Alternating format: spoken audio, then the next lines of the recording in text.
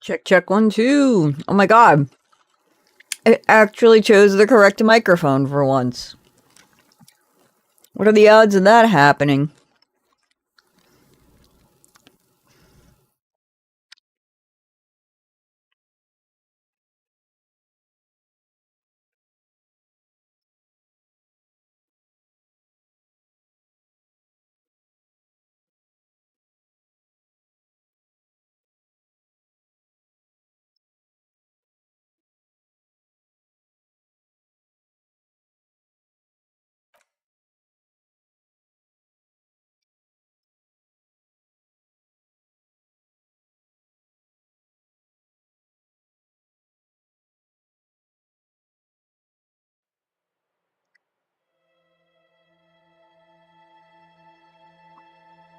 Oh, let me connect to the... What the fuck?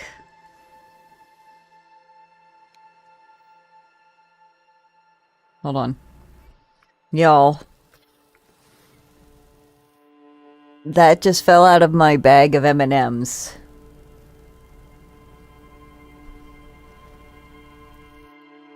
What the hell? What the hell is that? I'm glad I didn't accidentally eat it. It's like the candy coating without an M&M. I am terrified. It's very lightweight. It's scary. Okay.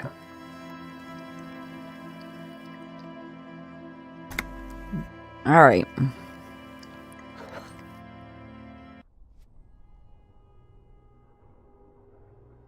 It just took my flashlight away from me. Okay. Yes? What about me? No. Your brain sends the signal to your lips, but they refuse the order. The eyebrow is exercising psyop. It's like you're locked down. The lieutenant relaxes his eyebrow, and you seem to regain Good. Oh. Oh. Oh, there we go.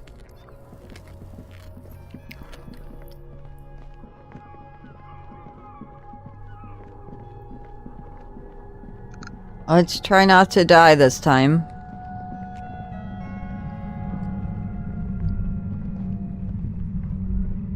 There it is again, like a... No. What do you mean? I don't feel it, but... No. But you are the sensitive one. It's not a quib. The situation is dangerous. Looks like our suspect. Once we detain a credible suspect. This part... Keep calm. Go over the whole situation in detail. I leave that to your judgment. He just can't be sure. Maybe... Well, we are not responsible for what we can't predict, are we? I don't think the entire city... You know, I don't even know why I decide to stream on YouTube.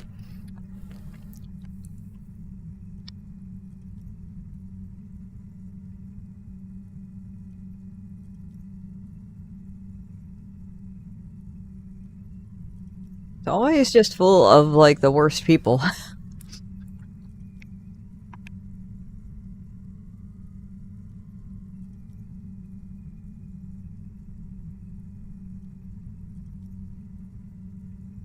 Disco Elysium. It should be listed in the title.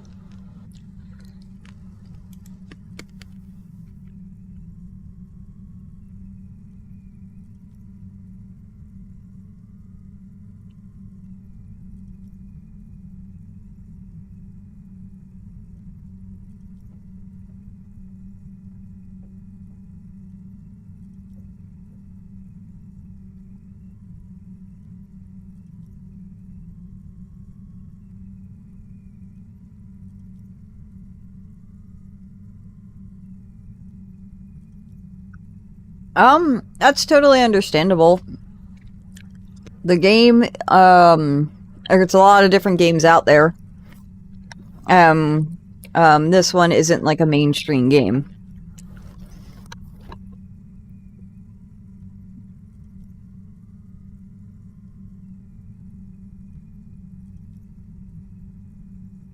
If you can't predict it, there's nothing. I think I see a cavern. Maybe I wouldn't be so sure. You haven't or maybe not.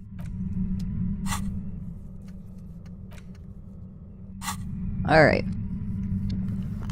Tried this last night and we died. Your Let's entire try not body to die is this time. paralyzed. Aggressive white noise fills your skull. A strange pain, like you've never felt before. Through the static, you hear a woman's voice. It's like 1,000 radio stations are being blasted into your head all at once. But her words are the only ones you can make out. I know you're feeling pretty uncomfortable right now. Can't say it's a pleasure. As she says the word, oh, that's an awful decision. Why Damn. would you not want to shield yourself from it? Last night we covered our ears and we took a damage. Don't cover your ears, we also take a damage. Don't focus on the pain. Focus on doing your job. Tell her she's under arrest. Really now? Check this out. You're overwhelmed with a new surge of violent static. It feels like a blood vessel exploded in your brain. I'm using a pale latitude compressor.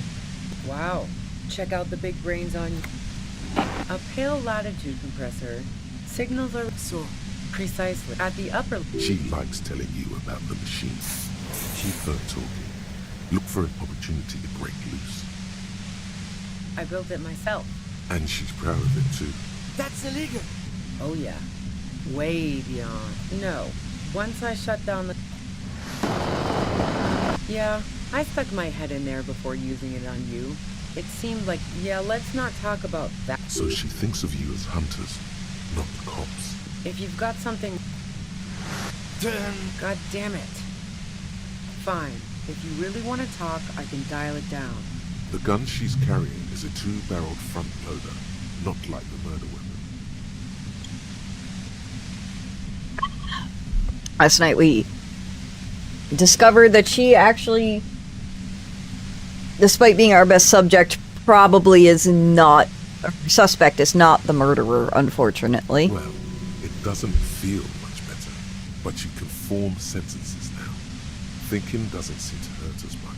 There's only 3 meters between you and the machine. Be careful when you make your move. That'll be it. Pain threshold, that's what it was. I didn't remember what I needed to put stats into. I heard you in the passages, and I've been preparing for quite a while. So you found my shack, huh? So nice. As opposed to the other. This could have turned out pretty bad. That's her admitting the bullet. No, I didn't do it. Who ratted me out, by the way? Was it Titus? Oh. Well, but she couldn't have known I was on the coast. How did you find me? Oh, fuck. Took some A dull despair is creeping into her voice. How the fuck do the rest of you get by? Does she mean that you're not a person who other people like? I did, didn't I? Now you've come... Like what?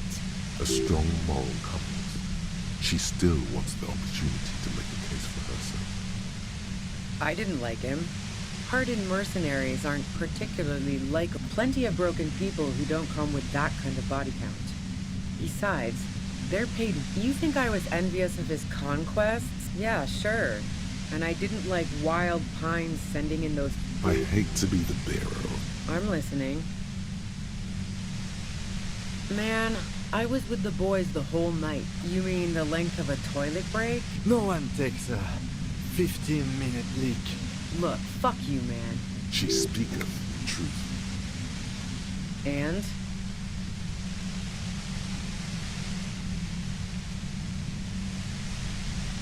I gotta pause to pet the cat, sorry. The dog is freaking out that I am petting the cat.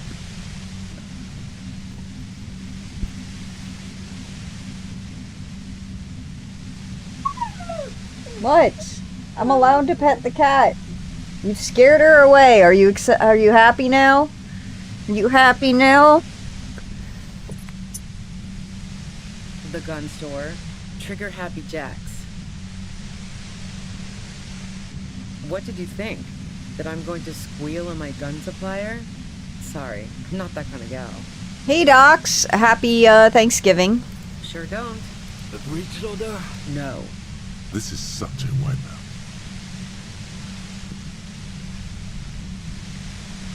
Ooh.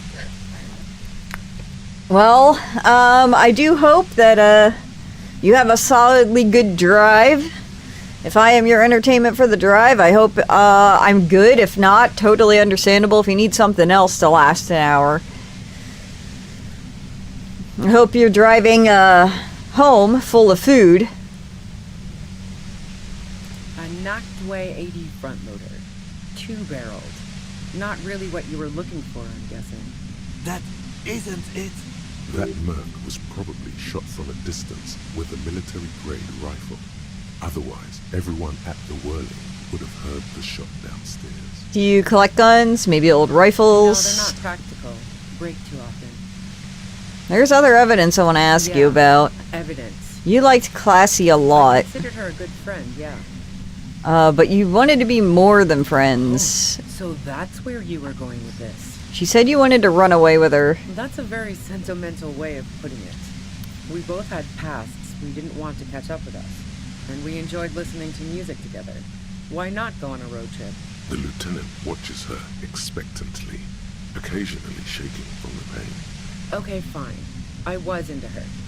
Clausy was into me too for a time, I know it. We even fooled around once. And yeah, after that I thought maybe we could make a go of it.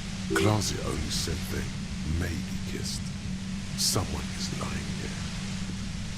Wait, Clausy said you only If kissed. that's what she wants on the record, so be it. I'm not about to go into details for you to jerk off to later. Seriously, just move on. Then what happened? She rejected me with some wishy-washy bullshit about how she was confused because she felt so close to me and valued my friendship so much, and how guilty she felt for leading me on. I knew that wasn't the whole story, but thought, fine, I'll take it and move on. Lassie said you got very angry when she started seeing Laylee threatened her. Yeah, one time when we'd both been drinking, I said some heated things about how dangerous her patterns with men were. I was a little worried she'd blow it out of proportion in her head. All the drugs she was doing can make you feel like you're living in a DeLorean tragedy. By the way, DeLorean tragedies are still held in high regard for innovation in language and motifs. They are also known for overwrought emotions leading to catastrophic outcomes. And despite everything, you helped her by staging the lynching. Yeah, the girl seemed terrified. The Merc was beyond caring what happened to his mortal coil. It was a no-brainer. Go ahead. It's your body. And mine too, he thinks. But keep on. This must be done. You like to hang out on rooftops? Who doesn't? Oh, you probably mean Claudia's rooftop. Sure, I've hung out there. She's got this great antenna. Is that the only reason you hung out on the roof? The view's pretty bomb, too. But you might say the antenna was the main attraction there, yeah. Along with Claudia. What's so great about her antenna? It's very powerful. I used it to tune into RCM frequencies. That's how I knew to be prepared for your arrival.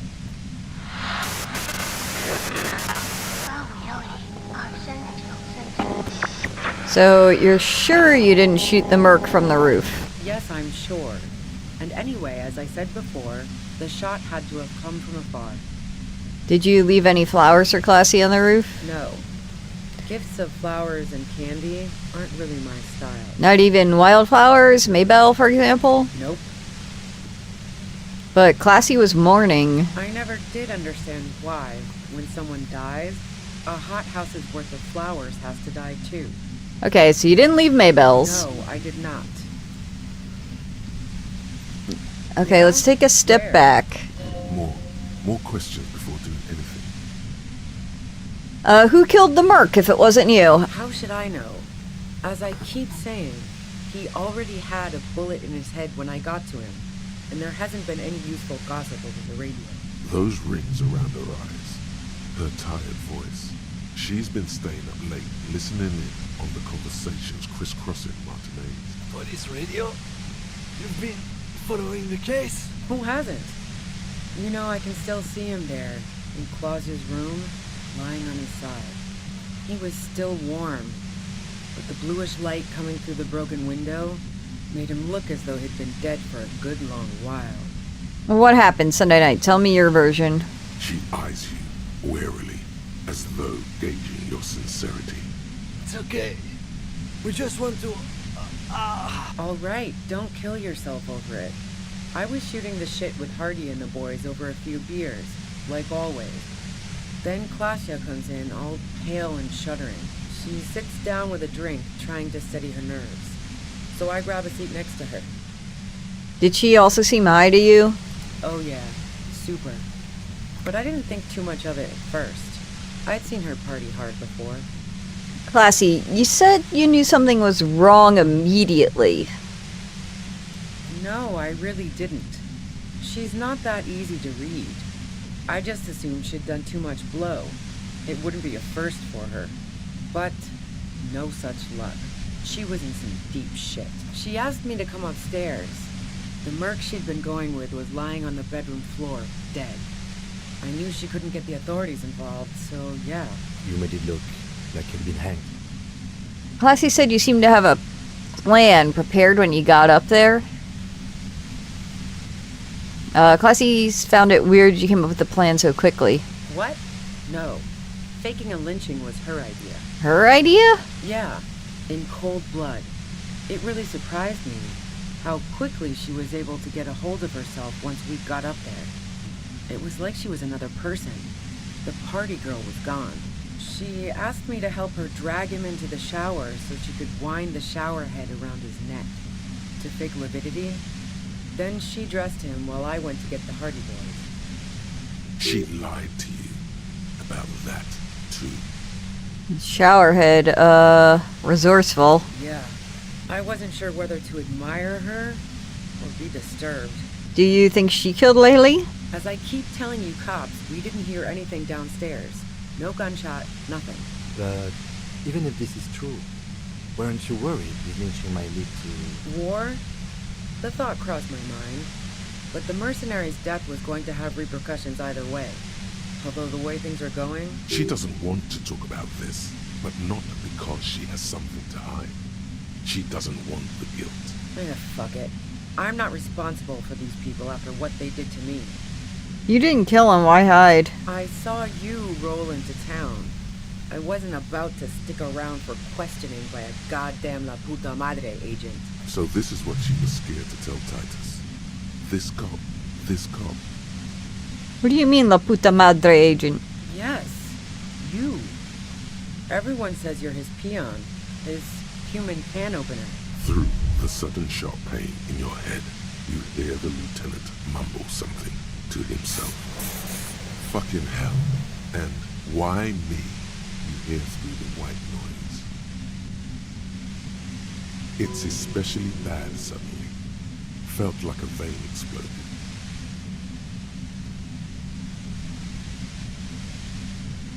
Who's everyone? How do you know this? Everyone in Jamrock.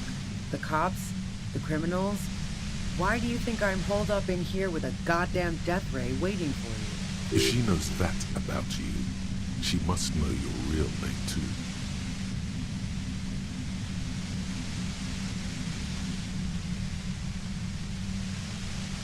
Tell me, what's my name? If you know that about me, you must know my name. Harry Dubois. One corrupt motherfucker with the disco pants and a funny tie. Agent to La Puta Madre. So she knows your name. That doesn't mean you're on the tape. Criminals make up bogeyman stories about cops all the time. All of this just means that you're effective. Criminals know you and are scared of you. I'm no one's agent. I don't even know who Puta Madre is. Right. Sure. You don't know. Could you tell me about it? I'm sure La Puta Madre himself will explain it all to you soon enough. What did you do to this Madre anyway? You know what I did.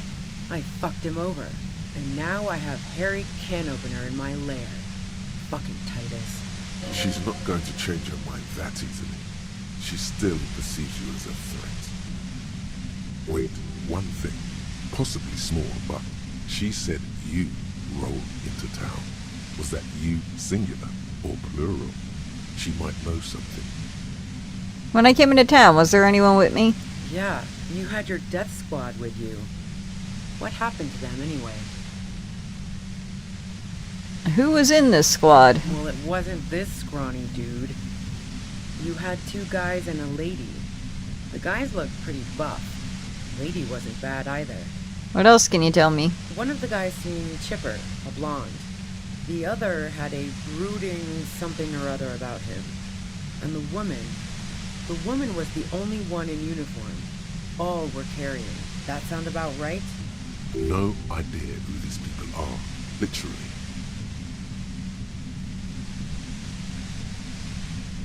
Yeah, that's right. I was just testing you. They're outside with guns. That doesn't seem like it's gonna go on. No, it doesn't ring any bells. Well, this has been a great talk, really.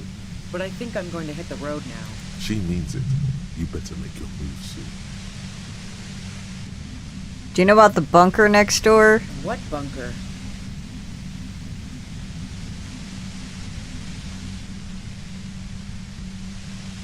Just a place some comrades stopped through, a revolutionary bunker? Don't know anything about it. No one's been around since I set up camp. But I'm sure I'm not the first vagabond to... God damn it. Keep calm. Breathe in. After the pain recedes, it's a little clearer. I got points. I could probably put one into pain threshold. Let's see. There we go.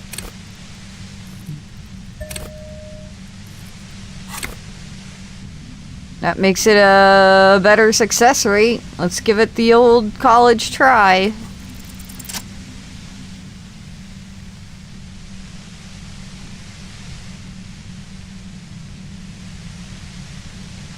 Looks like we're gonna succeed. Or at least I'm thinking we're gonna succeed. You did it. The compressor lies broken on its side. It's quiet in your head again. It still hurts like hell. You're under arrest. She looks at the machine, assessing the damage. Her hand trembles. Oh, fuck it. No!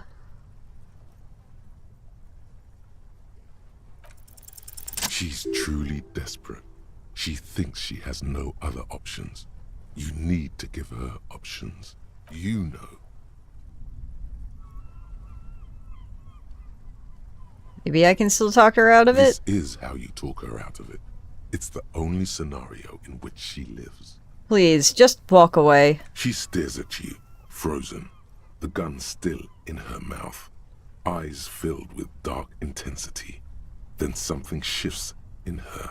Her neck and shoulders relax, and her grip on the gun loosens. You don't have to do this. You're not cornered. I'm letting you go. Day of miracles. I'll take it. She runs past you, then past the lieutenant, and disappears into the darkness of the tunnel. Good call. Thanks. I would have done the same, had I not been incapacitated. Is he on the ground out there?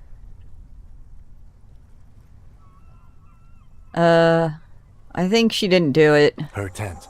We should check it out. Alright, well. At least we survived that time. Barely. I should probably do a quick save. Alright, I am gonna pause real quick because I am freezing. I need to put on my, blanket poncho real quick.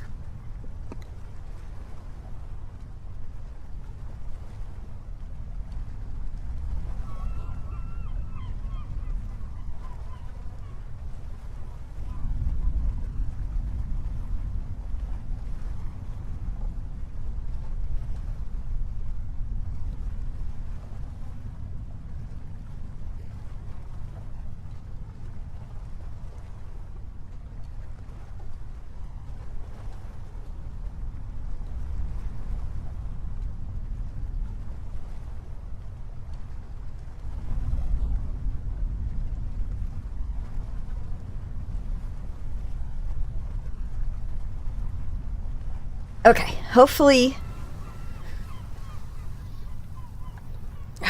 between my electric blanket and the blanket poncho, I'll just be warm. I don't have the sleeves on of the hoodie I had before, but...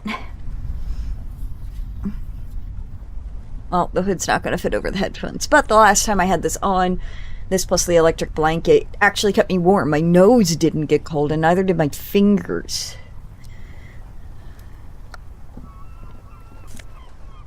Money. I'll take them $8. Cooking utensil. She's prepared herself porridge with bananas. What's this? Health. Yeah, I fucking need that shit. Fuck.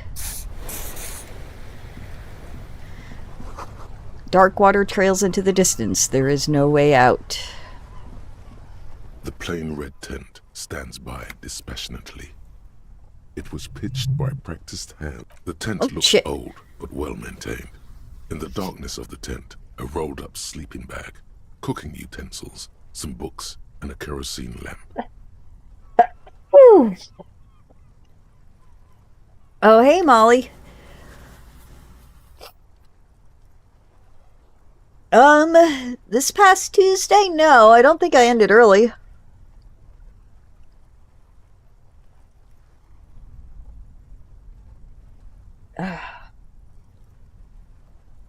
Unless, like, I did end early on a Tuesday, but I don't think it was this past Tuesday.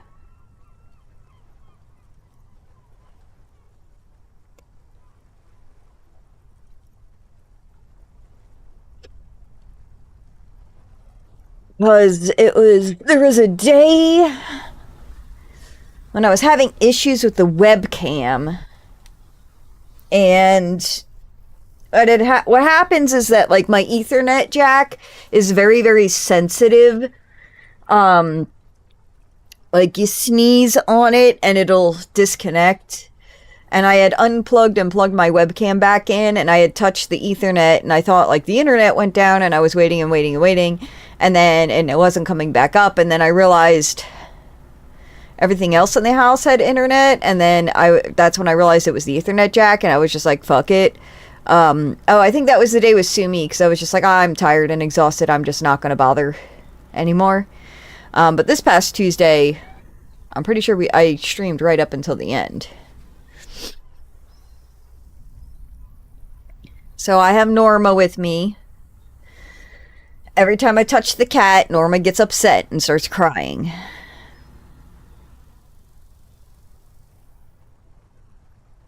It reeks of cigarettes.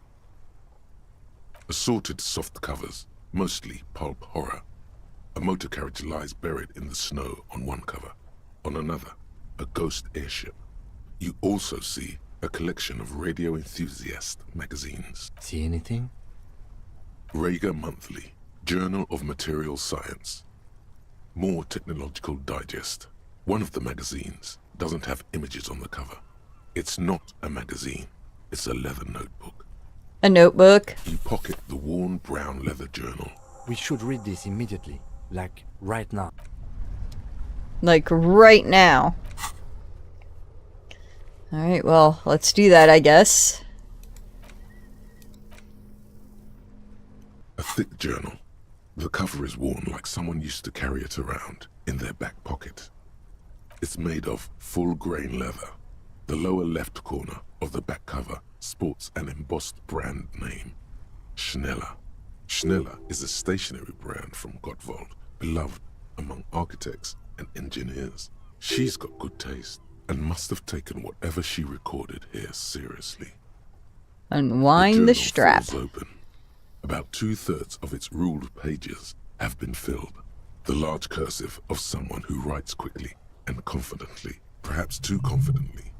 Many phrases and even paragraphs have been crossed out, with tiny corrections scrawled above and in the margins.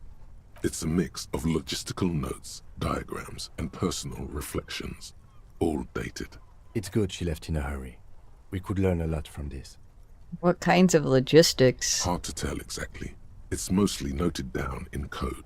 Looks like contact information, quantities, directions. There could be useful information about local operations in those notes. We have a junior sergeant at my station who's good with codes. I can give this to her after we finish this. What are the diagrams of? Esoteric radio technology. The most recent ones probably pertain to the latitude compressor, sketches, calculations of distance and density. You make out a familiar spiral shape. Anything personal? Short, wry observations of people and places. Probably a way to pass the time on the road. Also, what appears to be attempts to sort through some difficult decisions. There are a few passages with many questions in them.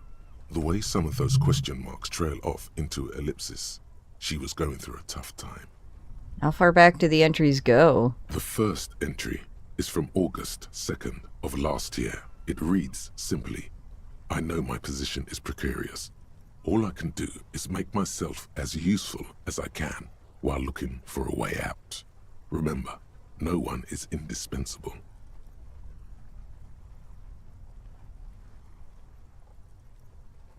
I'm gonna use my microphone again to just kind of keep my hair out of my face. What did she write the day Laylee died? Nothing on March 4th. March 5th, though, well, that's bound to come back and bite me in the ass. I'm bad at this. Loyal to a fault. But that's another matter entirely. She is referring to betraying her previous employer. Does this suggest she did it in self-defense? Anything about La Puta Madre? That name isn't mentioned as far as you can tell. Small wonder. Would you talk about La Puta Madre in your journal? You do see an M, though. La Puta Madre. M is mentioned on March 9th and March 15th. Great. M's peon is coming to town, no doubt to investigate the lynching. But also, I feel it in my gut to finally put a bullet in my head while I'm napping in my lorry or on a smoke break. Well, I won't stick around just to twist my own neck by constantly looking over my shoulder. Then again, isn't that what I've been doing ever since I got the call? The call? Did M call her personally? Been holed up here for 3 days now. I'm used to being alone and all, but I don't know when I'll be able to leave, or if I'll be ratted out. They will rat me out, of course. I've made it a point to believe in the best in people, the boys, for example. But experience tells me, did M feel truly betrayed by me? I was feeling threatened. He'd have to know if he threatened people, they'd take measures to protect themselves. Even I know that. Economic measures first of all. Gotta make a living, right? I can still hear his voice in the receiver. Taste the plastic. The entry ends abruptly. What's the most recent entry? The most recent entry is from today. It reads, even when I leave here, if I leave here alive, what's my next move? Staging a lynching is a crime, even if I'm not accused of murder on top of that. Forever on the run. Not really my idea of the open road. Man, I was really looking forward to winning. It looks like she might have been framed.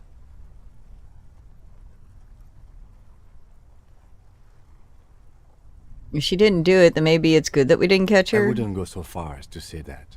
Besides, I'm not sure her life as a fugitive is going to be much better than Weda's. Especially if she has problems with the Madre. Tim, am I really a La Puta Madre agent? No, I don't think you are. Ask someone in your precinct if you want to be sure. Who is La Puta Madre? The head of a major Jamrock gang, specializing in drug production and trafficking. A very bad person. He's not 100% sure you're not indebted to this very, very bad person. Then who do you think killed the merc? Clausia was the one who pointed the finger at Ruby. Perhaps she was trying to steer us away from herself, or But no one heard the shot. maybe she had an accomplice. Either way, we need to keep an eye on her. One thing is for certain. We have business back in the whirling and rags. Questions to ask. We should get to it. I'm glad I was just sitting on these skill points, just kind of waiting to throw them into something. That really saved me. Alright, there's Really nothing left to look at here, so... And I don't think we can fast travel. Nope, not from here anyway. Let's walk our way out. Get this hand out.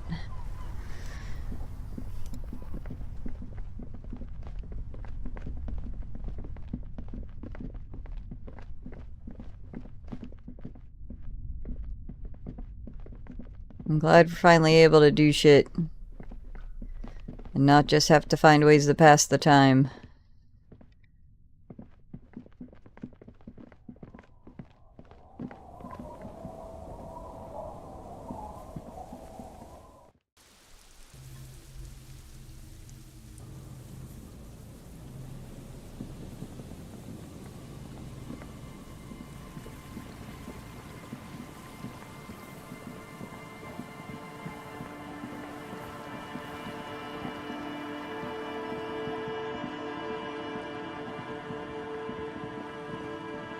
Oh, right, I got the speakers. I forgot.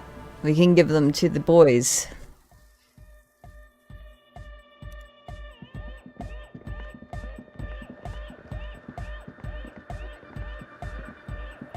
Good morning, comrade! Yeah! Harder car! Interfacing, eh?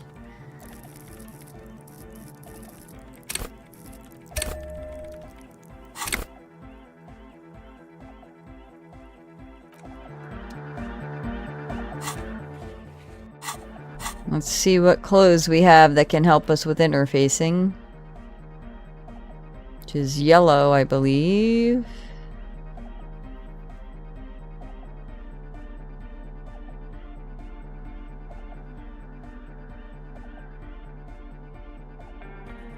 I'm not sure if I have anything, to be honest.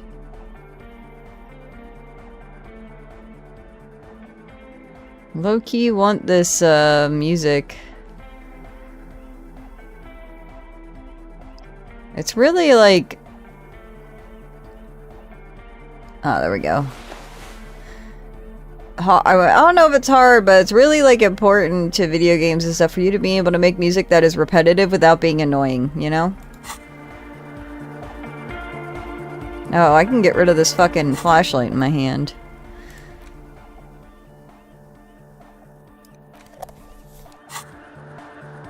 Good morning, comrade! Yeah! Harder car! Here's an idea. Fuck. Say what you said before. The exact same thing. Or wait. Say something. The Fluxifier? Where is that? The large-headed youth. A cruel joke to play on an Damn. earnest talk dog.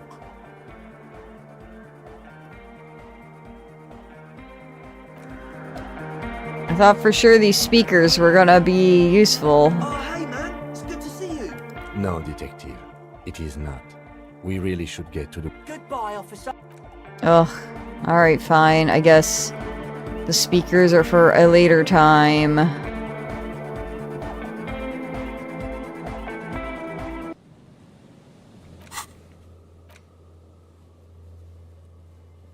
I'm at the church. I should be able to fast travel. Why won't it let me fast travel? Does it really want me to walk up there? Alright, I guess it does.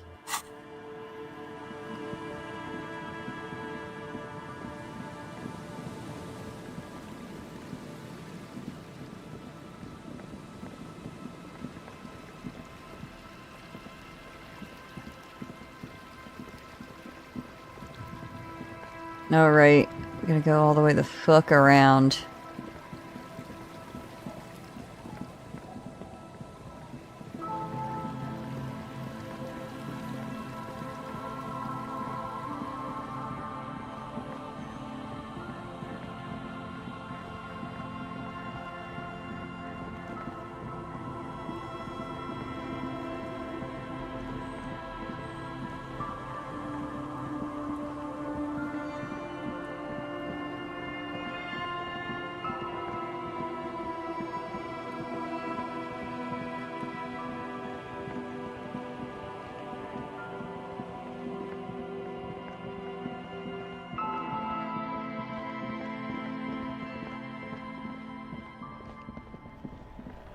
I'm all out of shits to give, loincloth.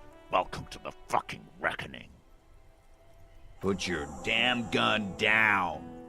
People are gonna get hurt. We need to talk this through. All right? Shut up! You're not gonna talk yourself out of this, loincloth shit. Oh, look, these the people that came with me. There's a chick, we can see her booty. And maybe these are the two dudes. This is the mercenary at the gates. His chest rises and falls under the Oh, maybe not. breastplate. His fingers reach for the butt of his sidearm. Him, what's going on here? This is a misunderstanding. Nothing irreversible has happened yet. You can just return to your unit and forget all about this. The Kypt is merciful, willing to spare us if we just forget about our murdered and humiliated commander. I think we should just kill everyone, Corty. You are all drunk. Come to your senses. You won't gun down 7 people in the middle of the street. This isn't a frontier town or a jungle outpost. Easy, Lizzie. Let me handle it. I know guys like this. I'm sure we can come to a peaceful agreement. Ain't that right, fellas? Peaceful. Nest in your abdominal cavity like a little wild mouse. The masked man's words are barely intelligible, but you can hear them. Fuck, there's the third one. How did we miss something like this?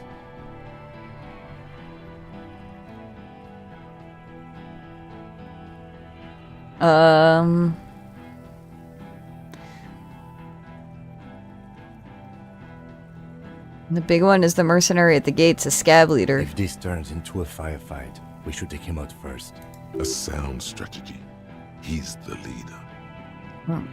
We're out of time. The mercenary tribunal. What do we do? My plan is not to get killed, but we have to intervene. Alright, stop. This is the police.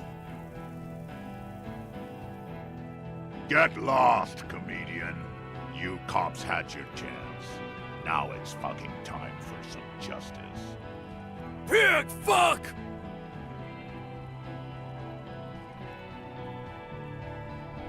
I can see you're drunk. Ah, yeah. Welcome to the fucking party.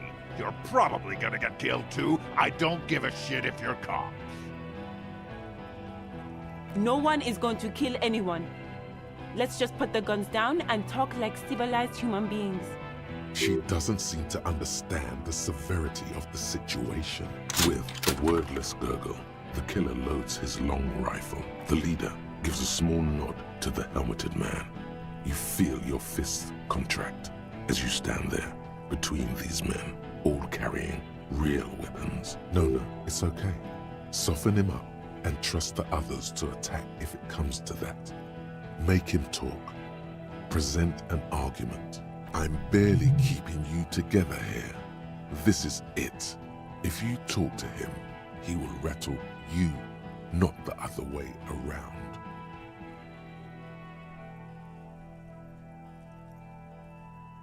Alright, Alright, rhetoric. Think of an argument. Let's try that. Alright, here we go. This is an illegal tribunal. Krenner would never sanction this. Who's the commanding officer? Take your pick. Oh, fuck. You only have time for one argument. Choose wisely. Ugh. Alright,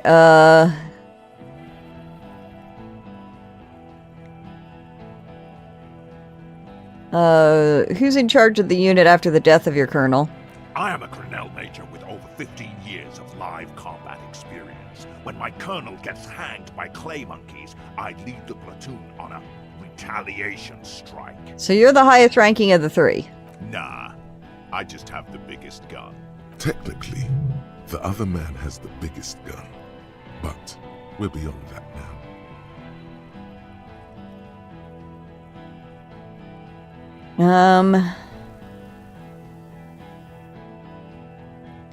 What's the highest ranking colonel? King Reaper. As leader of this group, I'd reconsider your actions. This does not need to end in bloodshed. You're right. But you see, I want it to end in bloodshed. Okay, it's not much, but he's thinking about something else, and his hand is off the gun. This did something. Easy now. Tell them these men didn't do it. There's a peaceful way out.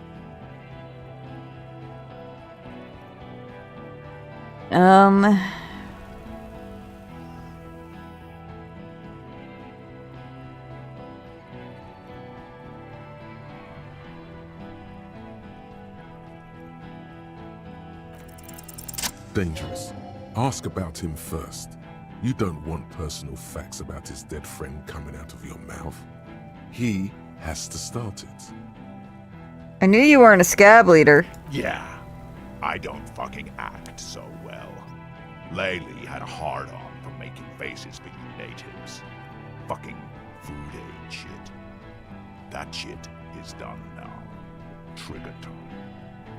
Who are you, a major? Sergeant Major Raoul Cortiner, reporting in to burn this fucking mud hut to the ground. As he moves, the interlocking pieces of his armor click. Softly, click, click, click. The realization comes to you, like a picture puzzle coming together. His name is Raoul Cortiner. The dead man's name is Elise Cortiner. He's brothers with the deceased. For killing, maiming, and humiliating our commanding officer. All sentenced to death by lead.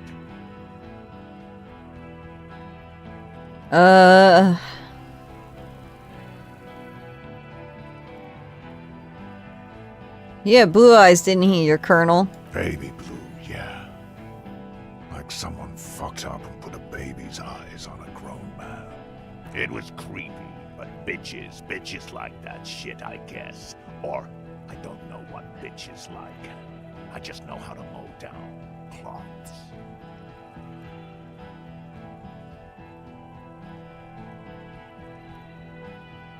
Listen, you're Laylee. Everyone says he's good things about him. He was a talker. What do you mean? We've heard testimony. People say he was charismatic, a nice guy to be around. Yeah, he liked to chat up the natives. Share leaflets. Squeeze a bit of kip-tass here and there. Great fucking idea that turned out to be. Oh, goodness. Oh, we get our follower goal then. So I was like, what is that sound? I've never heard that sound before.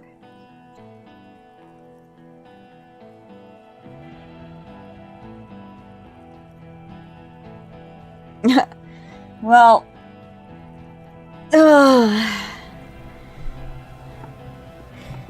Thank you for the follow. I appreciate it.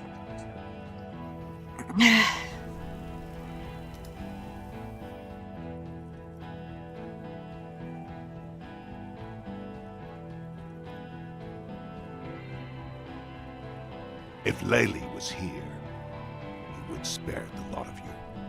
Maybe shoot one for show.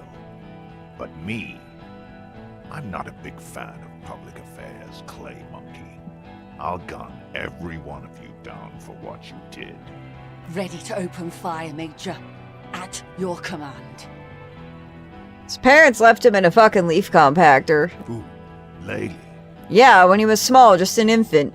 We researched him. We contacted the ICP and looked at his birth records. That was in there. And other things. They fucking put Laylee in a leaf compactor. And now these cunts finished the job. It's a mindfuck, Corty. He wasn't put in a leaf compactor. They're making it up to fuck with us. Major, permission to. I'm stuck on the fucking arm of my chair. There we go. Open fire. We can't have that. Interfere now. Portner, I know that He name. sways from left to right, inspecting you. Raoul and Ellis Cortner. I'm sorry about your brother, Raoul. He wasn't my fucking brother. We just grew up on the same farm and got beat into place by the same sick fuck. You went to the same military academy and the same unit and the same war. Same fucking mud hut town, too. Okay, good. Your brother did not deserve to go out like that. I promise, I will find his killer. find his killer. Cop, his killer stands right there, shitting his pants, and you're standing in the way, protecting him. I know what this tactic is, Silo Sam. You're gonna die for them. Right here. Big talk, but that leaf compactor won't leave his mind anytime soon. It's a small thing, but it got him off center. Who's that? I didn't know you got a third guy. Rude. Rude is the killer. Rude, the killer. Howen Cloven. He doesn't talk much. All of you cunts inside out. What was that, Rude? Rip you open. Perhaps it's for the best. Him not talking too much. The killer? The gunner, the raddest, the killer. What do you think he does? There, on the rim of Owen Cloven's helmet, you count little stick figures. 19, 20, 21. Count the figures. About 50 little stick figures. All of them black, plus 2 little white ones in the end. These men served in Seminai, the native islanders. The 2 little white figures in the end are from when they moved to Revachol. They're recent.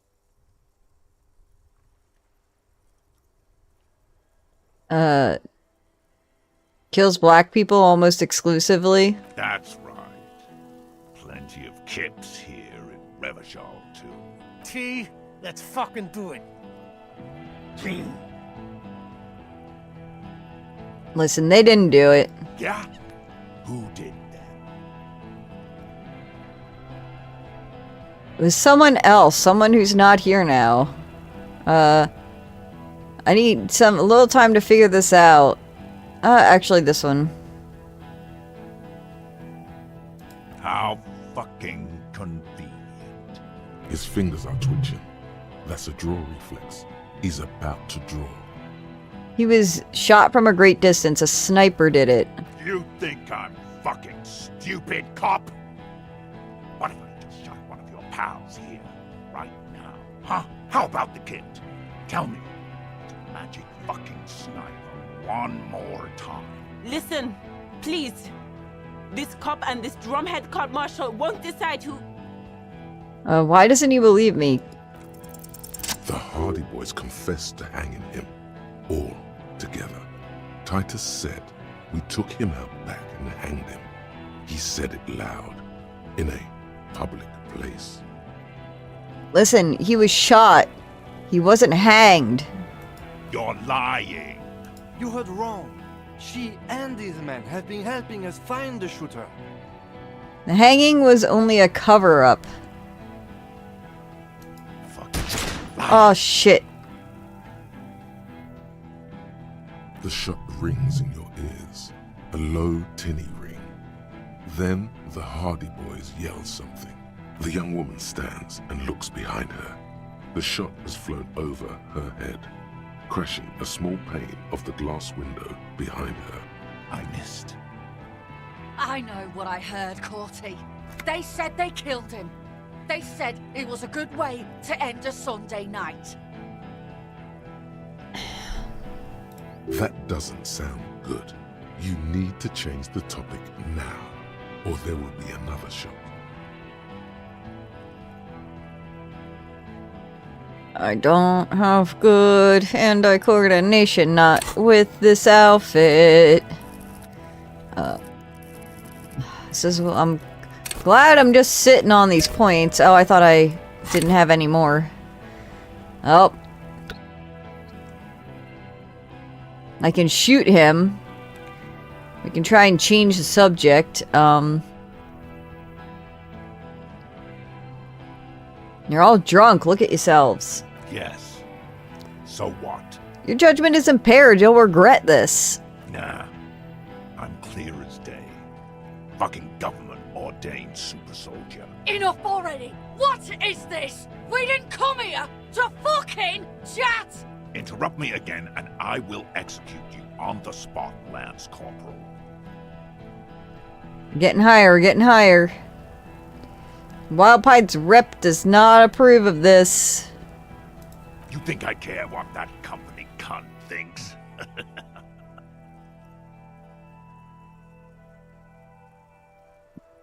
Well, Pines is not going to forgive you for massacring a bunch of innocent people. The man stares at you with bloodshot eyes, a bull ready to charge.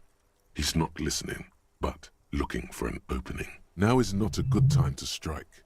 He's looking right at your hands. Do something else. Get him distracted. We're working together. She knew you're out of control. She told me. I don't know if that's a good thing to say. Change the topic. Fucking waste this fuck! Shit.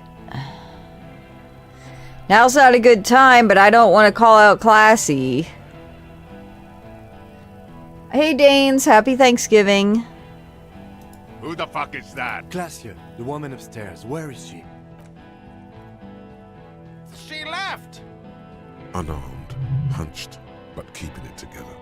What do you mean she left? She left! Her room's cleaned out! Right before these assholes showed up! We should have arrested her. Yeah, we should have. Hey, Bushman! Your little cunt isn't gonna help you out of this one! Alright, let's do it. Green check, fuck yeah. A plume of smoke and fire erupts. Glad we found that bullet. And your hand goes numb from the explosion. Gotta look at Courtner. There is a hole in his cheek. Blood gushes out as he stumbles backward, eyes filled with rage and disbelief, gurgling, muttering something unintelligible. His lips, moving, swollen with fear, are trying to say, shoot him, but he can't. Go, Kim, I need you to shoot this. The killer raises his rifle and takes aim at you. His moves are steady, but the long barrel of the rifle sways slowly. Yeah, you shit-faced. An Easter AR-FA-7, built for taking out light armored vehicles. It will devastate you. The shot rings and you stumble. Oh, Something fuck. violently God taps damn your it. shoulder, pushing you backwards with incredible I had an 83% chance of winning that. That's garbage. a volcano of burning. God, please. He's aiming for the eye slot in Rude's helmet. Oh man, you got bad eyes, bro. Then, two shots ring at once, and you hear a scream. But you're too hurt to see who got hit. Who screamed? Glenn, dying in a puddle of blood behind Fuck. you. His mangled torso has 2 gunshot wounds. Blood gushes out of them. You see 2 crazed eyes stare at you through all the smoke and the panic. With blood gushing from his face, the man raises his pistol at you. The look of vengeance, framed in blood, lips shaking. This is the last thing he'll do on Earth. But he will do it. Here it comes. Death.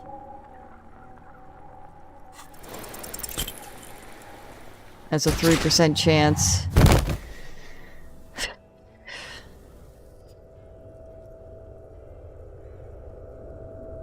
You can't. There is no time. Something inside your pelvis explodes. Your entire lower body is on fire, and your legs can't support you. You fall down like a rag doll. The pain is too immense to scream. It pushes the air out of your lungs. Everything goes dark. A distant blur as you recede into it. The Hardy Boys are screaming, fighting, dying. Someone jumps over you. Nearby gunfire shatters glass. Stop! The cop! Protect the cop! He's down!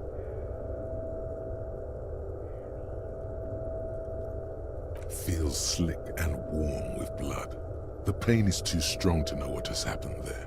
Even clutching to your consciousness takes everything you got. Parts of me are Most missing. of what's down there. Oh god. It's all gone. Open your eyes now. You have to see what's happening. Nothing. A persisting darkness. Dancing lights of pain. Distant shadows cast by them. Like a hellish play. You're bleeding out.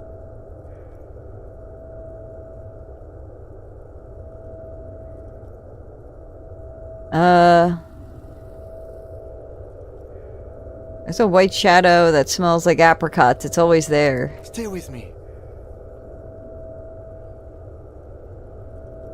I can't forget it, even when I drank so much. Yes, keep talking. You hear me? Stay awake. But you can't. It's so hard. Your eyelids grow heavy, and the sounds ever more distant. And a cold comes over you. The lieutenant, too, is somewhere far away, almost gone, when suddenly you sense something behind him, a slender white shadow towering. Someone stands there, raising her pistol at him. The lieutenant does not see it. He's pushing down on your wound with both hands. Scream immediately. He's gonna die. No, Kim. Shoot. Dead. God damn it. You hear your bloody lips mumble. You try. How did it's again? It's another 83% chance of winning, and I failed it. This is such garbage. He doesn't look into your eyes and see he just shakes his head, still crouched over you. If Kim dies, we're fucking loading. I don't care how far back it was. I should have saved after the fucking journal. Like a pillow, he falls on you, cold nylon. This is death. One more door, baby. Let me save Kim. Kim, there is no... He's not taking it. His body is not taking it. Oh God, no. He's not disintegrating. He's swelling up instead. Yeah, it is Garbo The Ducks. hours, hurting and rotting and being disinfected and smelling of drugs and feeling saliva in his mouth. He can't go. Not before the case is solved. There is a radio in the distance. A radio of the world. Playing sounds. Good morning, Elysium. Soon you will return. And it's like, look, I know that my chance of moving out of the way of getting hit was 3%, so I knew that was like basically a canonical event that I should get shot. Kind of like the vomiting part that I managed to succeed. I don't know why I could succeed that 3% chance, but I couldn't fucking succeed 280, like 7% chances. Hours turn to days. Soon we will get up again and go through it. The engine of a Caprice Canadian. No, it was him. He is the infernal engine. Can't you see? He never stops.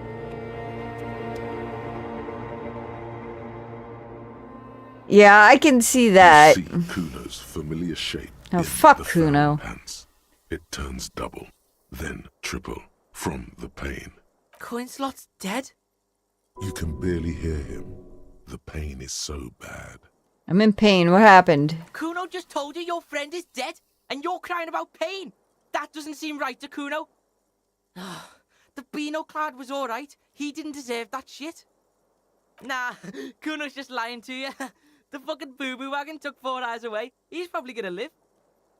The what? Where did they take him? To the hospital, fucktard. Try to keep up with Kuno. God, I fucking hate this kid. Thank God. Okay, he's alive.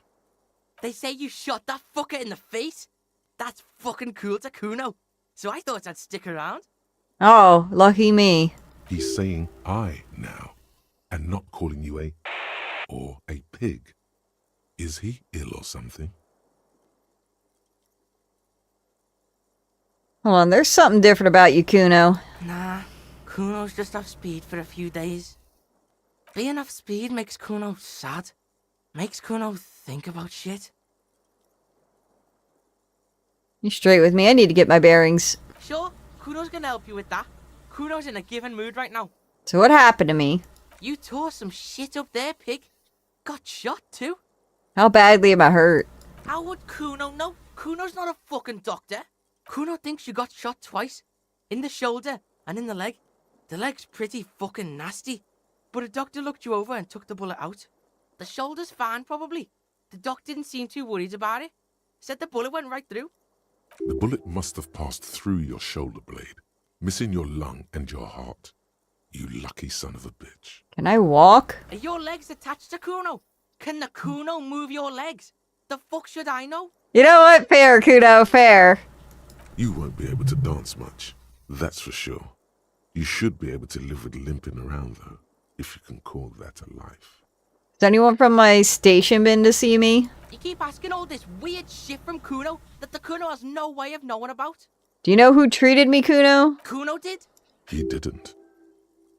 Thanks, Kuno. You're a fucking lifesaver. It's cool. Just remember, Kuno doesn't save shit for free.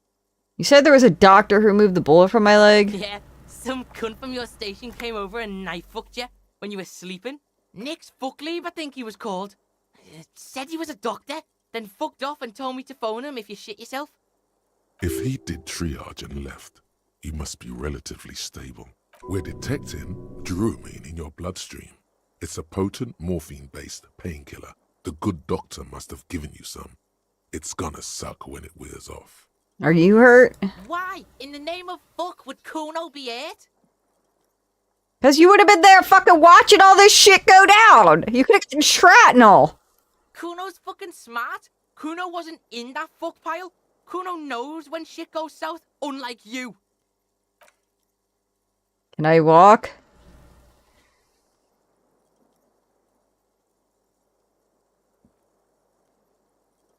Part of me really would have, like, You wanna lean on the Kuno or something? if I had saved right before that, I would have reloaded. Hundy P, but I had not saved before that. Like, the last quick save I had was after, like, right before we looked for that book. So, shame on me for not fucking saving. Ouch. Ouch. The kid turns double for a second. Damn, that hurts. Breathe. Your balance is way off. You feel like you're about to fall over. So, how is it? Yeah. Kuno observes you, getting on your feet, and says nothing. Still, you see something akin to respect in his eyes. What happened to my room? Baby Beard was in here. Was probably a bitch to clean this shit up. Baby Beard. That can only be Gart, the cafeteria manager. You mean Gart? Yeah, fucking Baby Beard. Cleaned all your shit up. He's like your fucking mum now or something. How long was I out? 2 days. God Kuno's damn been it. out longer sleeping off the speed train. 2 days is nothing. 2 days is nothing to the Kuno. What happened to everyone else? Some of those Union goons got fucked. Now the whole harbour is in lockdown. Even Kuno can't get in there. Everard probably used this armed altercation as an excuse to completely barricade himself in the harbour and cut off all communications with the outside world.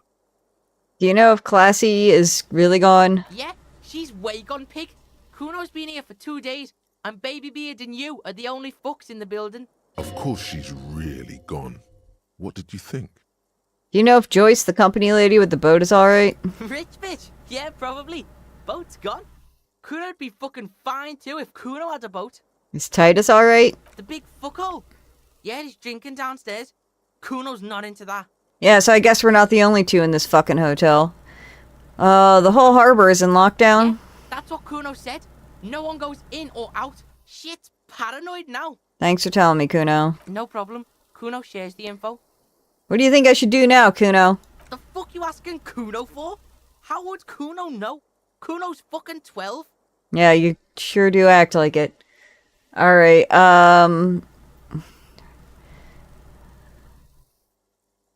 relax, Kuno. I know what to do. Oh, really? You can't get to that fat fuck Everard anymore, because the harbour's locked down. Half the hardy bitches are dead, and your company bitch sailed off. He's really been keeping tabs on you, the Hardys, even the company rep. Kuno thinks you're fucked, but I can help you. What you got? Bounce that shit off Kuno. Again, something in him is shifting, changing. The fucking Maybells, Kuno. The flowers. Yeah, what? What bells? This flower, Kuno. Fuck, pig. Kuno doesn't know about this flower shit. Kuno's not feeling it. He's wrong. What does he even know? No, Kuno. Somehow this is connected to the case. Sure, pig. Sure. You better have more than some fucking roses if you want to bust this. There's a 28% possibility the victim was shot from a distance. Yeah, that sounds real to Kuno. Forensic shit, true crime shit. Let's check out some crime scenes and assess shit. Pig style. Anything else? It's simple, Kuno. I have to find communism. No, communist. Thanks for your help, Kuno. Shit ain't nothing to Kuno. What now? I don't know, but I won't give up, Kuno. Will Pig. You ready to walk, Will Pig? I'm ready, Kuno. So, listen, Pig.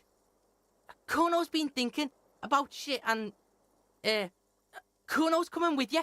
Help you wrap this shit up. Oh, Jesus fucking Christ. I want him as my companion, not Kuno. Gee, I would rather die than have Kuno as my companion. Why do you want to come with me? This scene is dead. Kuno's out of here. Might as well be a pig. Big up fucky fingers on me way out. Big up fucky fingers. He is a free thinker, beyond the box. Can't argue with that. Kid would make a half-decent sharpshooter, no? How? Just because he's throwing rocks at, like, a dead person, we think he's going to be a sharpshooter? He is streetwise, knows the neighborhood, knows the people. He could be useful.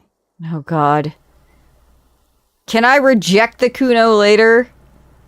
I feel like he's going to be a thorn in my fucking side.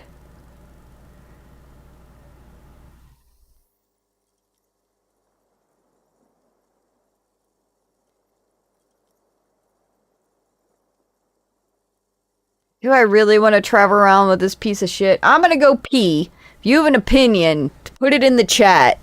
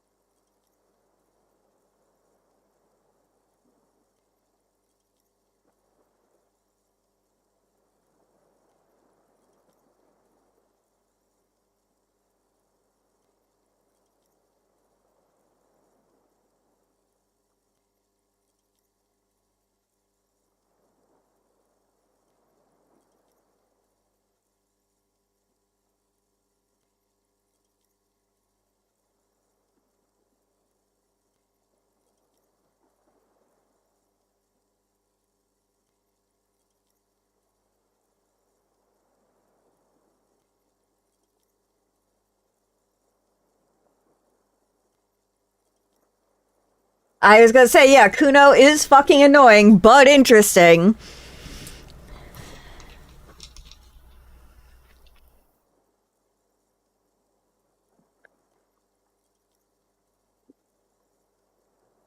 Why don't I hear anything?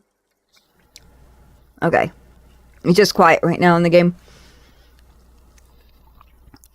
Alright, let's saddle up.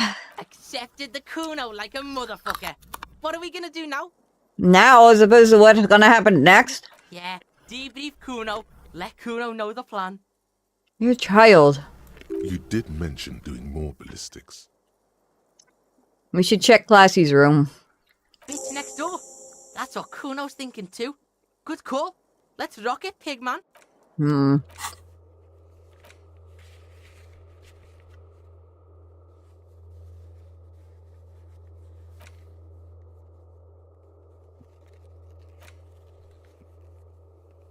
Alright.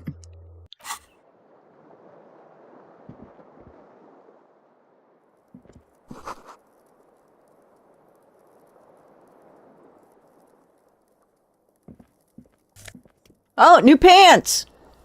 My pants!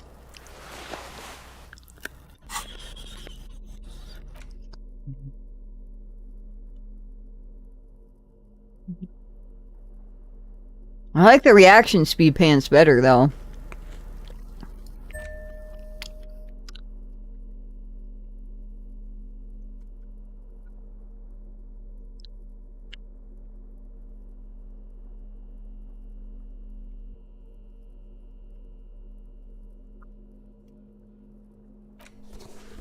Oh man, look at this look.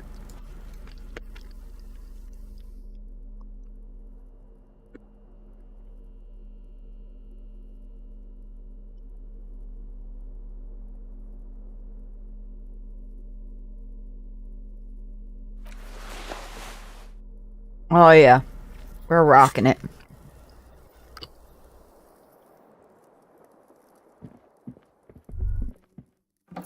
Oh, I'm having a thought. I can't click on it.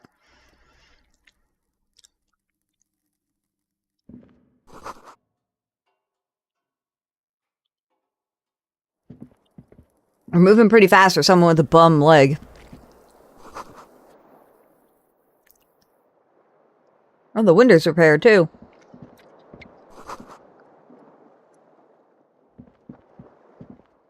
I like that the door's unlocked and we can go right into Kim's room.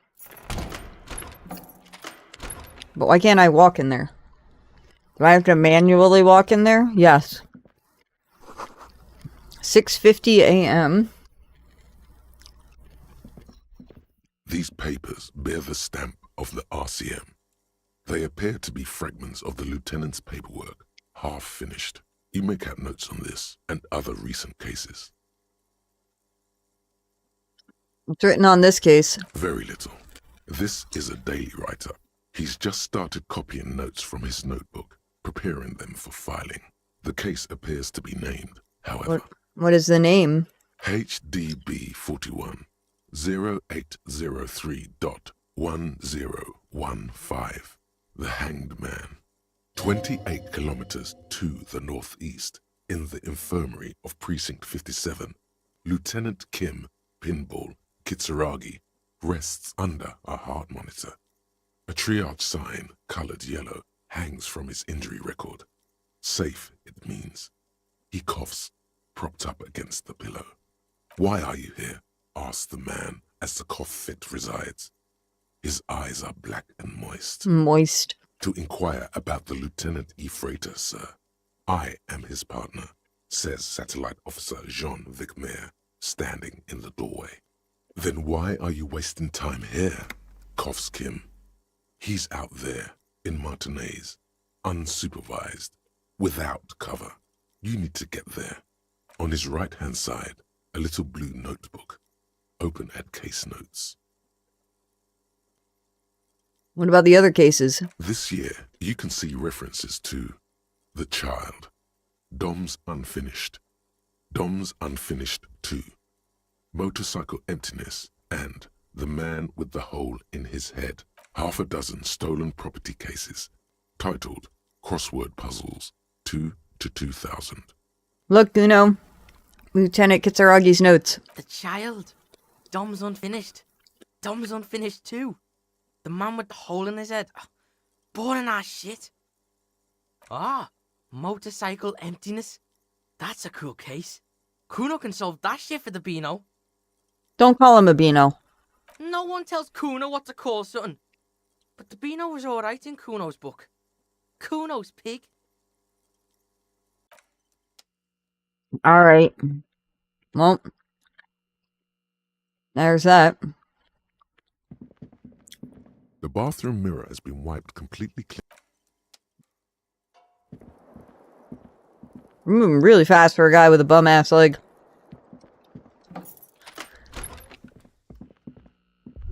Oh. Ouch, that leg hurts. Maybe if you don't run, it'll be okay. Speak of the devil. No, I can't. We're moving slow enough as it is.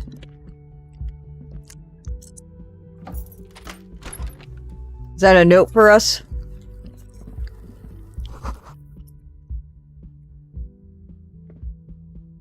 Next to the stack of bills, you see a note. A few lines jotted down in large, uneven handwriting, just as the writer was about to rush out the door. I'm sorry, I fucked everyone over. P.S. I didn't kill him. P.P.S. Gift upstairs. A gift, huh? That's fucking suspicious to Kuno. Seems she left in a hurry. Yeah. Fugitive on the run shit. Kuno's seen this shit before. Have you now, Kuno? You look at her rough, jagged handwriting on the note. She was in a rush, but not panicked. Deliberate. Focused. What could this gift be? A chap, probably. But don't sweat it. You got the Kuno spot on you. Oh, yeah, huh?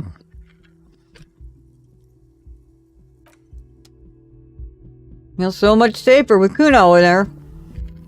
Tell you that. The medicine cabinet is empty. Not even a toothbrush. Pity.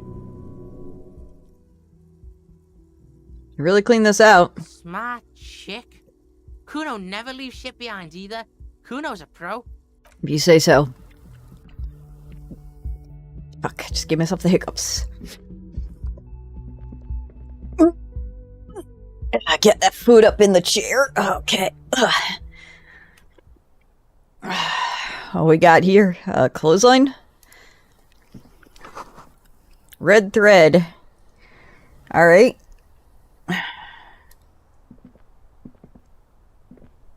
You see the same two neon-lit shapes. A man and a woman. Only now a red thread bisects the room, pointing from the antenna outside to the cupboard on the wall. Oh, Kuno knows this shit. Ballistic shit. Science radio shit. Shows where the shot came from. A ray of Thank you, Kuno. explodes from his mouth to the roof outside, A prime, to then widen into a radius of locations in Martinez, B prime, B double prime, and B triple prime. Yeah, where does the thread lead? It suggests the bullet came from the extreme upper quadrant of possible angles, from a point beyond the roof, B triple prime. Well, that's the one we didn't check out, so that tracks. The island in the bay. How did she know to do this? Kuno's got no fucking clue. You need to pig this shit, cop style. God, I hate this kid. It's classy. Oh, of course she's fucking trying to tell us this. You're really fucking onto something there. There are ruins on that insulet, a sunken seaport. I saw it in the coin-operated viewer. Yeah, Kuno's seen that shit. Crazy shit. Ain't nothing to Kuno, but lots of places to hide there. This is also the only point of origin I haven't ruled out yet. Cool shit. Sub-Zero shit. Kuno's listening. You got his attention. So what's next? Looks like we need to get to the island. The wind blows in from the open window. The boy squints, looking into the cold distance across the water. The lead is flimsy. You might as well go around Martinez, looking under every rock and talking to every person. But what else is there? There, Across the grey water, amidst crumbling concrete, a birch tree. The ruins of a flat tower, remember?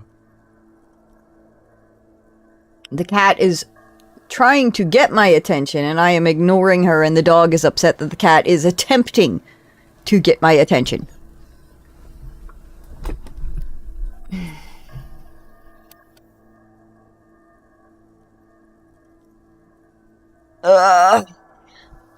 What else is there? To do, you mean? Nothing. Harbor's closed. Everyone's dead. This scene is dead, pig. Remember an anti-aircraft gun, the ruins of one on the island. Totally what a sniper would use. Aircraft gun. I'm going to the island. Are you in? Fuck yeah, I'm in. Please don't spit on the floor. How are you gonna get to the island? Kuno has his ways, but that ain't for your fat old ass. Maybe someone in the fishing village can help. There's this lady in the village. She... yeah, there are boats there. You go, do shit there. You'll get one on the coast. What? She poked a hole in the fucking brand new glass. Oh, I guess she taped it on both sides of the glass. Okay.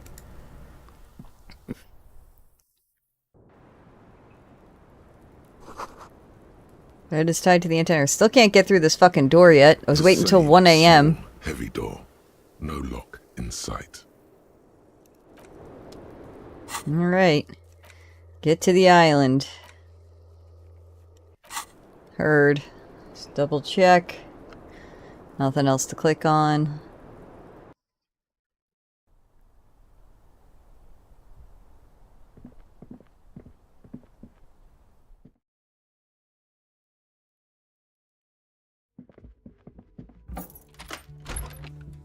It's gonna be fucking hilarious if I, hurt my leg more by running in the game. Hey, Gart. Oh, you're up. It's good to see you back on your feet. Did you like your room? I cleaned it for you. Fucking cleaned it. What a dick. Dancing around in his maid uniform. Hold up, what was that, Kuno? Kuno forces an unnatural smile. I did, thank you. Big improvement. You're welcome. I thought it would be nice for you to wake up in a clean place after you, let's be fair, defended this establishment and its clientele from gunfire. I give credit where credit is due, and that, sir, was a nice shot. I was watching until you hit him. Crawled inside then. Bullets started flying. Anyway, I hope at least your partner is recovering quickly. Also, you're staying here for free now. That's right, this establishment supports cops. The stay is free, the drinks are not.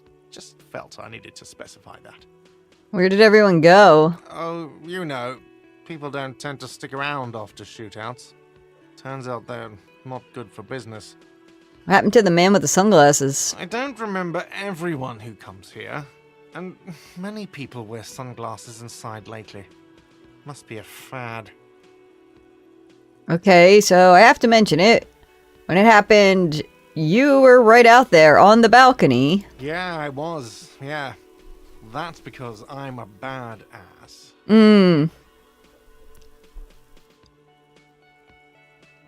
Just nod stoically. He nods back at you, even more stoically. Just two badass men nodding stoically. Make that three. Kuno is nodding too, hands crossed. Oh, yeah, sure, let's get Kuno in on it. Alright, thanks. No problem.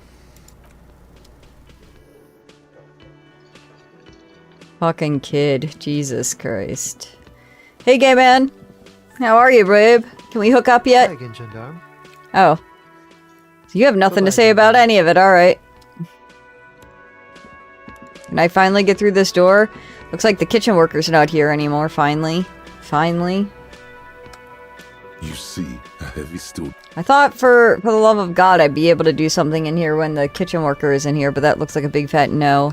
They haven't tried talking to Kuno yet. Talk to Kuno? Wait, he's got pants? The fuck do you get those pants? If I buy his pants, where is he gonna get new pants? Got a couple questions about Martinez. Shoot. No, Jesus Kuno Christ. knows this Jesus show better than Christ. Alright. What are your thoughts on the strike? Well, you know, Pig, shit's fucked. And like, Kuno's got no time for this small time shit. Kuno's got enterprises to run. Apparently, he has never formed an opinion on the matter, and isn't going to do so on the fly either. So whose side you on? Whose side Kuno on? Kuno's on fucking Kuno's side, Pig. This is beneath the Kuno. Don't talk to me about this playground bullshit. You're getting shit in Kuno's head. What's going on with the traffic jam? What do you mean, what's going on? This is good shit. You wouldn't believe the crap Kuno's getting from the trucks. Have you gotten there? Oh, Pig. Kuno's done with that shit. Kuno's a pig now, living the pig life. That Reaver shit's behind him. Whose statue is it on the roundabout? It's Kuno's. I'm pretty sure it's Philippe III, the Squanderer, the greatest Philippine kings of Rivashal. If you know that history buff shit, then why you fucking Kuno with this? Kuno's a pig now, has important shit on his mind. Pig shit. What do you know about the village southwest of the canal? Kuno used to hang there sometimes. It's a real shithole. Everyone is old, or a fucking drunk, or dead. Except what? Except nothing. That shit is behind Kuno. Keep your nose out of it. Oh. Kuno used to hang there sometimes. What did you do? Kuno had some business ventures set up in the neighborhood. Had money coming in, but not anymore. Kuno's a straight-ass pig now. He was probably collecting tear or stealing stuff that wasn't nailed down. Sounds about right. Anything you can tell me about the boardwalk, the ruins? Cool place. Lots of shit to do there. Ever been inside the ruin building? Kuno's been everywhere, Pig.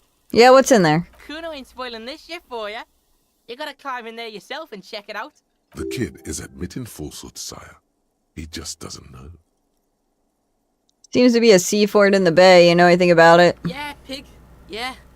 It's a sea fort for... It's for defense, Pig.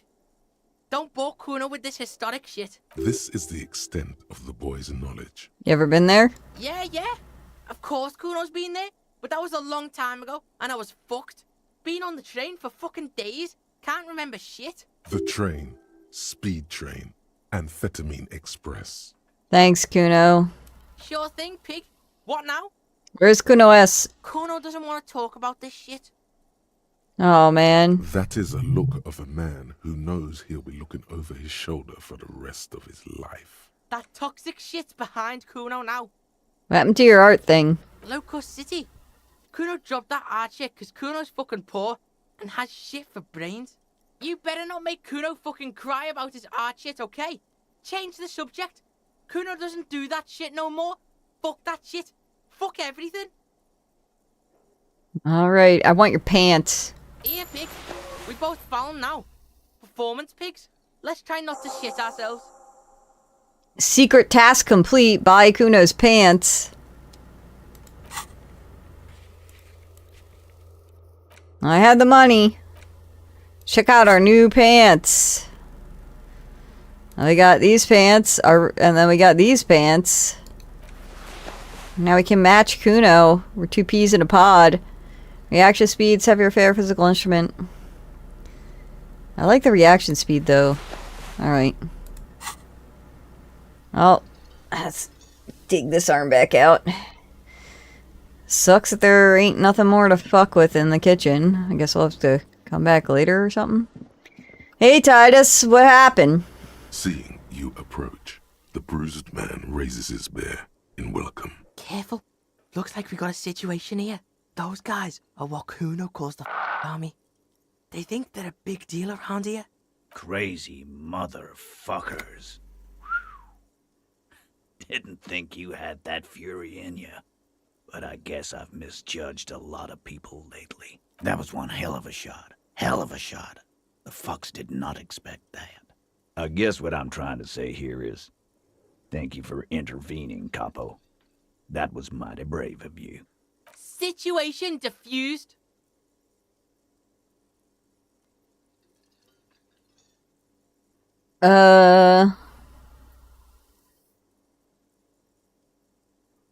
No need to thank me, just doing my job. Well, cheers anyway, Copper.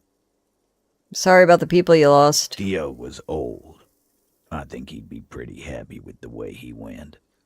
Never could imagine him withering away on a sickbed. But Angus, he was just a stupid kid. Didn't realize the mess he'd gotten into. Trusted me. Still, the balls on that kid.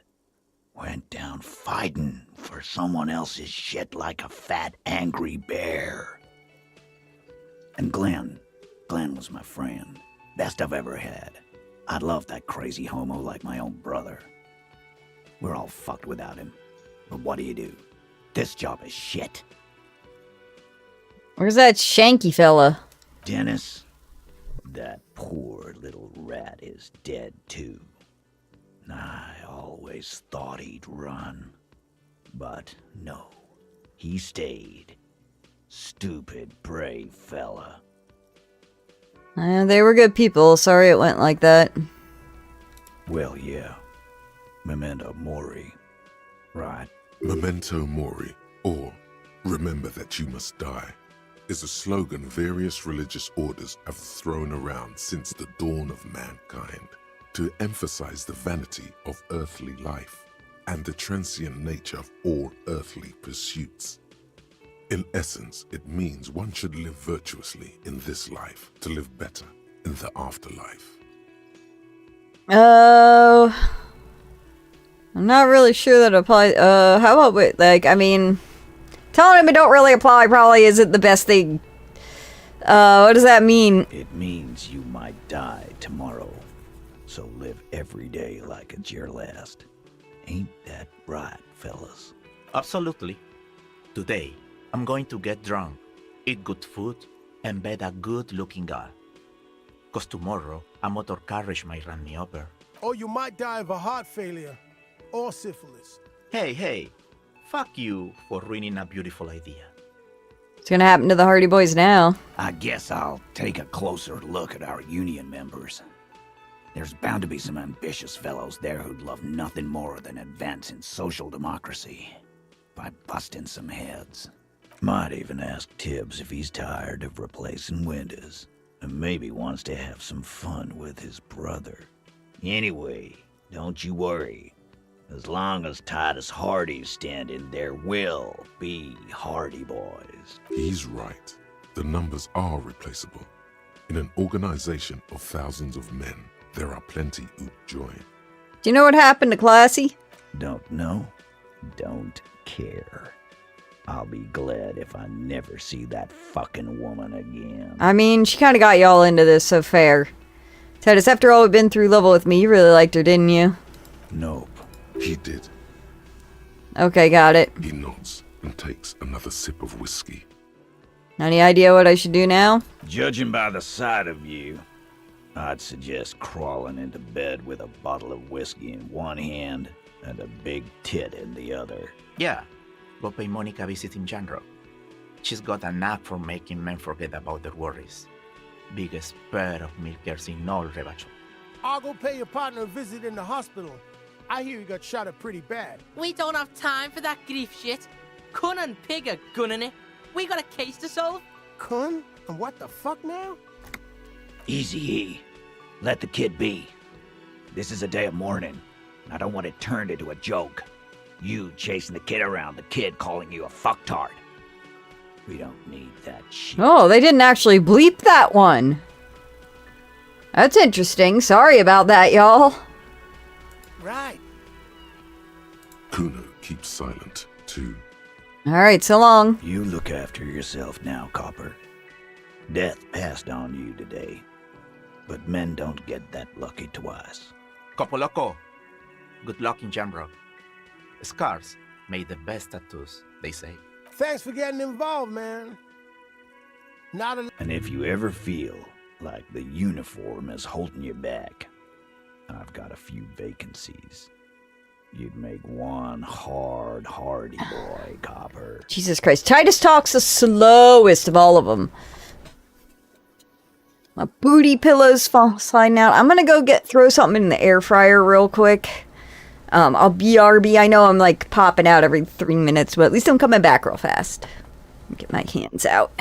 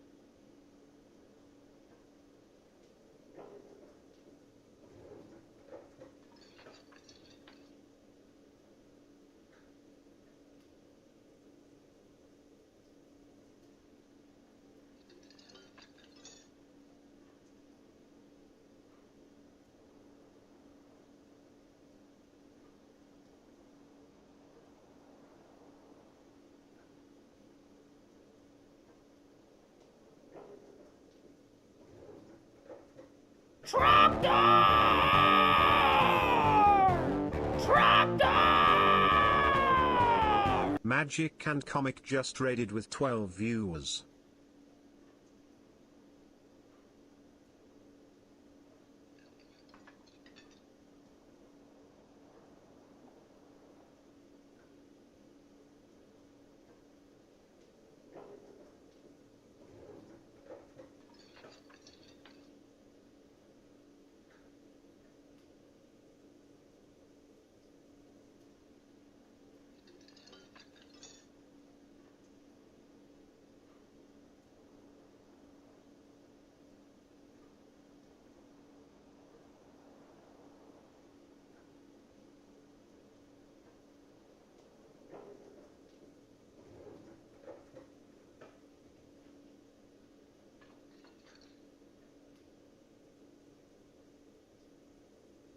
Okay, air fryer's preheating. Oh my god, we got a magic and comic raid while I was preheating my air fryer.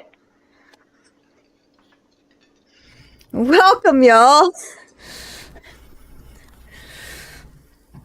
Welcome to this kind of sad game. I have a dog with me, Norma. I moved my portable HEPA air filtration system in here because she smells bad. She smells like dog. So welcome everyone. If you are new here and you decided to stick around, my name is Bunny. I'm a variety streamer. I play a lot of games. Sometimes we do crafting. Oh, let's see if we can't get her in frame. You see her?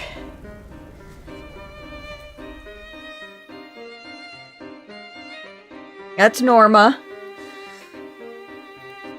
She is big potato. She likes to sleep. If I look at the cat, she gets very upset that I am not showing her affection. If I pet the cat, she's very upset I am petting the cat and not her. I have two hands. That doesn't matter.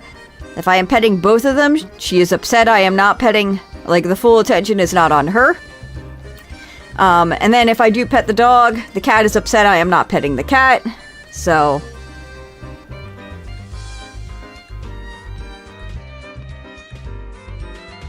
yeah, my cat, we did find out that, I took her to the vet to get a prescription for an asthma inhaler. We found out she now is in stage 2 renal failure, which is new.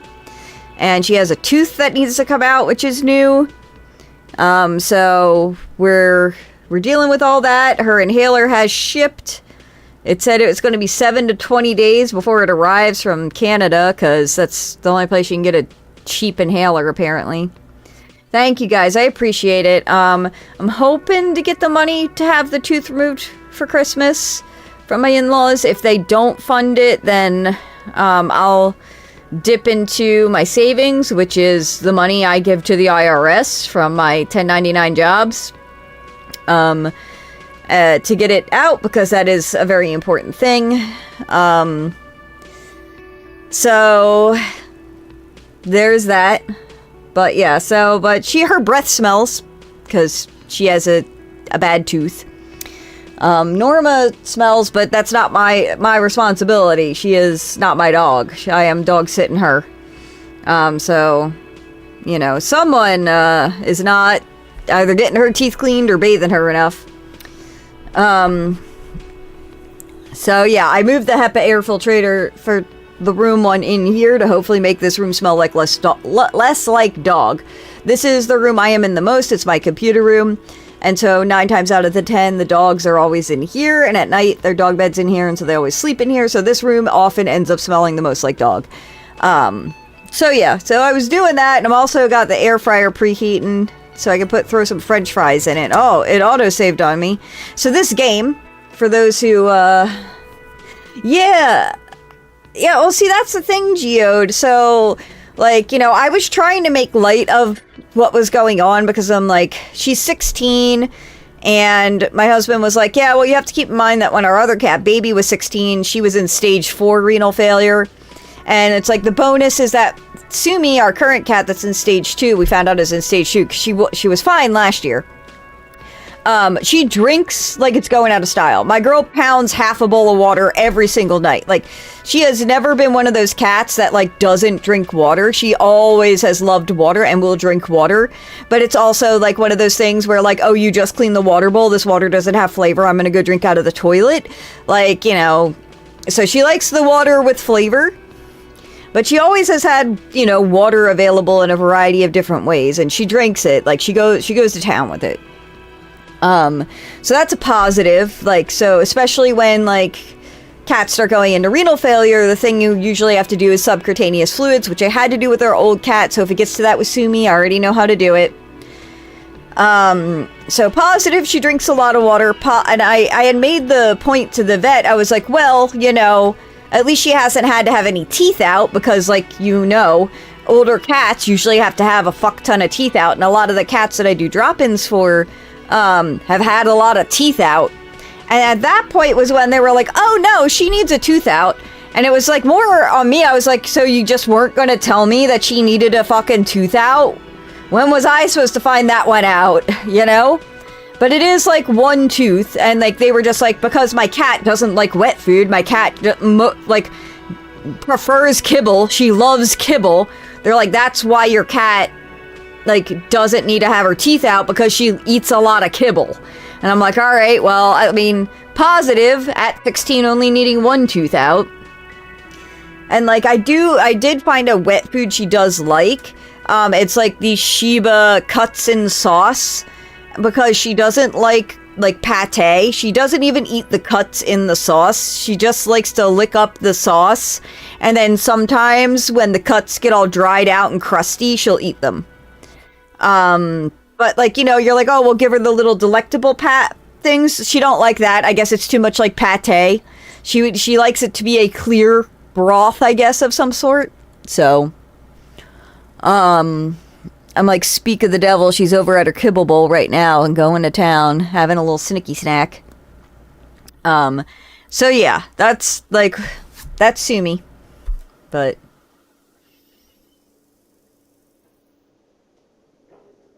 oh, dang, she just, like, swallowed the kibble whole, man. I have a friend who has a cat that I have sat for, and almost all of his teeth are gone. If not all of his teeth are gone. So he's just like, yeah, they just swallow it whole. Oh, my husband must be doing something, because both of the dog has gotten up. So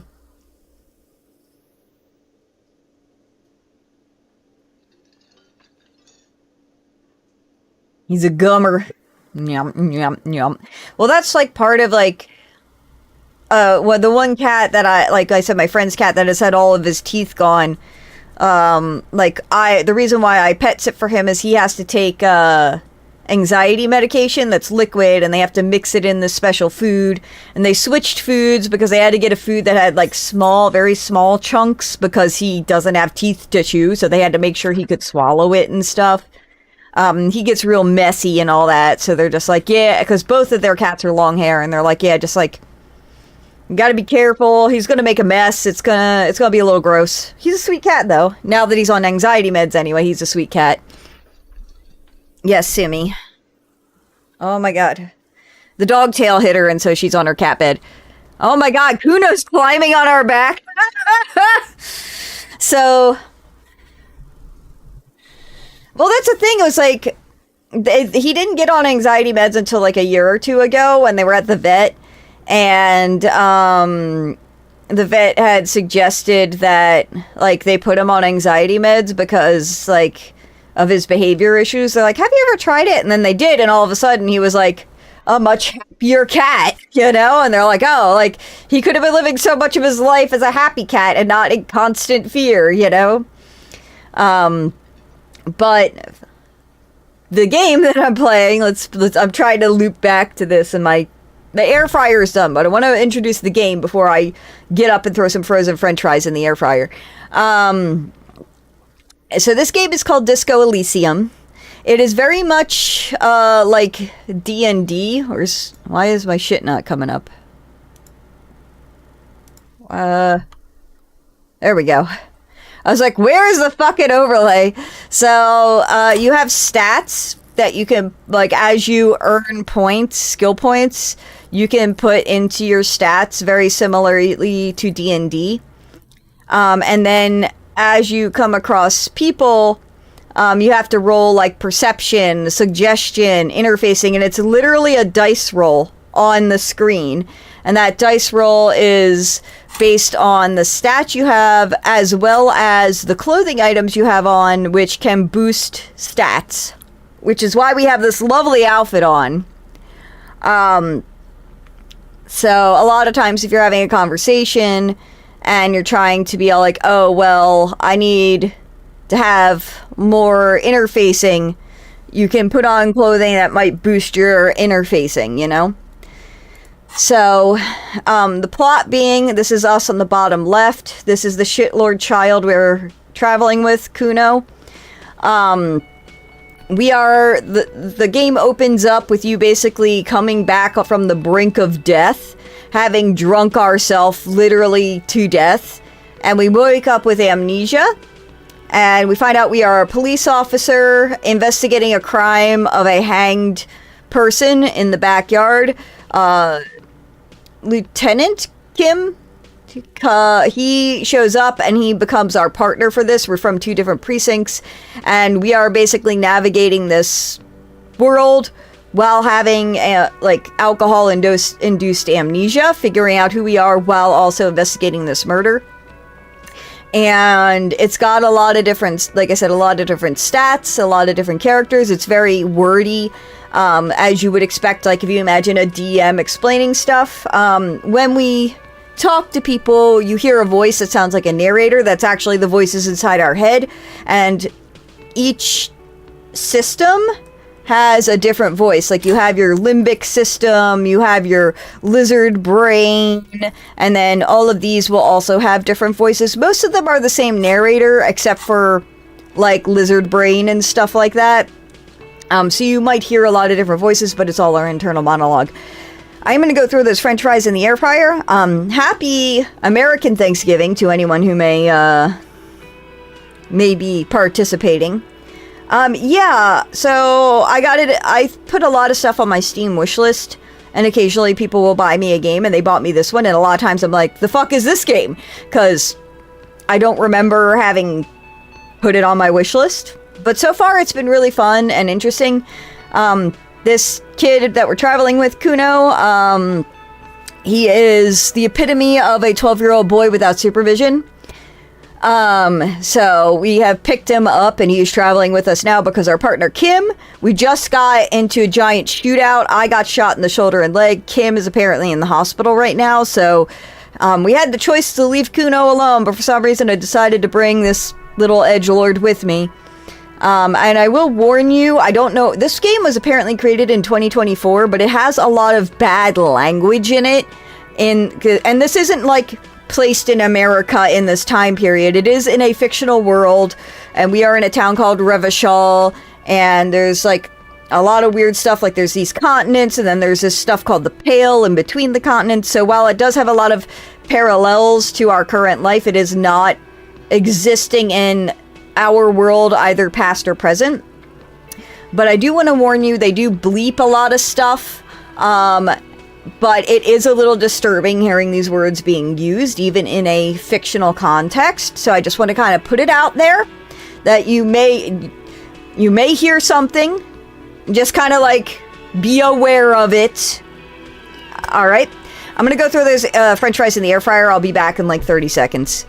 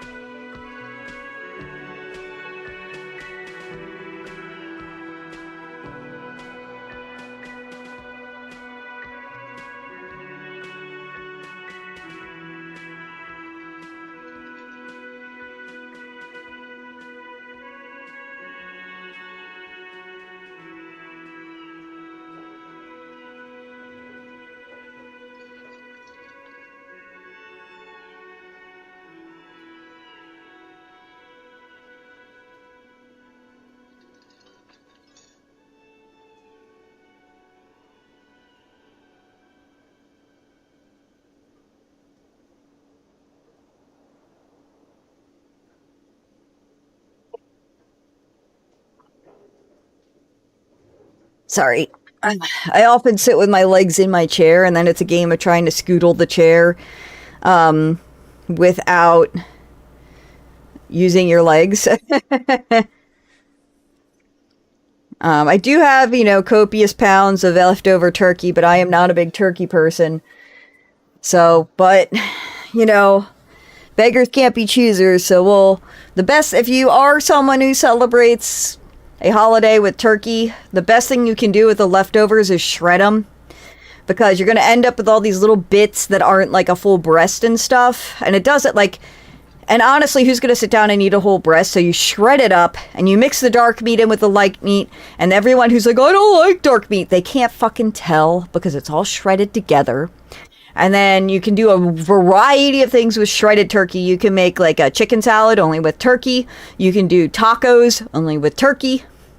If you want to have your fucking turkey sandwich, you can do that with shredded turkey if you'd like. You can throw it in a soup, whether it is a canned soup or you're making your own soup. Like, there is an extremely larger amount of things you can do with shredded turkey over, like, chunks of turkey. So I highly recommend you shred it, and also that way you get every scrap of meat off the bones, and then you just throw all the bones in a crock pot with onions, carrots, celery, water, and just let that thing go. If you got a pressure cooker, even better, and then you just have turkey stock, which you can freeze, and then use it to make soup when you're not feeling well, or just if you're a bone broth person, just drink it. I freeze it, so whenever I want to make soup or I'm not feeling good, because I'm not a big soup person. I prefer stew, or in my case, I like congee a lot. And so when I'm not feeling well, I'll make congee with the turkey stock and, throw in whatever else in there I want to do. This is kind of the last hurrah because I'm going to go vegan after this. Well, vegan plus fish, which is kind of like pescatarian. To try and fix my cholesterol, because everything I've been doing so far has not been working. So I'm hoping if I cut out the dairy and the eggs, maybe that'll help get me on the page. But in any case, we're about to go, and hopefully I can, Kuno's gonna scram now. Can't be seen with pigs.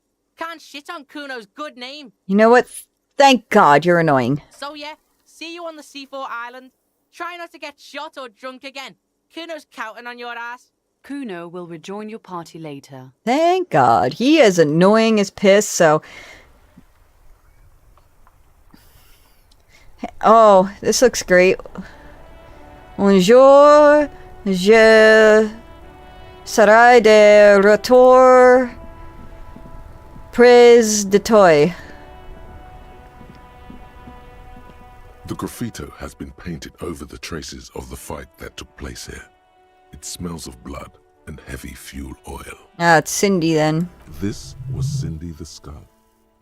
Looks like Cindy the Skull was finally here. You can see how reaction speed, and that was a passive roll. And so easy 8, total 14. And also when you play this game, you should, if you're on Twitch, you should be able to pull up my character sheet. It's built into the game. So you should be able to look at, like, you know, my stats and stuff like that. When you start this game, it has pre-rolled stats for your character. It's always the same character, but you could choose the stats you start with, and it has names like the physical guy, and I chose the guy with all the smarts, because I am not usually one to choose to get into fights. I'm usually the one to choose to try and talk your way out of, and so it works out pretty good in my favor so far. Looks like Cindy the Skull finally found the words for her masterpiece. The red-dyed fuel oil glistens. This was painted very recently. And blood. Some of it may even be yours. Looks like a giant mop was used to turn it into lettering. Heavy fuel oil. Isn't that flammable? Set the graffito on fire with the lit cigarette. The fuel oil catches fire immediately with a low hiss. A bright orange flash across the surface of the lettering. The falling snow turns to vapor above the burning message. That was a secret task. Black smoke. Disco Elysium! The flames warm your face. Then, a gust of cold wind, and the fire falters. It's time to go to the island. Slowly, the flames subside, the fuel burning out. The air still smells of mazout and springtime. That's still kind of kick-ass. Alright, that was our to-done list. We got a secret task, which was kind of cool. Hey dude, did you see that? Mon Dieu! You set it on fire. What kind of a policeman are you? A beacon of light in the dull shores of mediocrity. You're welcome, Martinez. Fuel was an environmental hazard. I had to get rid of it somehow. Oh, of course. I didn't think of it. Good job, officer. Too bad Renee's gone. I was hoping to ask him about Maybells. Renee wasn't really what you'd call a botanist, officer. And believe me, he didn't like Insulindian lilies. Wait, Insulindian lilies? That's their old name, dating back to the time of kings and crests, and all that other stuff he loved so much. Why didn't he like them? There were many reasons, but mostly it was the communals. They called them the bells of revolution. I guess in the end, the Insulindian lilies were just another piece of the whole Insulinde. The royalists had to surrender to the Mazovian insurgents. It doesn't really matter anymore. Oh, Magic and Comic, and Geode. I saw you guys were playing Monster Con earlier. How did you like that?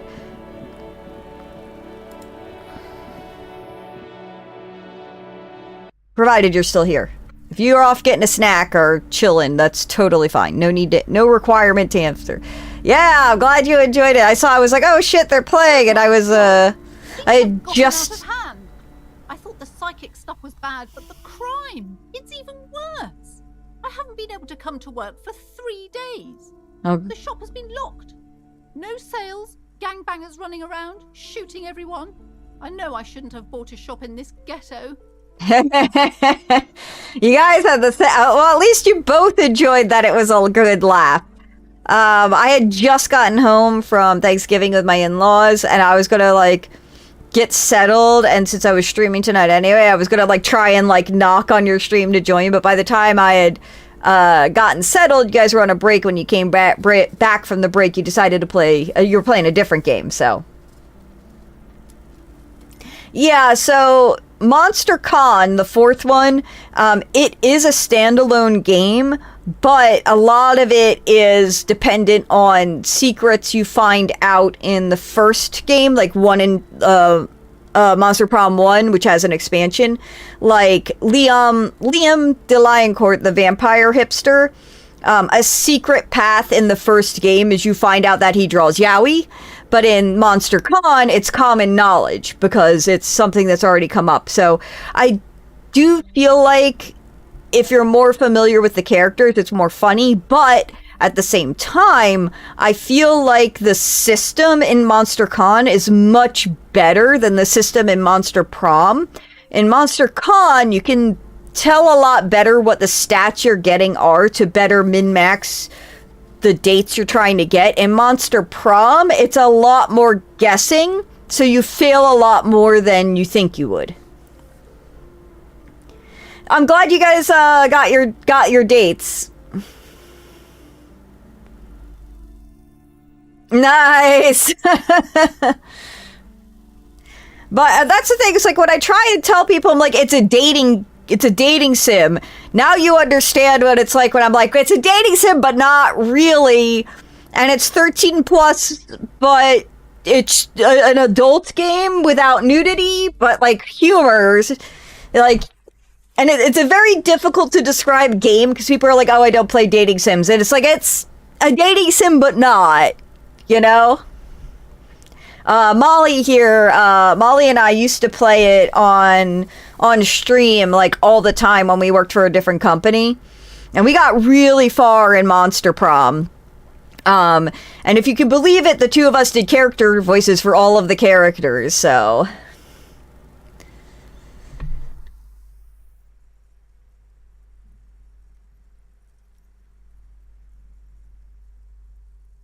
Yeah. So I would love to hear at some point how you would describe Monster Prom or Monster Con, for that matter, to someone, as far as like you're like, hey, you should play this game, and you say it's a dating sim, and they're like, I don't play dating sims. Like, how do you describe it to someone? You don't have to do it here, but I'm just saying, like, maybe when I catch one of your streams, like you could better articulate it.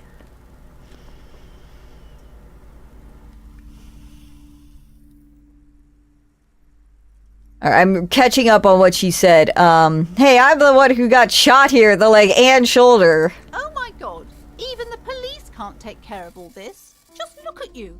You're a wreck. Someone should do something about this. Maybe I should close the bookstore and open a psychic studio. Yes. It makes sense. Crime is the sixth element, you see. The darkest element.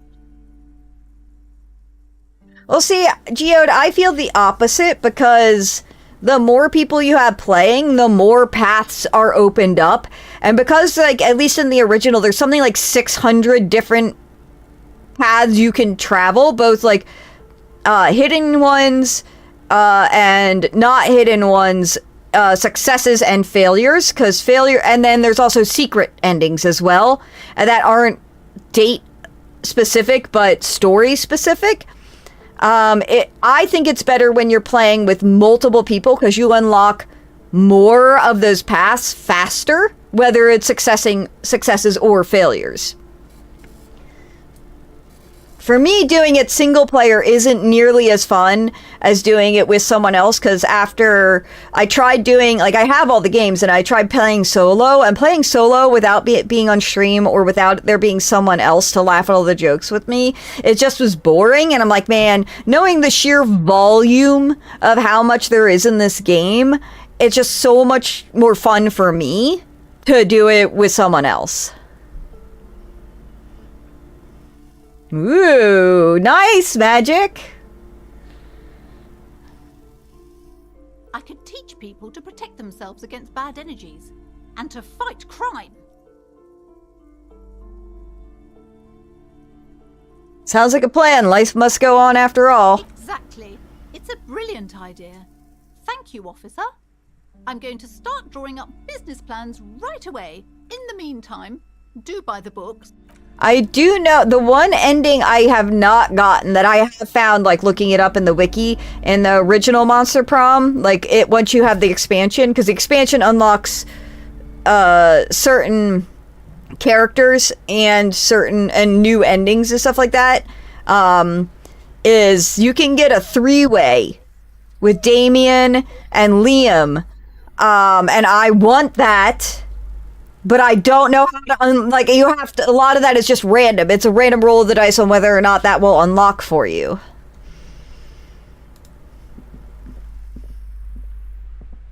Hi, Ace Detective. Are you... And this is where you can buy tabletop games. My favorite characters to date, I always love Damien. And if you don't know, like throughout playing the original Monster Prom, Damien has 2 dads.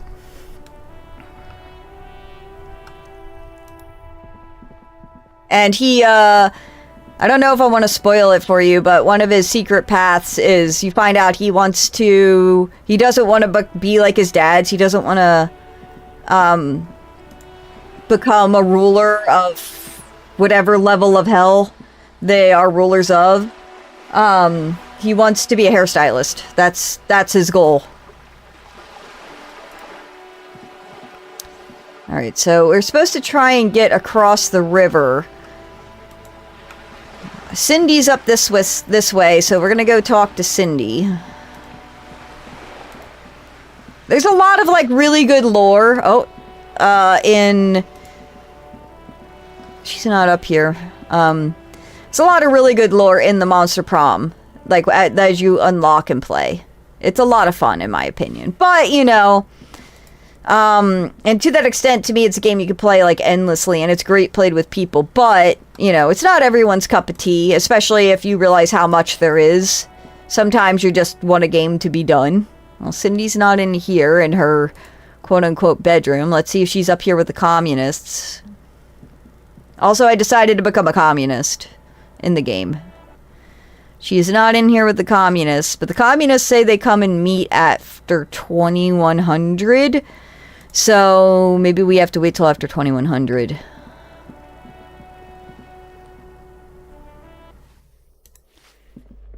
Hey, old lady, what do you think about all the shit that went down?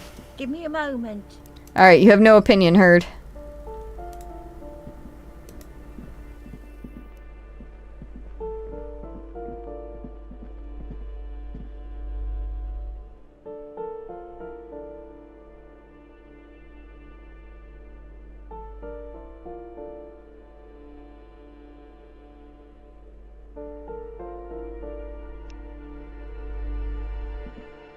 Yeah, I definitely agree that when they say long is like 2 hours, it's definitely not 2 hours if you're reading everything out loud. So I agree with you on that.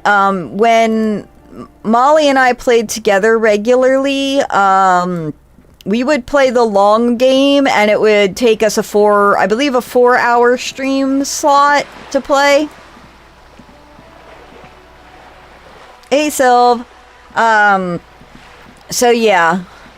If I'm playing with more than 2 people, I would only ever play on short game because I feel like, again, like you said, it would just be too long to hold some people's attention. My man, you're alive. Almost. Kind of. Alive and limping with a punctured lung. Man, what a day. I missed out on most of the action, but I heard it was quite the encounter. Had a strong sense of finality to it. So what's next? You heading back to Jamrock now? Talker's local union muscle were behind it all. I'd reckon the case is closed, even if it kind of turned into a shit show. I'm still looking around, loose threads to tie up. Good luck with that, my man. Ain't easy being you, but hey, you're still breathing, right? I mean, fair. Empathy. Oh, that's the last of my skill points. Alright, let's see if we got any clothes that give us empathy. I just saw one, but I want to get down there. This is the shittiest part of this game, is having to scroll through every fucking single piece of clothing to find the one that has the stats that you're looking for. I will say anymore that anytime I play Monster Prom, I force whoever I'm playing with to do half the voices as well, and 2, my voice gets fucking blown out. And it's also because it's not just reading the voices. You have to voice act the voices if you're playing with me. So, there's that. And Scott's voice, not Scott's voice, Damien's voice is the one that always wrecks me. Stuck in this damn jam, my man. What's up? In his eyes, an unfamiliar longing. Flecks of brown and gold. Familiar how? It's hard to say.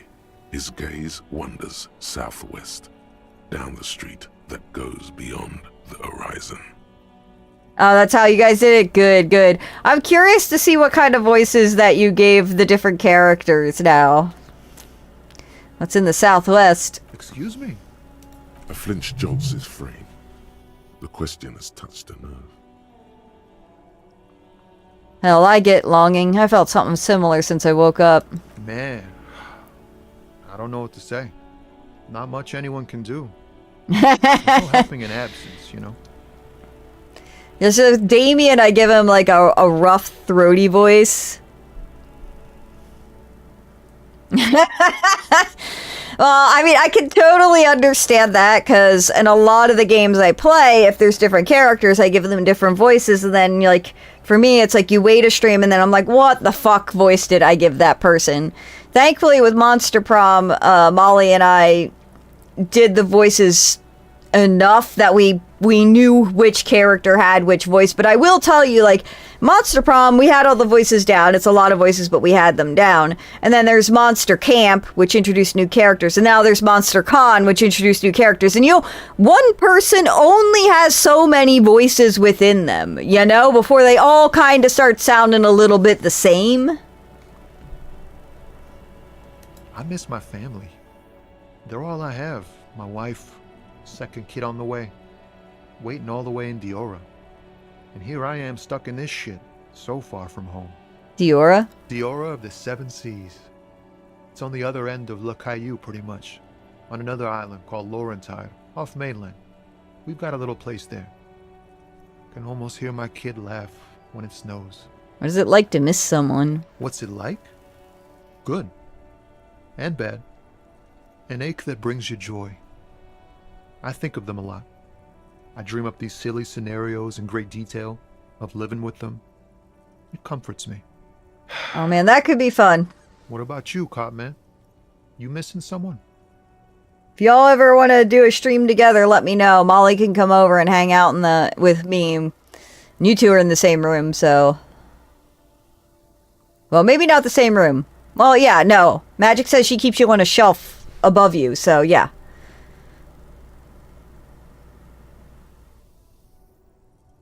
No, it's scarier than that. You're pursued by a hunter. But, I mean, don't... smelling of apricots. Y'all said you needed to lurk to get food. Go lurk and get food.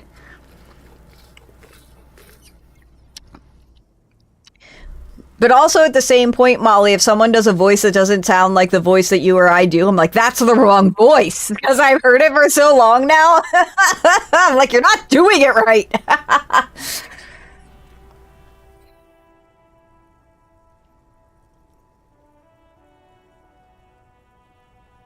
I miss someone, but I don't know who it is. I feel for you, my friend. It's bad enough to know who you miss. Missing like that doesn't feel like it has much of an upside. But, thanks for this. It's nice to talk to someone, and I know it wasn't easy to ask. I hope you find your way through your own troubles. Yeah, we got experience for that. Alright, I'm gonna go check on my fries, because my air fryer is supposed to send me a message when my food is ready, and it's just now messaging me, and it should have messaged me like probably 10 minutes ago. So I'll be right back with french fries.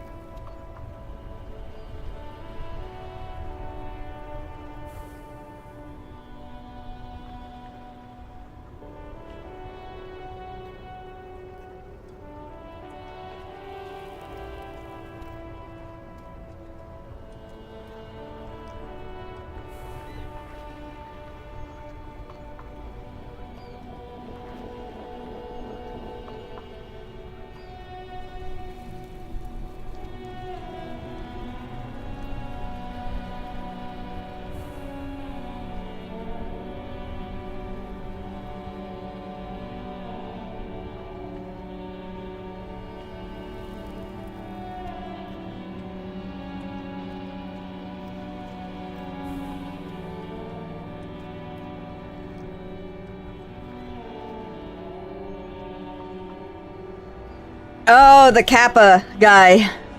The one where I just drool all over myself, sounding like a mouth breather. Vera.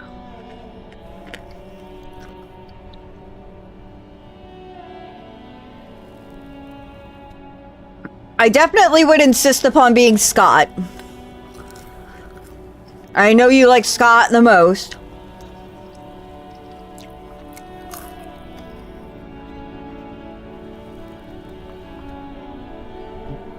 I think Vera's voice is the voice I do for my D&D character right now, who is also a snotty, stuck-up bitch, so. Your lover, Scott. Does your boyfriend know that Scott is #1 in your heart?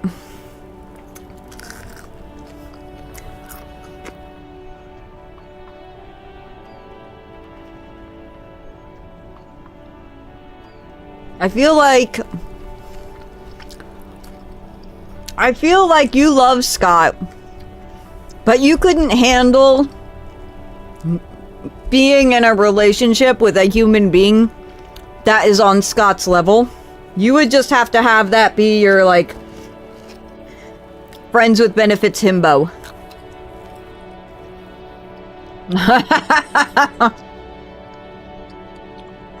No matter how dumb your boyfriend is, he's smarter than Scott. Ain't nobody as dumb as Scott is. Oh, our racist magazine seller's missing.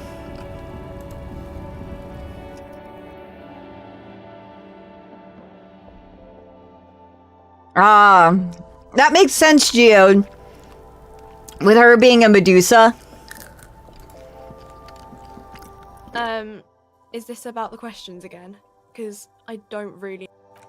I have long wanted to do a cosplay group of the Monster Prom characters, and while I do not really like Vera, I feel like I am Vera, and so thus would be obligated to cosplay as her.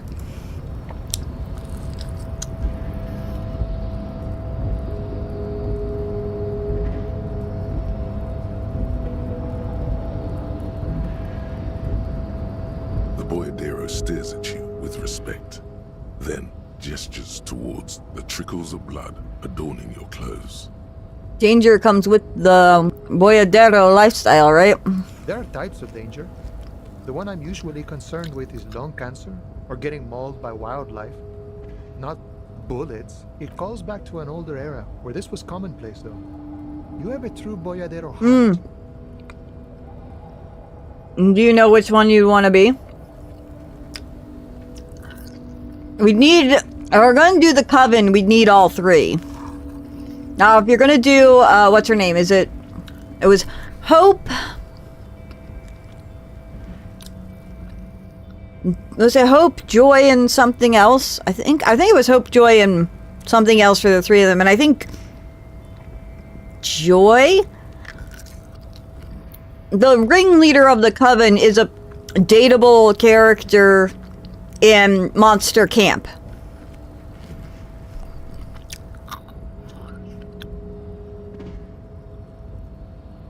I really like the characters in Monster Camp a lot. So Molly, I don't know if you play Monster Camp, but I think who Scott is to you, Morty is to me. Morty the Minotaur. I love him. I love him so much with his little fucking short shorts with the hearts cut out of where the pockets are supposed to be on his ass, so you can see his butt cheek through the heart-shaped cutouts.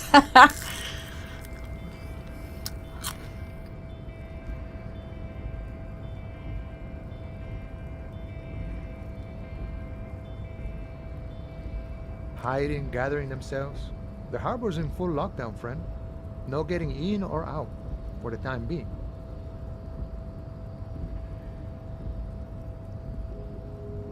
Monster Camp is a lot of fun. The gameplay I don't think is as fun as like Monster Con, but I really, really like all the characters in it. So there's a person character you can play as that is a transgender succubus, I think. I forget what they call it, because it's not a succubus or an incubus. It has a gender-neutral name. And the scars on their chest form a heart where they had a mastectomy. It's really cute.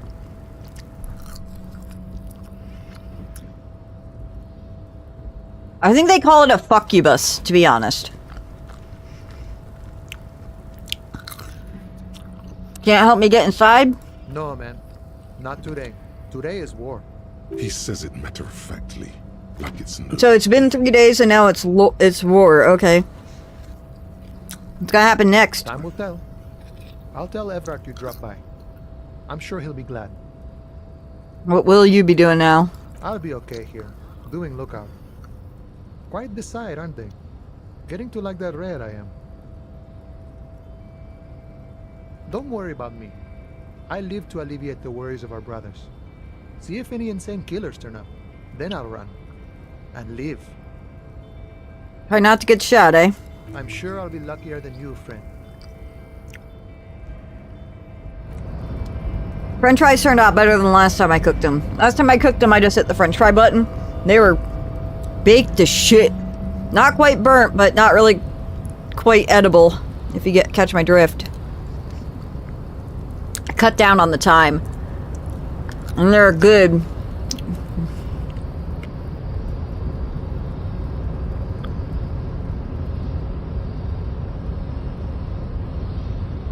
Finally get to this box I haven't looked at. Money! I've never been able to get to that box till now. Alright. It says I can't get to Everett, which means I probably don't have access to this door anymore. Nope. Alright.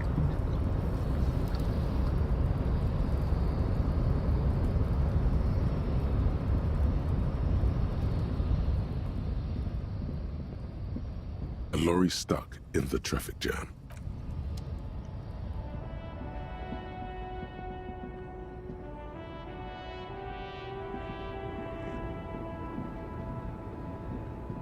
I have something on it now. The old king and his horse have been covered in posters with radical slogans like "No kings, no bosses," and "Again and once more after that." At the bottom of the posters, in smaller lettering, are details about meeting at a local coffee house. Okay.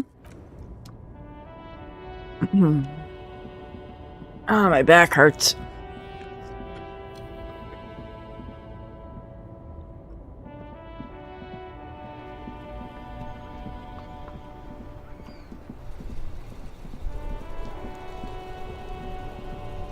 Oh, he's still here selling shit. How you doing, bro? Wow! Wow, what? A cop limping down the street, bleeding from the shoulder, face bruised, looking like hell? You know what that is? What? Cool! That's cool! I love this guy. I love this guy so much.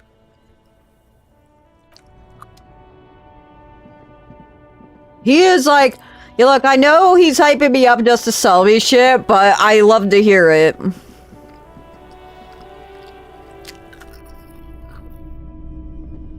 Between you and me, this is why I don't get involved in local politics. Well, that french fry's gone. You calling this politics? In its purest form. Alright.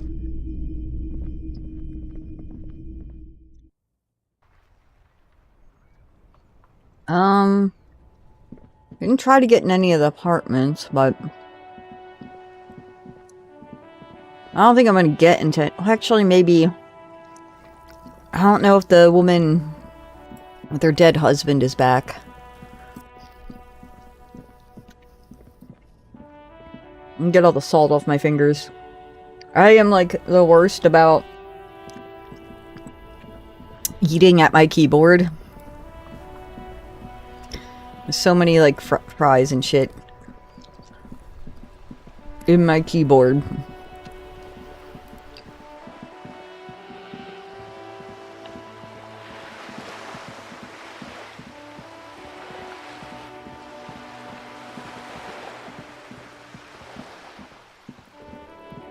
I've eaten too many french fries, but there's still fries left.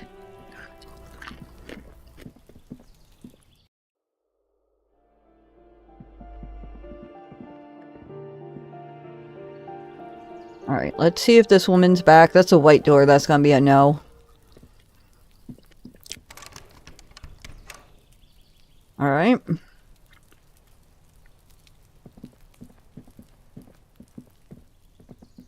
This door is made of metal and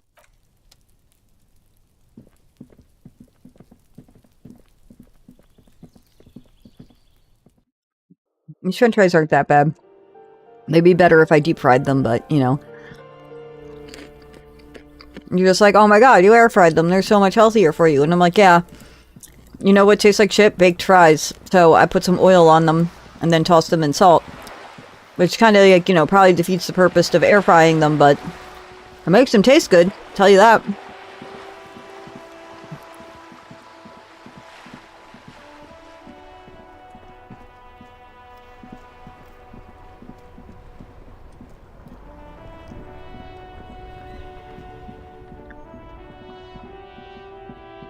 Alright, I'm done with the fries. Put that back there. Get my bubbly.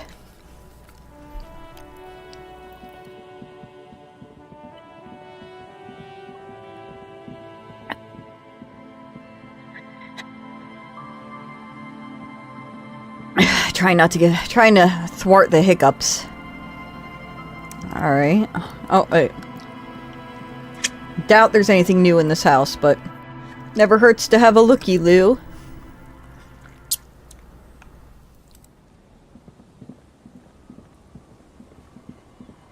Here's a boat.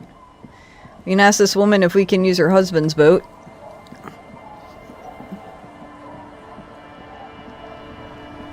Officer, what happened? You're wounded. Why are you wounded? You look terrible. Thanks! Feel like shit too. you're not limping. You're you. I got shot in the foot. It was pretty badass. You would have liked it. I can see Geode saying that, trying to impress Magic. I'm a cop. I don't merely exist in this world. I live in the between life and death. Some people hurt me. I wanted to talk to you about something else. Your boat, I'm a cop. Everyone does that, in a way. You don't have to get shot for that. Oh, thanks. Alright. What happened to you anyway? We heard gunshots from the town. I also got shot in the chest. That's nothing to brag about, officer. You should see the other guys. 2 dead, 1 in the hospital. I got a question for you. Of course. Oof. Can I help you with something? Oof. I need to get to that island. Man, my suggestion's low. That won't be a problem. It's wind still and the tar just dried. We've got 2 days of relative sunshine ahead. Can I borrow your boat? If you promise to bring it back, and no scraping the hull, I just got it nice and yellow, and no drinking on the boat, and no joyriding either. The crow's feet disappear from the corners of her eyes as she smiles at you. What's on that island? I saw some kind of ruins through binoculars. Used to be some kind of fortification there before the war. For the communards. An anti-aircraft gun, I think. Bombed to bits in the landing. I haven't been there myself. Always steered clear of it. Hasn't been there herself. Who has then? You said you haven't been there yourself. Who has then, if not you? My husband used to drink there. Him and his drinking buddies. Always seemed like a bad place to drink to me. People died there during the landing, you know. My mother told me. This must be one of the many fortifications that was used in the dying days of the revolution against coalition forces before they took this city. The kids sometimes go there too. I know they do, on rafts. I tell them not to, but they bring back old bullet casings and such. Which kids? The twins. God forbid they bring the girl along on some rickety barge. Is there anything I should know about getting there? Well, most of it's sunken. Underwater. That means concrete underwater. Cut your boat if you're not careful. Be sure to enter from the south side. Water's deep there. Aye, aye, Captain. Thank you. Please be conservative with the fuel, will you? Just filled her up, but it's a small tank. All right. Ask the twins about the island. Heard. Fill it up with what, though? Hey, old lady. Our tenant, the policeman. I hope the waves don't keep you up at night. What can I help you with? I got shot. Even I can see that. I told you not to bring your trouble with you, policeman. We've got troubles of our own here. Though I suppose you took the worst of it. Turns out you were your own ill omen. My partner got shot too. He's still in the hospital. What do you expect? Police officers get put into dangerous situations all the time. Sometimes they get shot. It's a rough trade you're in. Still, I'm sorry to hear about your partner. He seemed to be a decent enough sort. I'm sorry I couldn't warn him in time. I warned you. I warned you men with guns would be coming after you. They always are with your kind. So, be careful, and don't be a hero. Okay. Hey, children! The scruffy-haired little boy kicks a stone while the other watches him do it. Okay, kids, you've been to that island, right? On that island? Yeah, that one. I need to know what's out there. That's, nothing. It's just a seafort and some plants. You can take a raft there. It's great. And we make a fire. We make a fire. Mm-hmm. Gather the sticks for the fire. And bullets. Oh, not real bullets. Empty bullets. Bullet shells. There are a lot of them left over from the war. But this could be important. Wait, you mean shells? I don't know what these are. What then? They're lights. The fire guy comes and asks us to put the fire out. Your nerve endings sting from the mention of a guy.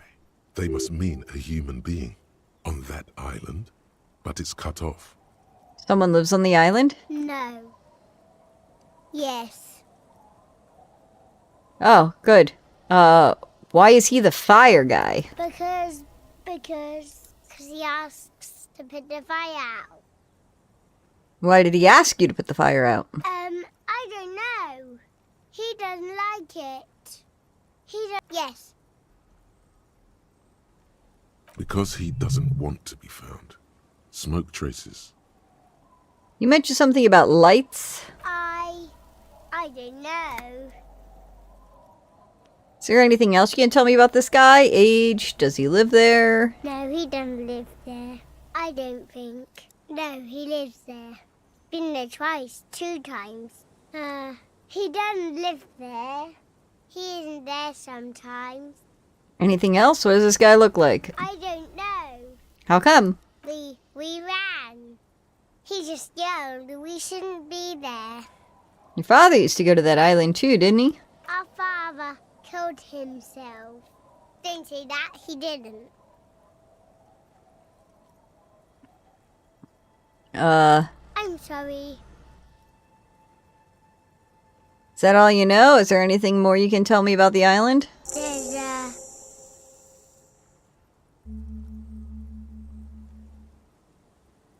Alright, that was incredibly helpful in that not at all kind of way. Thanks, children. Alright. Awesome. Somehow doubt the little girl has anything worth saying, but we'll check with her anyway. Hello, mister. Bye. Oh, right. I was like, oh, there was a quest I had to do without Agent Kim with me. It was talk to Classy. She's not fucking here. There's no, I can't talk to her if she ain't fucking here. Like, perfect. I doubt these drunks have anything worse to say, but again, we will check with them. What's up, brah? No, I don't want to buy your speed. Man, you're like bleeding now. Yep. Alright, I guess let's go. Continue with our quest and get that boat.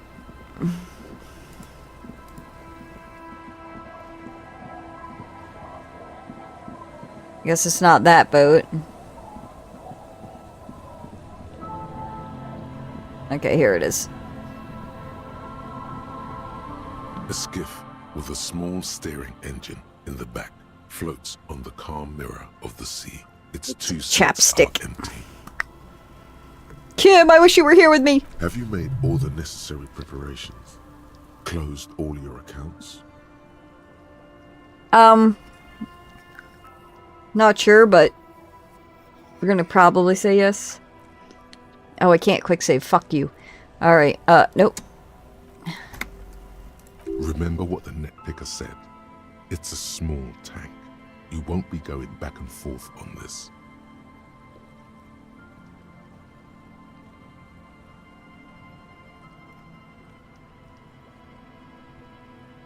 Let me go check and see if I can't drop off these speakers real quick.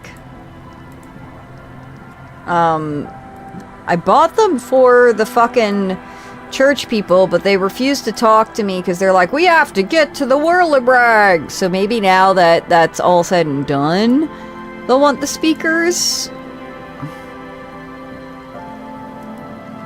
Wait, I thought the fucking church was up this way. There it is.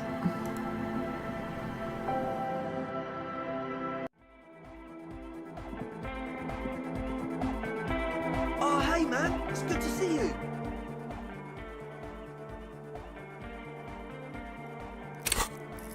Save your fare.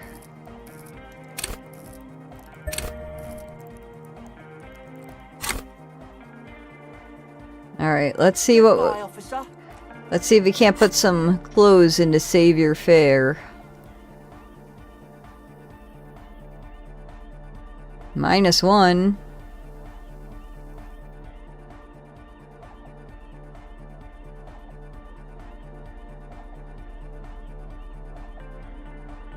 -1.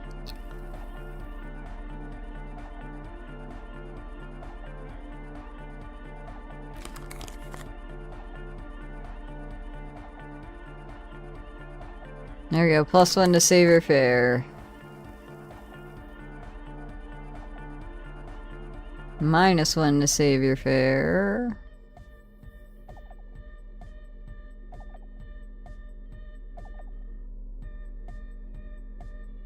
+1 to save your fare. We got new pants that help us out.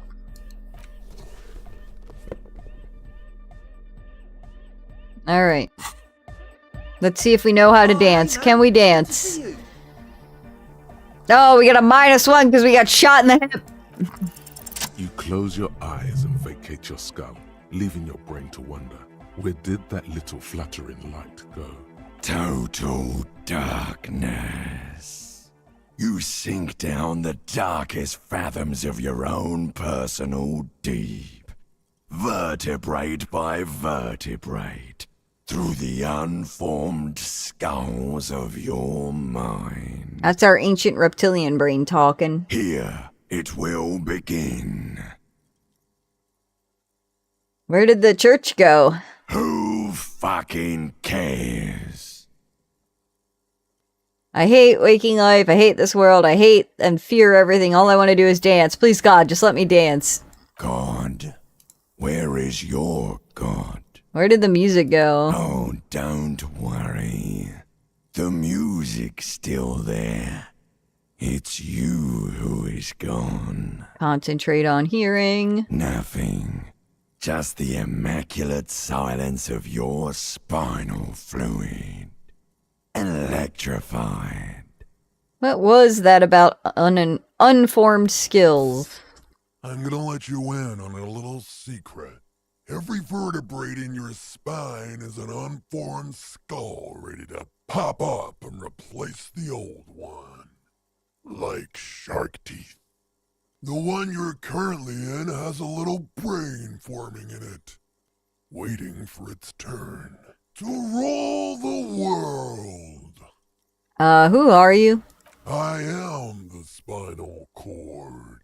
What is happening? From what I can see, it's about to bust a move. Let's bust a move. Foolhardy, do you even know what's happening on the surface? Maybe 1,000 years have passed. Maybe. Or maybe you started spazzing out like 2 seconds ago. With your eyes still closed, the first thing you feel, all the way back in the pivoting darkness of your own torso, is warmth. You have become a triumph of rhythmoplastics, somewhere in a smelly wooden church on the coast of Revachol. The wounds from the war you waged on your body are healing, twist by twist, turn by turn. As you open your eyes, you should scream, hyper, hyper. It seems appropriate. Hyper, hyper.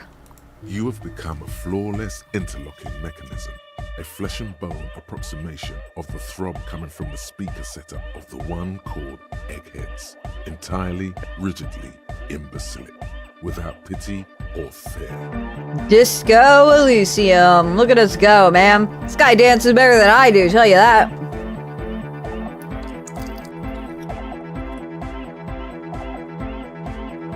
I need to let this go on. I need to see this guy dance forever, man.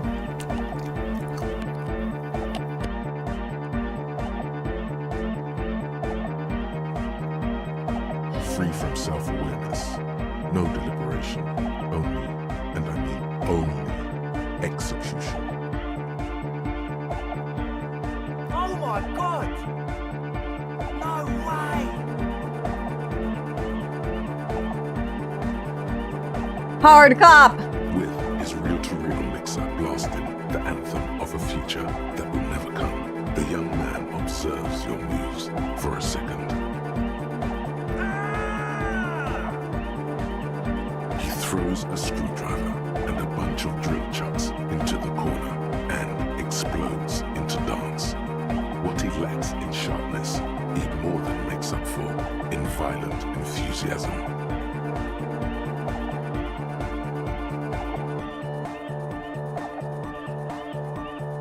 Dance! It's the law! Bounces up and down, then assumes the same dance pattern, embellishing it with some sort of waving motion. What are you doing? The young woman lifts her headphones up slightly and raises her chin, looking at you expectantly. Asil, are you going to dance? No, recording. The lead programmer throws the other young woman a knowing glance before turning her attention back to her own. She's still at her mainframe, pressing buttons, reading printouts, but she started nodding her head along to the music. Is there anything more I can do? I want to break the limit! The dynamic motion of your flailing body is bordering on the extreme. You're going off the chart. Going off the charts. Here we go again! Hardcore filthy air! Hardcore! The sound above my head! Guys, I'm out of juice. I'm old. I can only do this for so long. I can tell you this. My knees can only dance so long at the goth club. I'm one of those olds now that just sits in the corner. You might be imagining it, but it feels like Egghead turned the volume down. Such is his respect. Oh, such is his respect.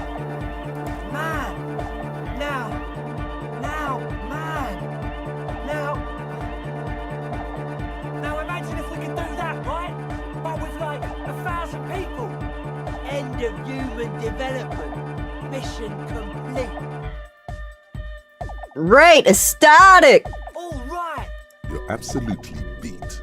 Muscles relaxed and feet like noodles underneath. We did it. well worth putting that point into, what was it, Save Your Fare? I gotta put my regular pants back on, sorry. There we go.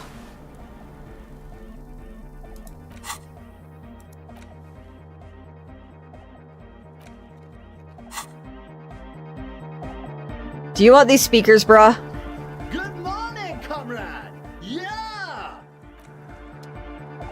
Or what about you, bro? Will you take the speakers off my hands? No? I got these speakers for you fuckers. I spent $50 on these fucking speakers. I got shot in the leg. Ouch. I did notice you limping, but I thought maybe it was your thing or something.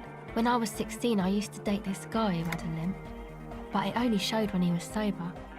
So I guess it wasn't real or something. I don't know. Anyway, shot in the leg? I'm sorry. Man, that must suck. I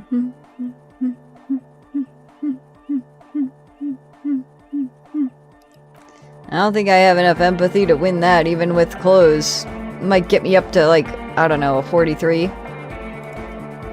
Wait. Maybe the speakers aren't for these guys. Maybe it's for her and her audio equipment? Yes, what is it? That's a nope. Alright. Ain't got no skill points left to put into shit, so...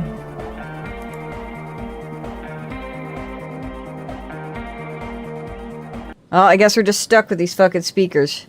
Alright, I've talked to everyone I want to talk to. Let's get on a boat. On a boat. I'm on a boat. I don't know the rest of the words to that song. I'm on a boat. Not as good as Dick in a Box, but...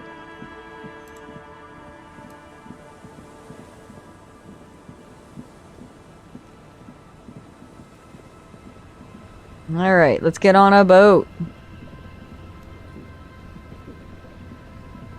The skiff floats. Have you made all the nest? Remember what the net picker said. It's a small tank. You won't be going back and forth on this. Tie my porter-reel boombox to the breast hook to keep me company. There. This is now a rock and roll skiff. Cool. It'll keep you company on this lonely voyage. Alright, let's go. Somehow Kuno got fucking there. Ask me how, but he made it. Man, it's a slow-ass boat. I guess it's better than no boat. I guess it's better than manually pedaling my way there.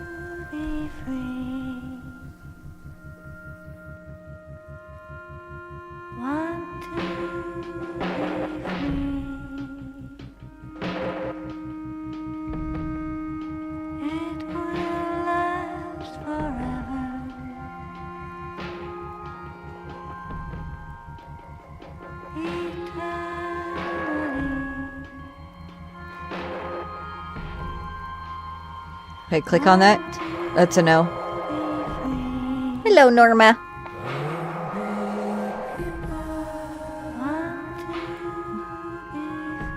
Why don't you eat your food, girly? Hmm? Oh, you stink. You stink so bad. I think you got some bad teeth. I think you need a dental. You got stinky dog breath.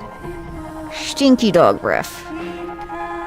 There's a french fry down there if you can find it. Hey, look, french fry. Here you go. French fry. Behind you.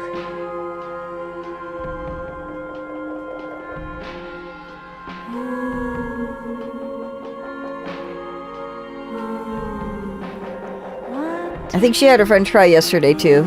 Oh, she dropped some of it. So 2 french fries is all she's eaten.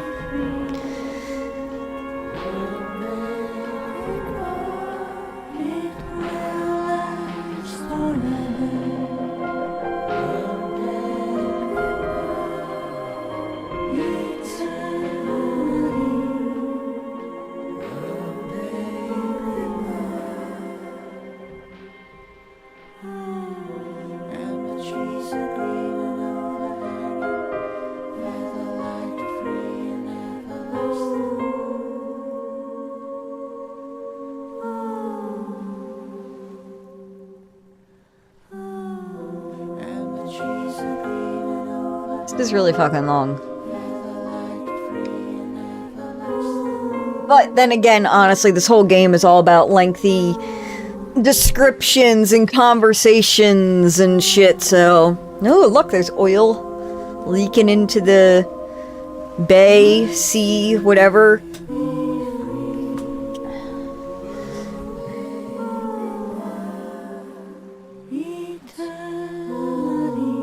Ugh.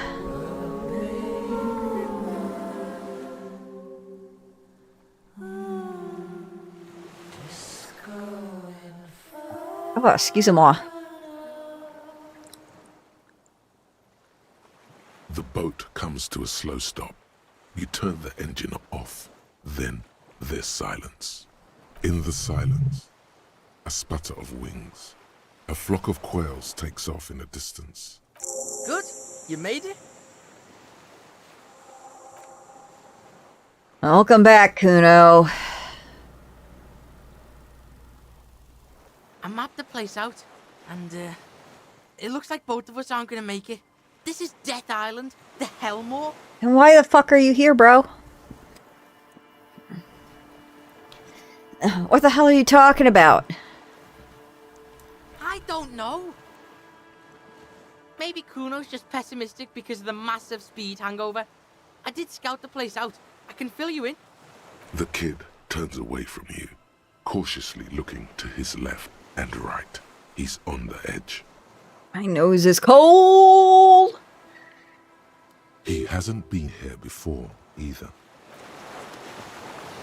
Right. What's this first? Makeshift bridge. The bombs were powerful enough to break the foundation.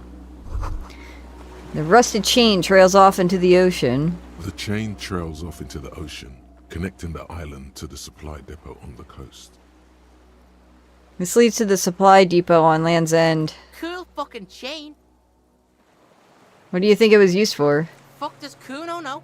Kuno would use it to bring shit to the island. I mean, fair enough, I guess. Let's explore before we go up. Let's explore the, I guess, the area. These tires are falling apart. They're at least 50 years old. Okay, that's as far as we can get here. What about you, Kuno? You got anything else worth saying? Talk to Kuno? Nope. Alright, guess we're going up.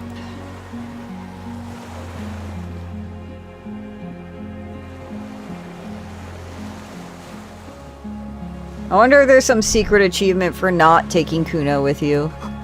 There's a lingering trace of mazout in the air. Attention! Inflammable! Some fuel leaked out of the barrel, black and viscous, so that's probably what's running down the chain.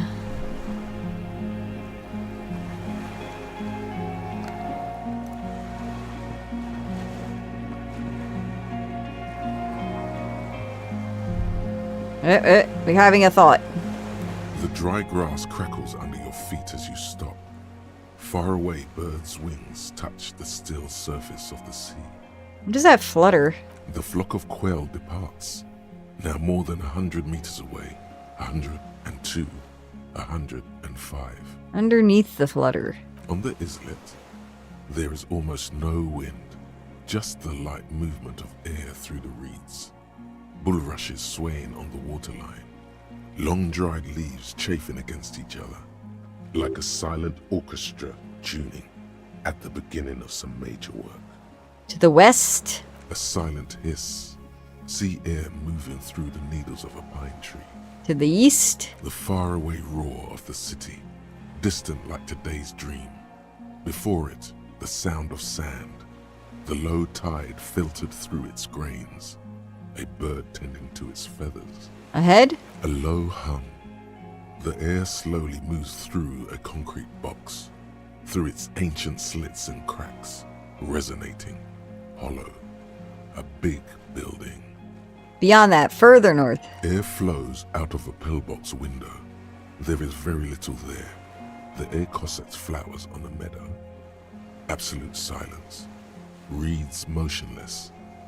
Bulrushes motionless. Below the silence. A jitter. A sound impatient to happen, but not yet in this world. Kuno. What? Momentarily, the sounds are swept away. Pain shoots up your right foot and into your groin. It's pretty silent on this island. Spooky ass island. That's how it is on spooky ass islands. Silence and shit. Wait, I have to listen to one more thing. What? Momentarily, the sounds are swept away. Do you notice how Pain shoots quiet up it your is? Yeah, spooky ass island. That's how it is on spooky. What? Momentarily, the sound. Fucking spooky, yeah. Is what it is. Alright.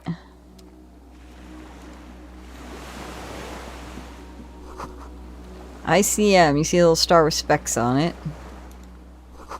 Warm blood trickles down my armpit. The ligature is off. It's nothing. Recognize this little birch from the coin-operated viewer. No way up there. The stairs are gone. Well, before we go inside, I guess I can't go any further, so we're going inside.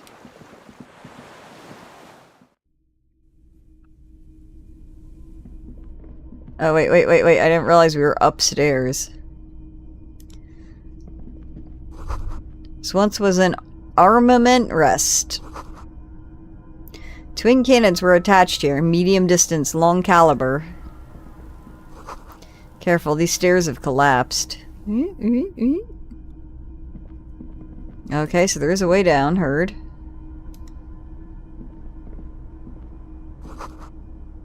Books, mostly fantasque and historical fiction. An old cylindrical generator is nested above the ammo lift, with makeshift electrical wiring running out of its side and across the floor. The cables disappear into the wall to your right. This shit's cold? Where do these wires lead? Don't know. Looks like downstairs somewhere. What kind of generator is this? Smells like mazout.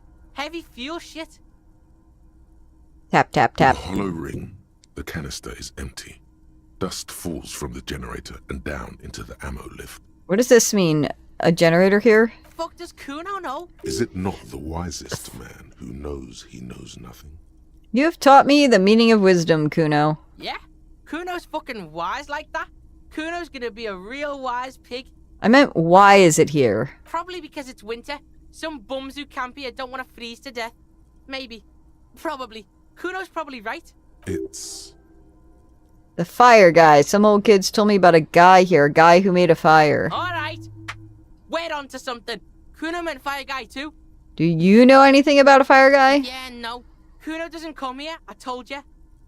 Alright, heard. I should do a quick save.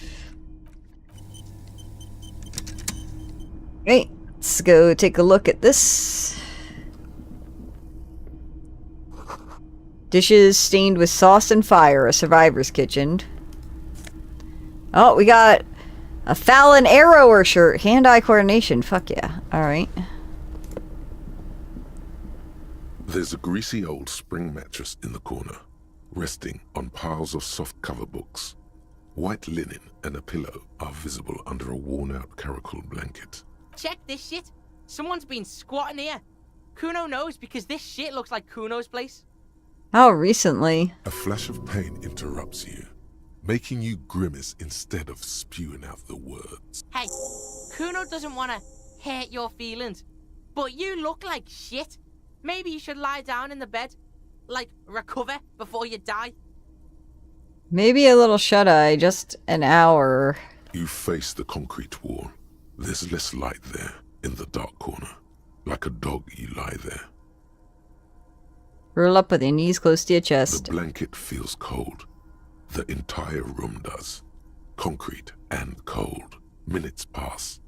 Half an hour maybe. The sounds of the sea beyond grow distant.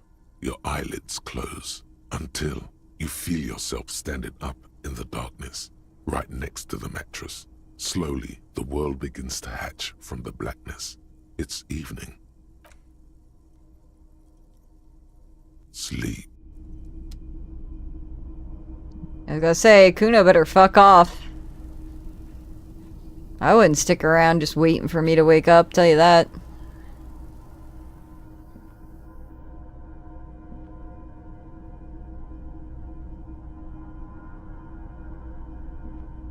Where's my menu system? Why don't I have access to my menu system? Why can't I look at anything? The door is still here. Feels strange somehow. You can't get in.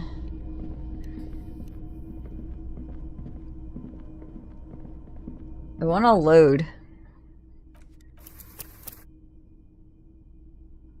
Wonder what happens if I don't sleep. Will I die? Do I not look at the bed and, This old cylindrical generator waits.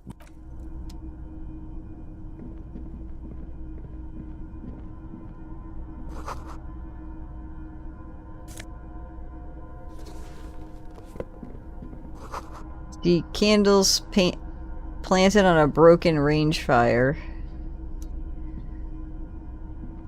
Books and magazines lie scattered on the floor and on a makeshift cupboard. They are not particularly well organized. Most are soft covers, serialized fantastique and detective stories from the 20s and 30s. This disparate digest includes the classic Animal Adventures, popular depictions of man versus nature by amateur naturalists T&T Harpin, husband and wife, widely read by people from all walks of life. Who doesn't like nature? Who doesn't want to survive? Among what is mostly commercial fiction and serialized stories, you find a magazine cathodique for electrical engineering. Then it's back to pulp. Light erotica, an international thriller about circuit benders. Been reading shit here. Hooked on the book. Conceptualization. Does anything stand out? Do we have anything that's conceptualization? Oof. Oh, yeah, we got a shirt at least. And a jacket. Holy crap. I don't think I've had to look up conceptualization. Maybe once. Look at this. We look almost like a decent human being already. Just with the shirt and the jacket, man. Generally, I only ever have 2 articles of clothing for any skill. So me finding another one is probably pretty slim.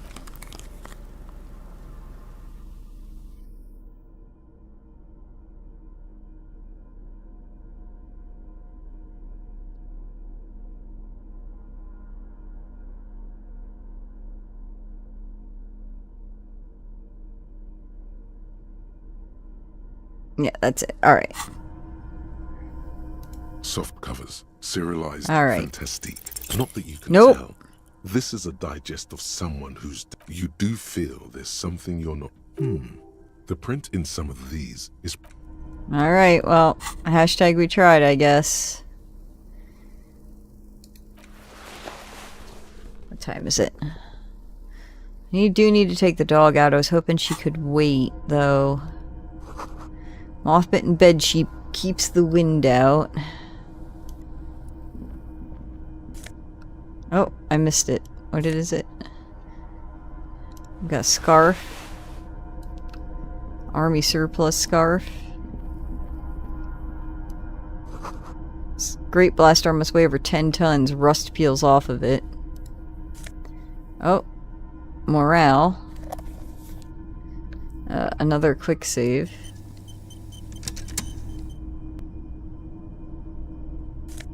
Oh, money and magnesium. I know I can come down here because I wanted to click on something over here. There it is. Green paint flicks off the monoblock aluminium cabinet. There are rows of switches on the front panel, a frequency band, and even a keyboard. Run your fingers across the keyboard. The keys rattle like teeth. This keyboard hasn't been functional in decades. What is this then? Old hardware from the big power box upstairs. Circuit bender shit. Military grade. What does this console do? The fuck is this agent ouvert, allumer, radio diffusé? Maybe like press the buttons or something? Maybe not. Hatch is jammed shut, so I guess we ain't getting down that way. The console is powered off and covered in dust. Urgence ouvert reads a dial key. Allumer reads another. The frequency band says radio diffuser. Radio dial. The dial slides under the glass. Silently, you make out defunct stations on the UKV frequency. The words, Feld Insula, are written on the band. Whoa! Told ya? Military mega grade. Also like 400 years old, I think. 1,000? It's an air-gapped system. An off-air military model. Its circuits are nearly impossible to bend, i.e., it cannot be remote controlled. Push the light interior. Nothing happens. Emergency I'm open. gonna stop you right there. This ain't gonna work. Not without the juice. You gotta fuel that shit if you want it to work. Let's look outside, maybe. Alright. Oh, I had a thought. Where's the thought? There it is. Water rushes below. Far, far below. Well, before we go outside, let's take a look at this door. You see a small metal door nested inside a larger one. A heavy steel blast door. There is a conventional keyhole above the handle. It's very small. What's on the other side? Another part of Death Island. Some secret hidden shit Kuno thinks. Important shit. The chances of there being important shit there are rather high, yes. How do we open it? Kuno don't know how to pick this lock. This one's military shit. He's right. It would be better to open its big brother. A powerful engine hangs beneath the ceiling. It must control the blast door. You're right. We opened the big one. Do you see the controls somewhere? Yeah, the console over there, remember? Buttons and shit. Yeah, let's get this big shit open. What do you think that shit's for? Let's... Alright. We got some, we gotta fuel the generator and open some doors. Wait. Let's do a real save. Oh, shit. Nope. We want to save a game. Should we go take a look at the bed? Should we go outside? We got options.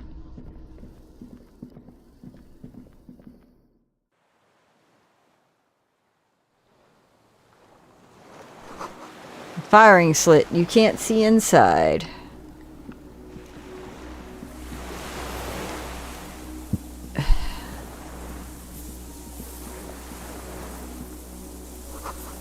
Must have been a direct hit to take out such a huge chunk. The distant sound of cargo ships, signal horns echo on the water. I can get over there. Interesting.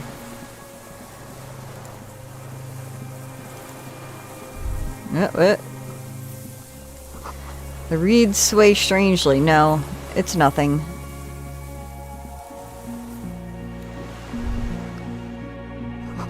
Ice cracks under your feet. Be careful not to fall through.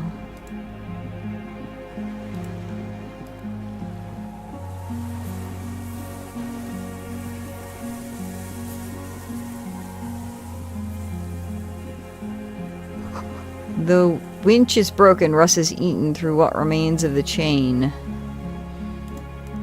Alright.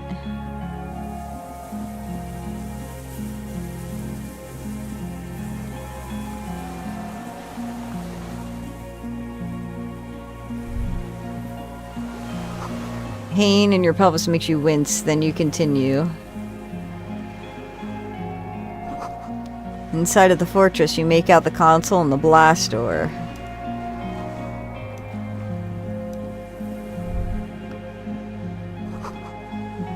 The depot that supplied the chain is long gone from the coast.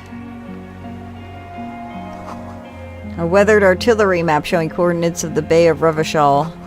An old machine cabinet, newly stocked with Dramamine.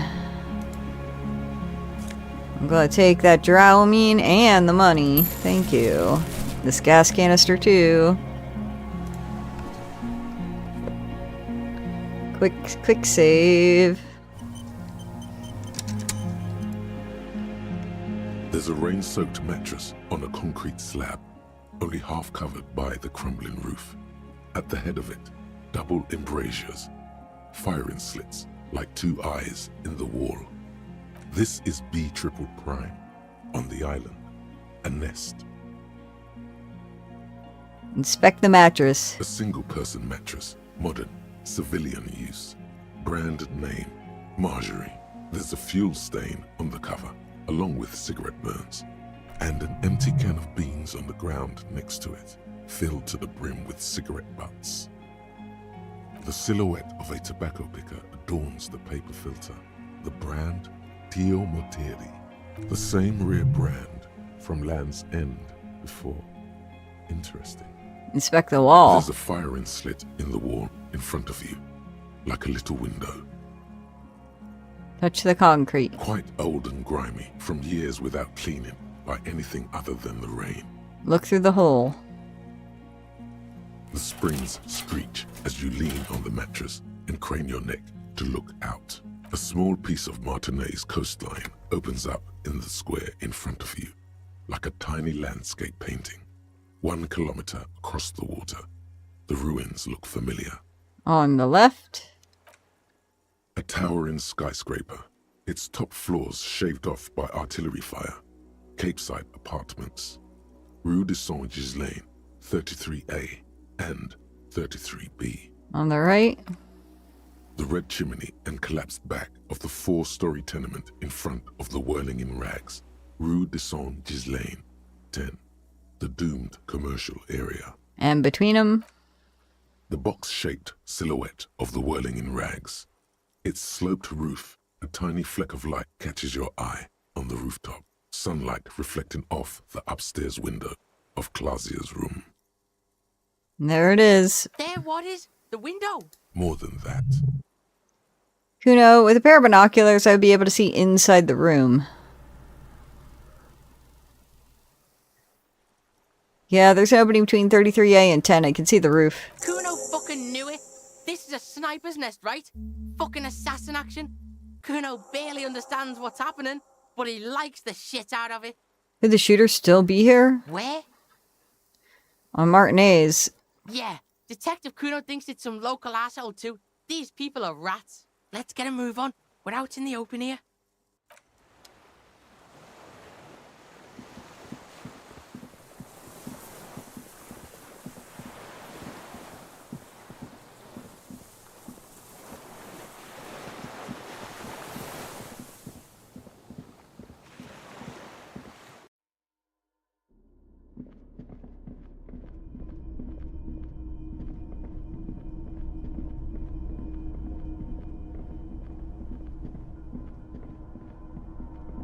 This old cylindrical generator. Wait, the boy helps you out, holding the canister up to the fuel tank as you tilt.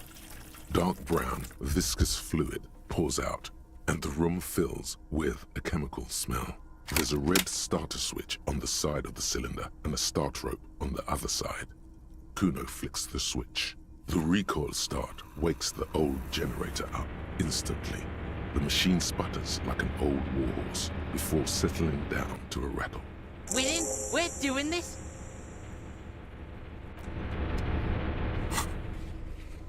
Ta-done. I guess we lost the fuel, which is fine. Quick save.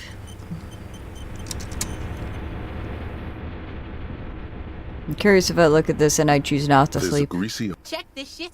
Someone's been... A flash of pain into... Hey, Kuno doesn't want to hurt your feelings. Cool, whatever. The greasy old... I'm gonna say it again. Kuno doesn't feel like carrying your corpse off this island. So maybe you...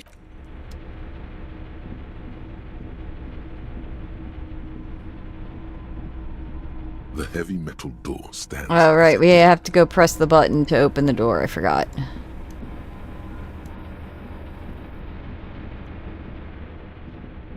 A dim golden... Ah, shit! It's on!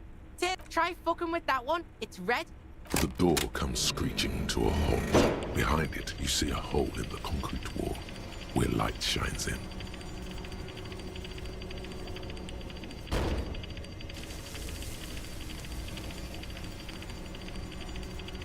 It's a long-ass animation. Yeah, that's what I thought. It's gonna go all the way the fuck open. Alright. Fucking right! What's there? Kuno doesn't know. but Kuno wants to know. Something I need to go do. Why? The door is open. We can just fuck off. Okay. Alright, Kuno.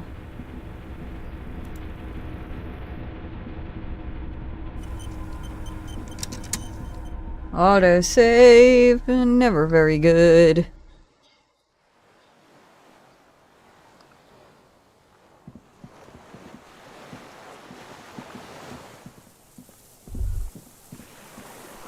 Small white flowers blossom all around you. A rubber dinghy, it's deflated and broken. It's the shooter. An old man wearing tracksuit trousers leans on the frame stock of his rifle. He gathers a big ball of spit in his mouth, then spits it out into the extinguished fire before him. He raises his black eyes, hooded by creased eyelids, to meet yours, unclouded by cataracts. His eyesight is sharp. Alright, I'm gonna pause because I don't see the dog and I know she needs to go out, so I'm gonna go and take her out briefly. She's usually not out for very long. She usually just has a pee and comes back. But, I'm gonna be gone for a minute. I'm gonna put you on the BRB though, because it's gonna be longer than the previous times I've been gone.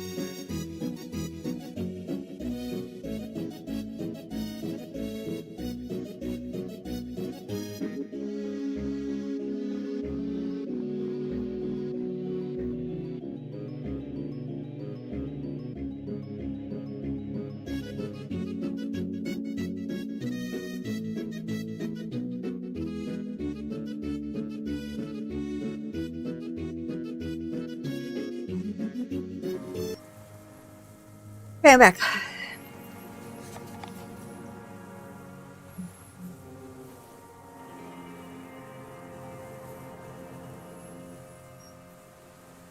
Alright. Unclouded by cataracts, his eyesight is still sharp.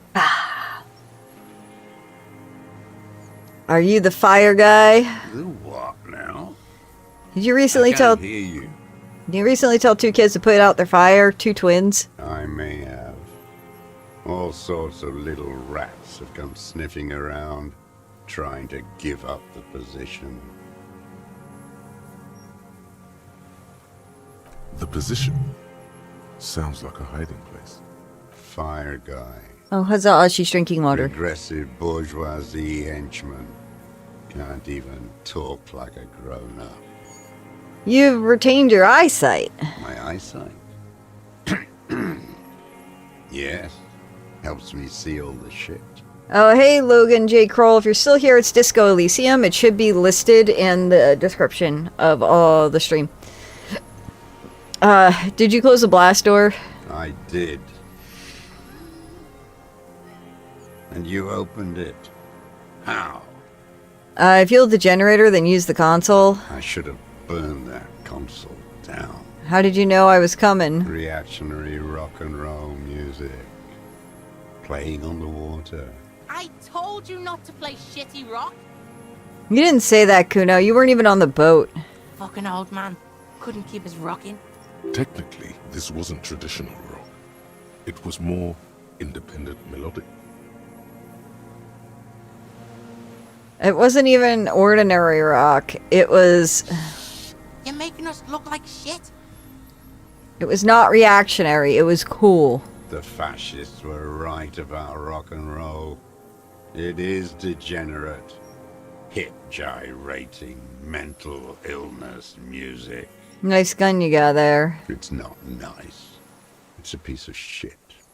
But it gets the job done. Is that a Bell McGraw? It's a Triangong 446. Southeast Samarin made. Exotic. Must be defunct too. No modern rifle manufacturer of that name springs to mind. Whoa! Massive gun! It was sent to us by our brothers in the Sinyao commune. Military aid. It has stayed true to him. He can still make it sing. The Sinyao commune? You heard me. It's good now. Like chalk, white from the board. He's right. Almost no one remembers there was a third metastasis of the world revolution in the Safre Empire, extinguished in 06. It's not white from the board. I remember it. They wouldn't like hearing their name in your mouth. Damn dog.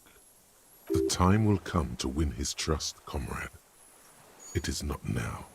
You need to take care of the gun first. Your weapon has stayed true to you. Mine has stayed true to me too. Yes. I bet you've killed a lot of people with it. You fascist fuck.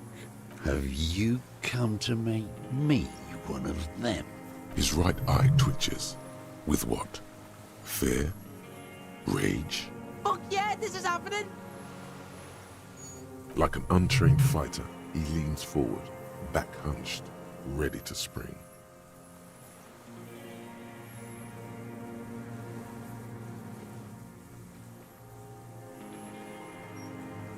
I'm with the police. You can keep the gun, but keep it down, not one move. Or I need the gun though. I don't think he's gonna give it over though. Let's say not one move. The fuck? No fucking way. Not on Kuno's life. Officer Kuno's got his Keel 89 pointed at your fucking head, and he is gonna blow it clean off if you don't drop your weapon right now. Good job, Kuno. Even with the intensity he's putting in those words and the fidgeting in his pocket, the kid is unconvincing. He's a child, that's why. Disarmed by a kid. To hell with it. It's a walking stick anyway. Not in a million years does he believe Kuno is armed. Perhaps it's the best end he can hope for. It's out of bullets. He stares on, his wrinkled mouth moving without a sound. A strange sadness, like a song. What did you say? The future teaches you to be alone. The present. I'll let him say it. The present to be afraid and cold.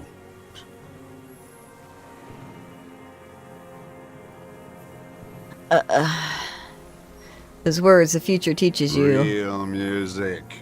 Real Prolet cult. That's La Revacholière, not your rock and roll misanthropy.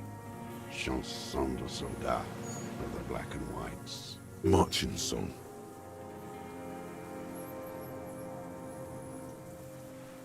I know the La Revacholière. It's a marching song of the World Revolution. There you go. One of three. In Grad, they sang Brave Children, favorites of history. And in Sinyao, it was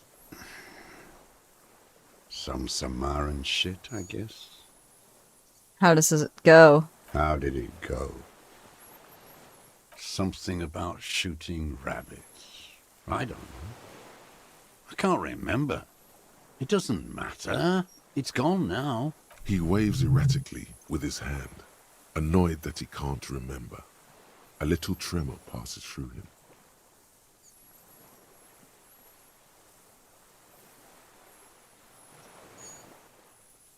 His gaze follows your motions. The rifle feels surprisingly light in your hand. Frame stocked and patched in places with tape and wire. The rifle's in a shabby state, like a crutch that's seen too much travel. Hieroglyphs are embossed into the forearm, made of walnut.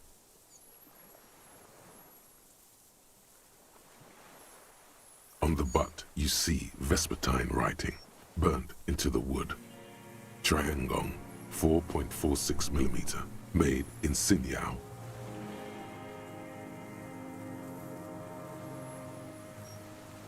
It's as he said, it's a Tringyang made in Hinxiao. This guy smoked a lot of people with this, huh? No response from the old man.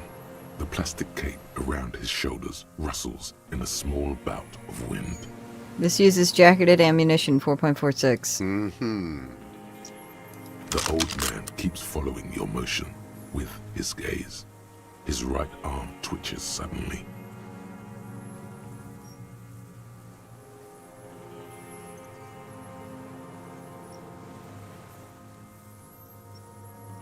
Sorry, I'm just checking when a credit card is due. Some kind of involuntary response? Something is slightly off with his motorics. This looked very much like the murder weapon. It could be used against him to get a confession. In time.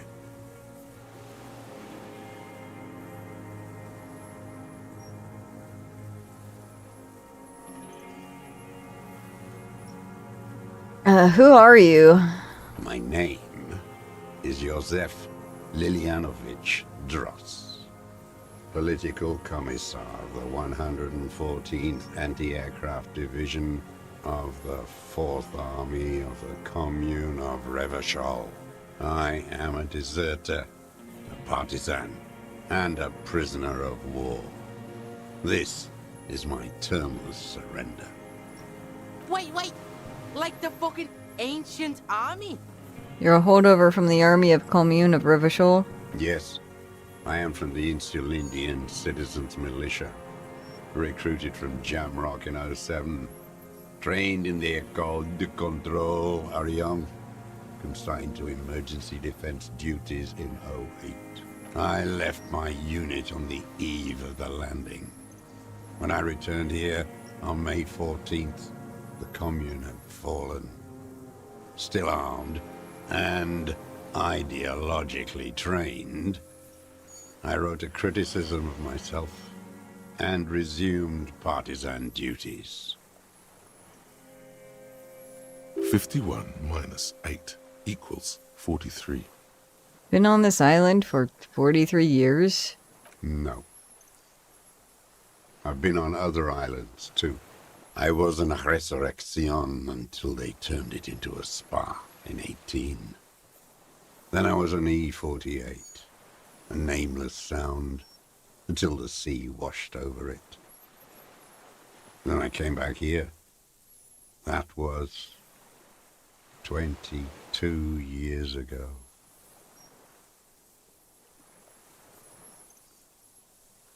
Again, you've been hiding here for 43 years? 43 years and 10 months. That's insane. It's not how a human being should live. But I had to. I couldn't just forget.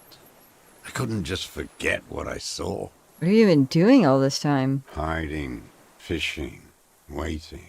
Always waiting. For what? Oh, for her to return. Her? Who? Girl, child, revolution. Girl child revolution? Always. I'm afraid she's gone. The material base for an uprising has eroded. The working class has betrayed mankind and themselves. The historic opportunity for a revolution has passed. It will not come back anymore, however hard I try, whatever I do. You said you deserted your unit? I was just 16 years old, 15 when I volunteered. I had a lapse of faith. And of courage, too. Lapse of faith? You could say I misunderstood the historic role of the proletariat and thought Mazovian socioeconomics were fallible. For a second, I doubted the irreducible laws of historic materialism. A second is all it took. For what? For reaction to take hold. It wasn't reaction, you were afraid. It's the same thing. You haven't seen it. Not really. Not naked. It's impossible not to be afraid. It remains unclear what it is. He makes leaps he doesn't expect you to follow. And when was this exactly? May the 13th, 08, 44 years ago. The horizon was black with coalition airships. Their petroleum rose to the sky and it looked like it formed the clouds. Storm clouds. When they started shelling, it was dark magic. The combined might of international capital. All at once, all the greed and terror in the world tore into Revachol. It lifted streets from the ground and turned houses into ghosts. We were in the flak tower, huddled on the floor. The artillery was 80 kilometers away in Ozon, but I knew the commune would fall. We would all be turned into ash. So I said I was going to the map room. I ran. I climbed the chain link across the water and hid inland, in the bunkers underground, like the weakest of the weak. A mouse, frightened of the ordnance all night, and the sound of the rotors in the morning, whirring.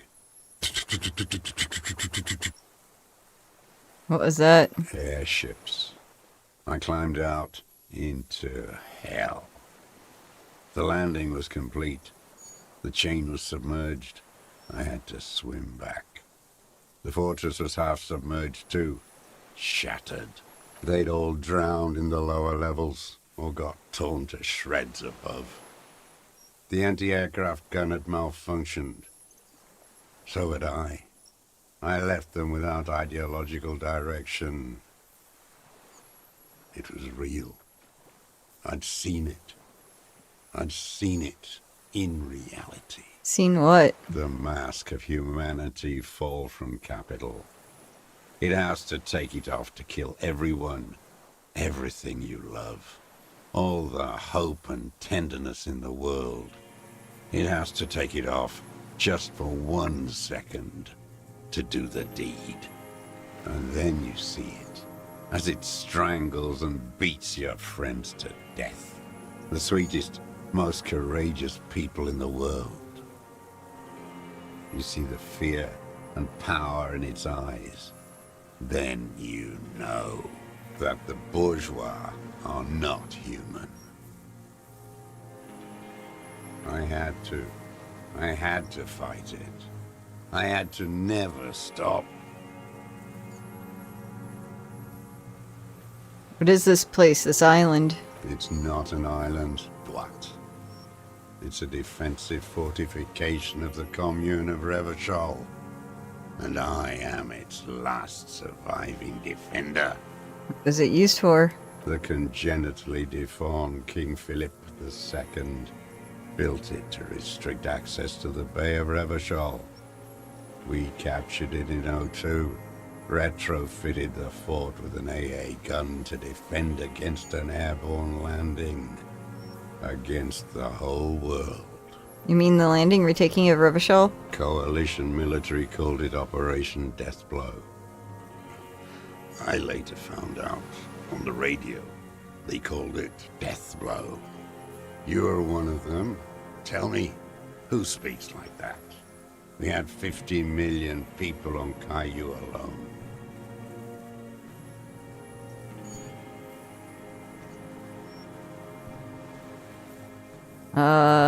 Coalition military? Iblis. Iblis? The black-eyed angel. How have you survived all this time? How does anyone survive? I steal. Now hold on there. What do you steal? Supplies, vegetables. I collect rainwater. It's the life of a dog, not a human being. How's your health? I've been throwing up blood since winter. Red, like beetroot. Been passing it in stew, too. He does seem frail. Good for his age. More like 75 than 65. Trouble putting on weight could mean cancer. Kuno's dad has this shit. Wine belly. The cops can take care of this, right? Medicine shit. With, like, facilities. Yeah, it might be serious cancer even. The police can give you medical services. You need to be looked after. I need to die. You don't have medical facilities. You have guns. That's all they give you. Toy guns. We have Dramamine and other opiate-based painkillers. You must be in pain. This is a serious situation. You need to be looked over and we can do it. How have you coped mentally? You need to be looked over and we can do it. There's nothing to look over. The triage is in, and it's black. Administer morphine. Moribund. Oh, you have Dramamine. I have been running out of that stuff. How have you coped mentally? I haven't. I have holes in my brain. Years missing. Others filled with pain only. A decade of... I don't even know what. Inferno?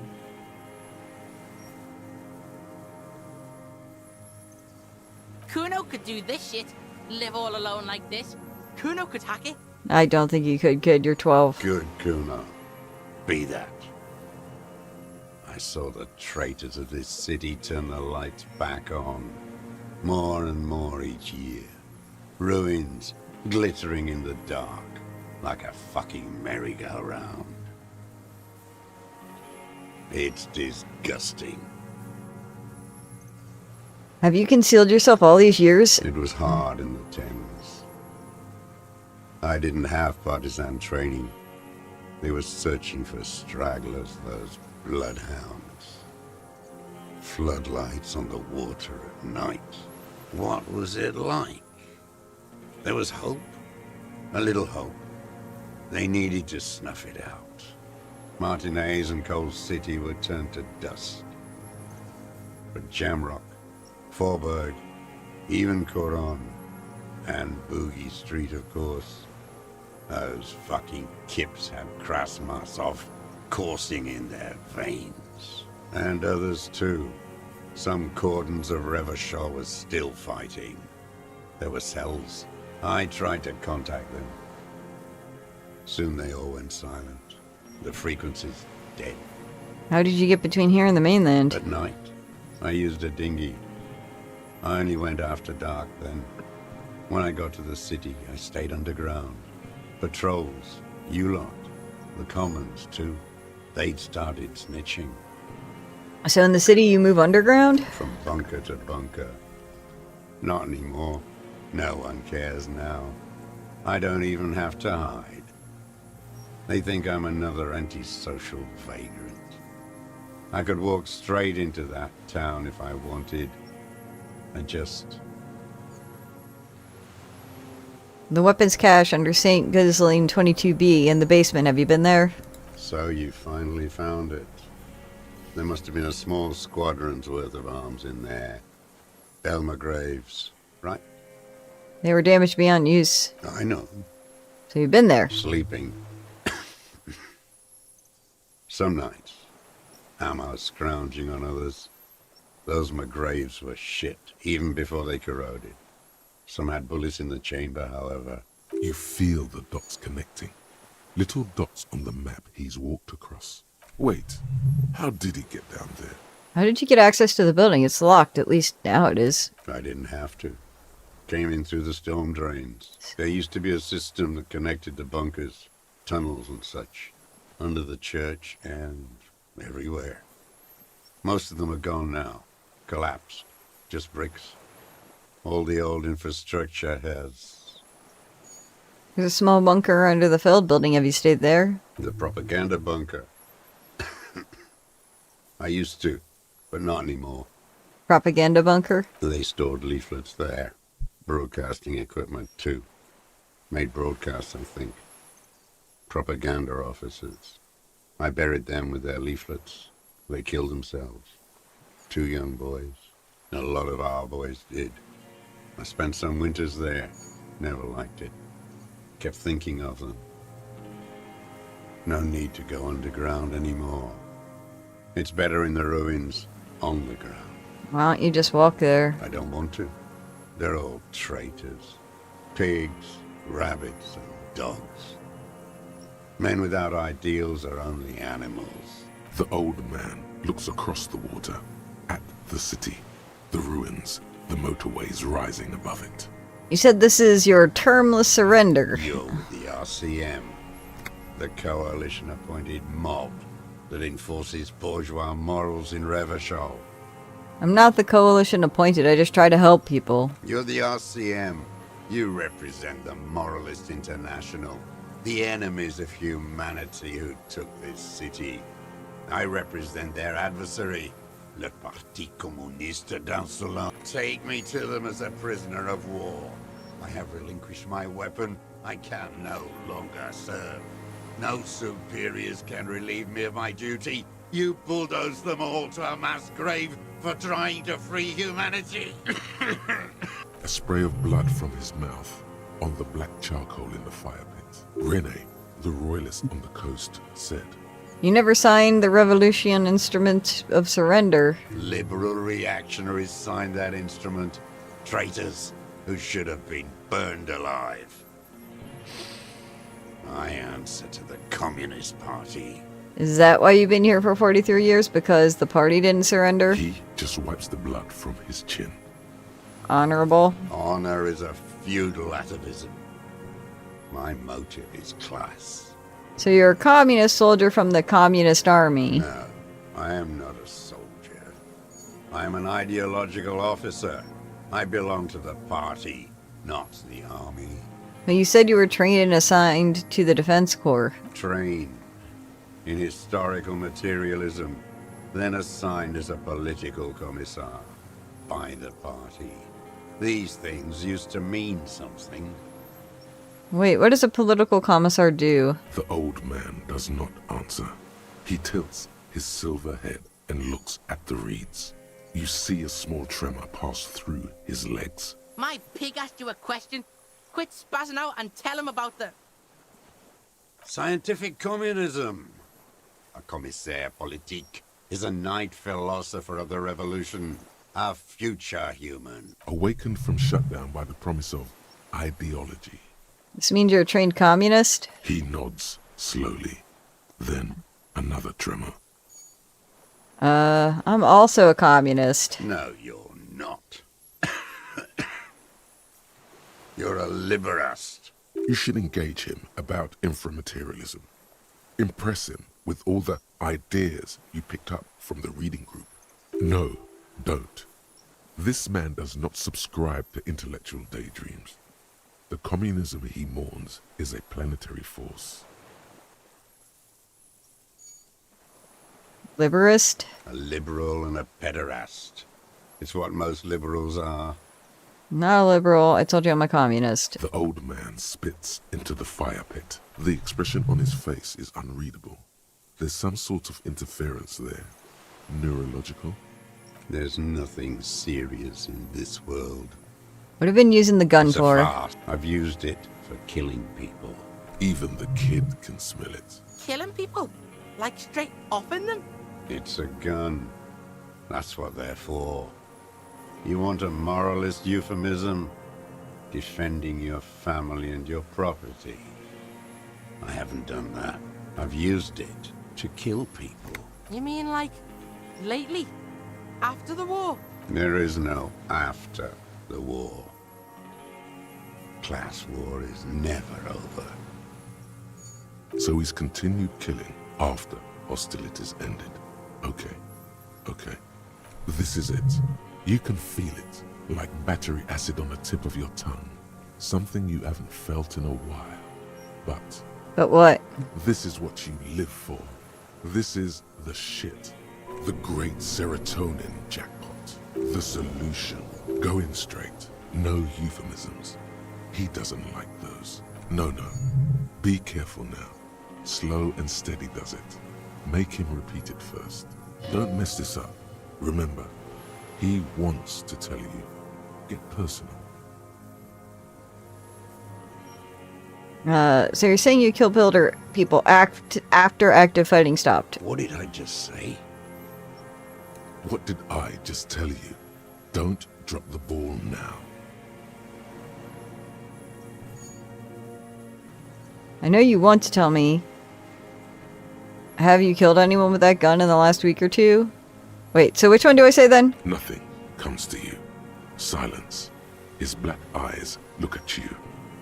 I don't want to. And why did you think that was a good idea? Look, everything I'm trying you keep saying is a bad idea. The who now?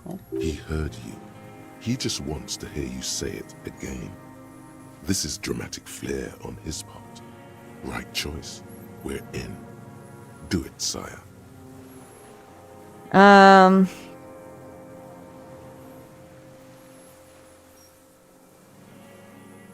His name was Ellis Courtner. He was a part of a security detail here at Martinez. Oh, yes. That one.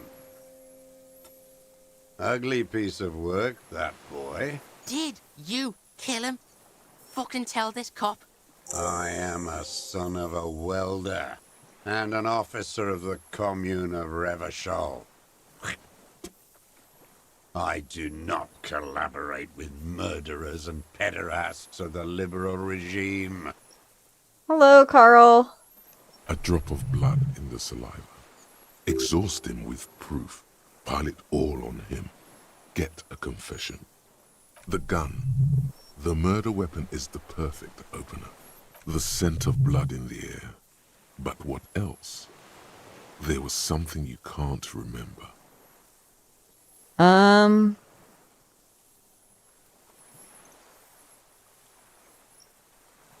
Thank you. We've done the ballistics. The shot came from the island. I saw you poking around there, looking for evidence. You're damn diligent when it comes to dead fascies. Did you like the view? He's practically admitting to it. It's the best uninterrupted line of sight into the window of all Martinez. Because it's a sniper's nest, you stupid fuck. Radio Gosh is right. You have worms in your brain.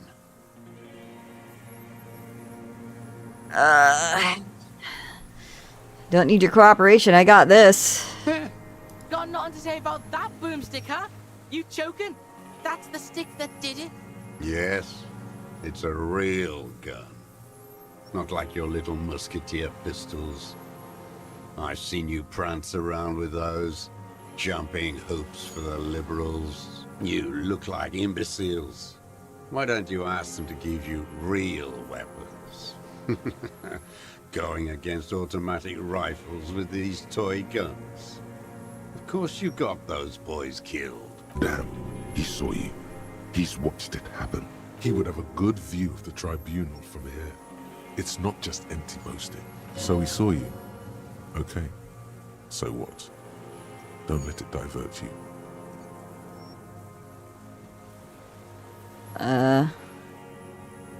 Okay then. Imbecile.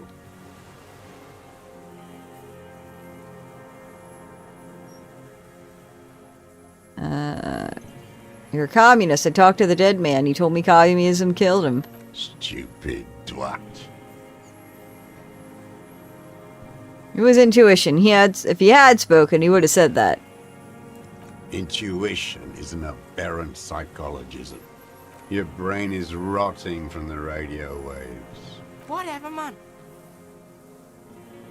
What am I forgetting? Wait, here it comes. The goddamn Maybells. The dried Maybells on Clausia's roof. Oh, right. There were Maybells in the grass when you got here. They're revolutionary symbols from the war. Nowhere else, nowhere in all of Martinez have you seen them this spring. There were Maybells behind the victim's window. Damn Maybells. The whole island is turning white with them. White with them. So many this year, too. The spring is coming. No, it's already here. I haven't seen these flowers anywhere else in Martinez, only here. They blossom on the islets before. We fertilize them with our blood. Resurrection was snow white in May, before they ruined it. The coast, too, before they piled their containers on top of it, filled with broken, useless trash for fat-fingered bourgeois children to play with. A young woman called Classy. Ring any bells? These dried flowers are behind her window. Classy. He knows her, but hadn't heard the name. Yeah, you hadn't heard her name, had you? My ears don't reach the city. You know, right? She had intimate relations with the victim, the mercenary. With the victim. There is a small tremble. Looks like a smile. A crooked smile. Yet isn't quite voluntary. He's about to burst. You know who he was. A coalition-trained murderer. Armored and armed. He wasn't human. The blunt end of a hammer. Dripping with blood. He was a soldier, too. He was a man. Beating us to the ground. Moaning with joy. You hounds get so thorough when a company-trained killer dies. I haven't seen you on this coast for 40 years. You know, maybe I should have killed one sooner. Got your attention. Now you stop beating druggies and prostitutes in your basement. Now you come to investigate. Not when they die by the hundreds. This is it. Shot him. Shot him. Say shot him, not killed him. So you shot him. Oh, the inhumanity. One paramilitary less in Revachol.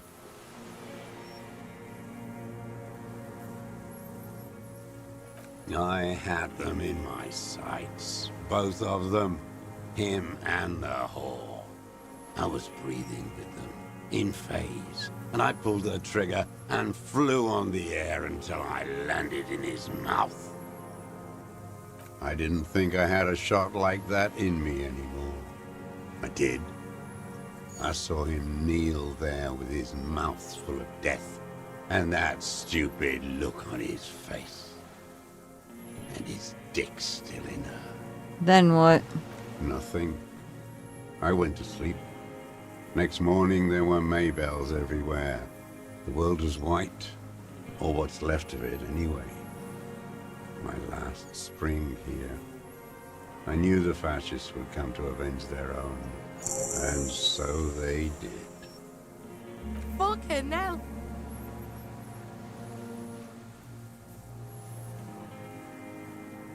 You understand you're confessing to murder to a police officer? Yes. Now, a motive. You still need a motive. The confession alone isn't enough. Wait, motive, why? He could say he was taking a fall for someone. Insane. Coerced. It's useless in court without a motive. Coax it out of him. He's still warm. They were fucking. One more thing. Why were you looking at him that night? I'm always looking. You always creeping on people through your scope like that? A rifle scope has the best magnification. And if you don't like what you see? Click. You pull the trigger? Yes. Think of it as a form of critique. He will not stop now. These dialectical materialist types never do. Exploit it. You got him going. Oh dear lord. Piece now. The stream ended 15 minutes ago.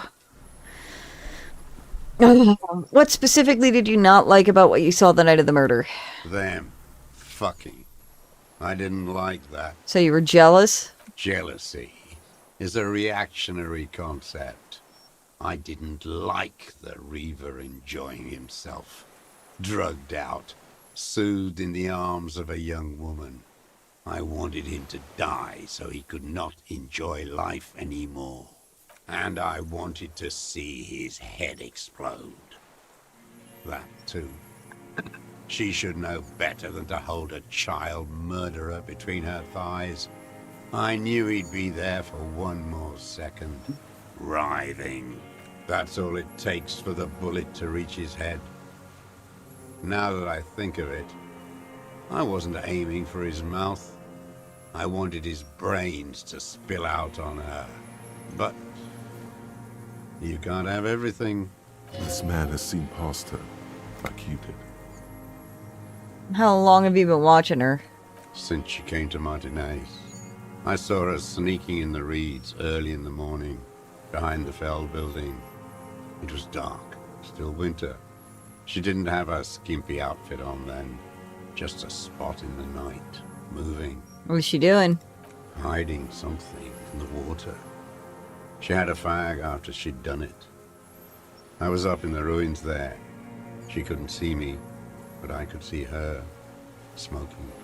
She was nervous, but not scared. What do you think she hid there? Her passport and tickets to Villiers.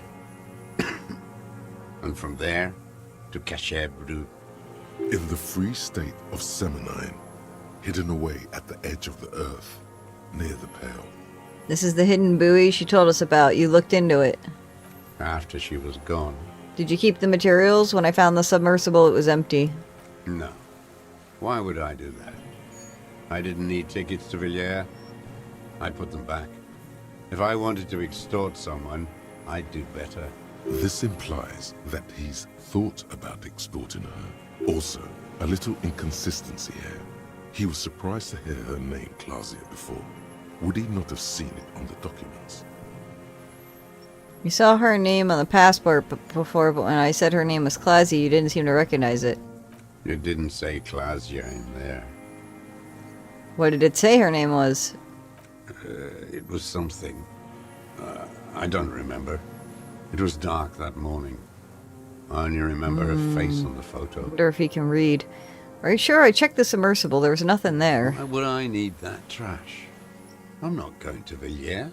There it is again. The strange neurological state he's sometimes in. Did you continue watching her? I did. She had a face like an archipelago with those birthmarks. And a body hard and lean and bruised all over. Black and yellow. I could see she's taken a beating. I could see who she was, too. A spook. On the run. Revishal's the cloaca of capital now. All the bagmen and arms dealers end up here to do drugs and have sex like animals. The bruises. Can you make that out in a scope? And the fact that she was a spook? How did he come to that? First, can you tell me she was a spook from the documents? She had different color hair on the photo. And glasses. Forged. Some sort of sordid bourgeois affair. I've heard about this kind of thing on the radio. And the bruises, you could see the bruises through the scope? You can't see that through a scope. It's just a blur there. How did you get close enough to see the bruises? I have my ways. What ways? Not in this lifetime, Dwat. This one's gone. Make up somehow. Connect something else. Fast. One little thing I missed. I drown in anxiety. Rightly so. Fix this now. Do you have feelings for her? There's nothing to hold on to. Only this. It's not enough. The coals of his eyes glisten suddenly, like stones dripping with water. Is he crying? Man needs to feel something else. In this fight, it helps if you have your eye on something there. It's weakness, I know. Have there been others? Yes, over the years. It's not unproletarian to feel something. Is that why you left the dried flowers behind her window? No, Why then? I don't really know. I was there one night and she was crying, like a child, in the corner of our room on the floor, like she does sometimes. When was this? The day after I killed him. You brought her Maybells? Yes. I don't know why I do the things I do anymore. Neither does he. He lowers his head, like a sunflower on a withered stalk. So in conclusion, it wasn't about him, it was about her. Her. It was about bitches.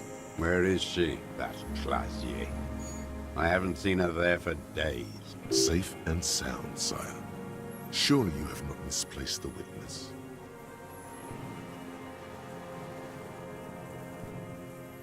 I'm not at liberty to say. I know she's gone. Locked up. Or on the run. She kept staring into the scope, you know. In the end, this last week, at the fort. Like she knew. Like she knew I was here. It doesn't matter. He knew she knows. She was looking at the island, figuring it out. Day by day. Cigarette by cigarette. We can totally get more out of him. He's squealing. Who knows what he's seen and done over the years?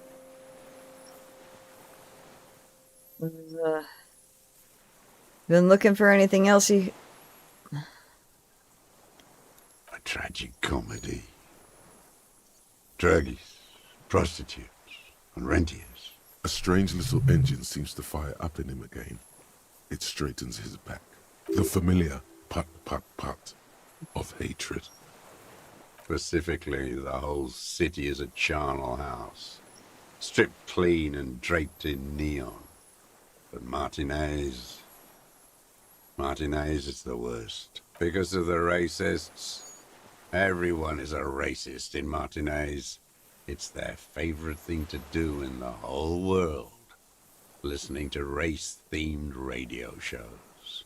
In the ruins, in their lorries. Pumped full of steroids and Radio Revachol 92. Race this, race that. It's all sanctioned by that Social Democratic Union and the farce of a Social Democrat who runs it. Mr. Clare?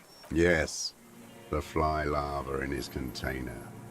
He let some nihilistic advertising yuppies erect a statue of Philippe III, a syphilitic murderer, on the town square, to spit on the working class. Not since the serfs of ancient Pericarnassus. Intense, like animals, like those boom morons on the... The worst of them is the blood, the worst. I'm sorry, I just can't. I just can't. It's taken 10,000 years. Parasites he fought to protect are off in Ozon or Quayam. That's all the rich really want.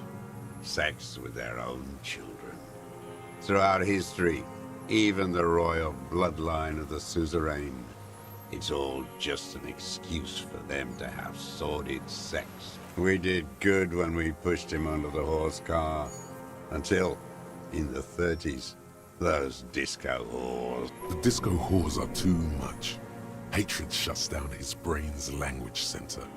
There was something about a statue and nihilistic advertising agency people and the Cyprian on her yacht. Joyce, boom boom morons on thin ice, going under. I can't save during this. And it's like every single time it's just like another 10 question thing that opens. Horse.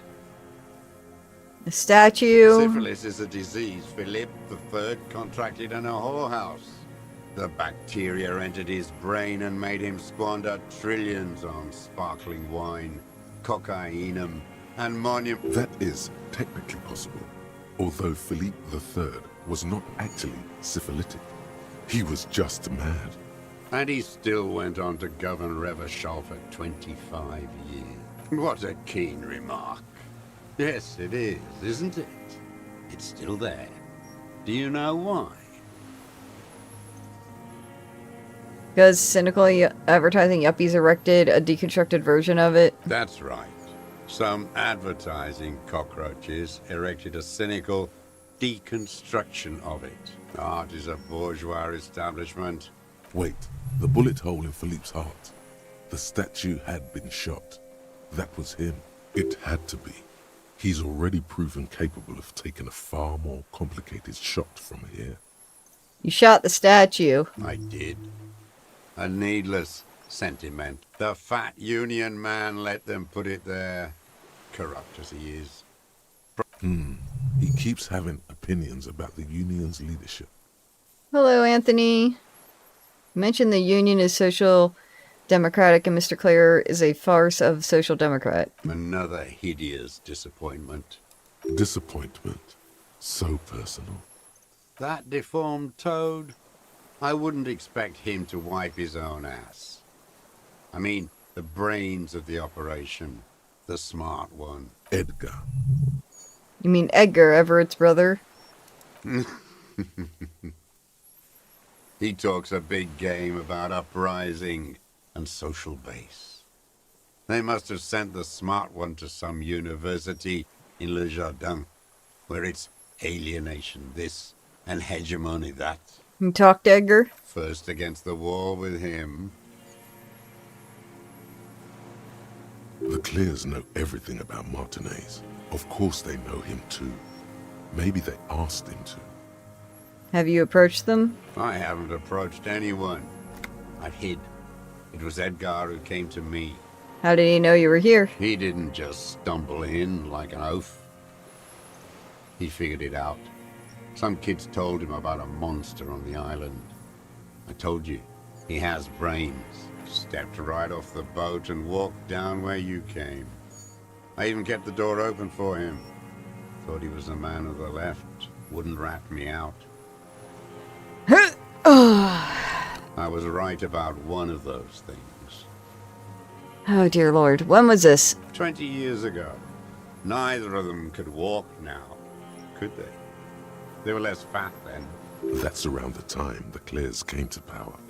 What did you talk about? Edgar did the talking. Paid his respects like I were a fossil in a uniform. Offered platitudes about the struggle. Flaunted his pink degree. Even quoted Marzoff. Never trust a social democrat who quotes Marzoff. Oh, and charity too. They love their charity. Offered me blankets and social housing. I still have the gas cooker he brought. He let you be here? Let me be here? The ZOC is an unlawful successor of the Commune of Revachol. We took this... They let him be here. Understanding was a courtesy. But why such a courtesy? Mr. Dross, did you kill Krenel mercenary for the Clares to incite a riot? You know why I killed that fucker, Dwat. As to Edgar, I'm not doing anything for that swine again. Again? Tried teaching him some Marzovian socioeconomics. They didn't stick. We parted ways. Okay, he didn't do the hanged man for them. But he's insinuating something. There is more here. You can feel it. He was not outright lying, but almost. connection comes to you like a splash of cold water. Dark, cold water. 20 years ago when you met Edgar, the Clares didn't run the Union yet, did they? He acknowledges it. Here we go. A twist. That Who bourgeois did? cow. Tiffin Holly was her name. Licked the rich man's hand every time he came to town. Never seen a labor leader so hot on mutual cooperation and money. She liked that too. That Holly was a real bridge builder and a deal maker. She was also a woman, like Khaleesi. She was, and she was real soft on those money men. Had a Barbara Muscova bag over her shoulder that she liked to bring to work. And just disappeared. Called in, they say, on the eve of battle. Ran away. Vanished like a piss stain. No, that's not quite it, is But it? did she? They say it was her daughter who called in for her. That wasn't her daughter, was it? No, I guess it was not. Edgar had someone make the call. Why is that? She couldn't make the call herself. Here it is. The bend in the river. Why? Because she was dead. Just say nothing. The cow caught a bullet in her right lung. Fell into the canal grasping her tit and drowned. Or bled? Hard to say. It was a sloppy job. And a moving target. She was going home. Waddling. Dressed in yellow. Drunk like she often was. The ruins were black around her, and she had a yellow leather bag under her arm. She tried to cross the canal, heading home to Grand Couronne or Betancourt, someplace like that, where they build those new bâtiments for the people who flourish in the hell around her, and the ruins. Be abstract here. A bit of drama.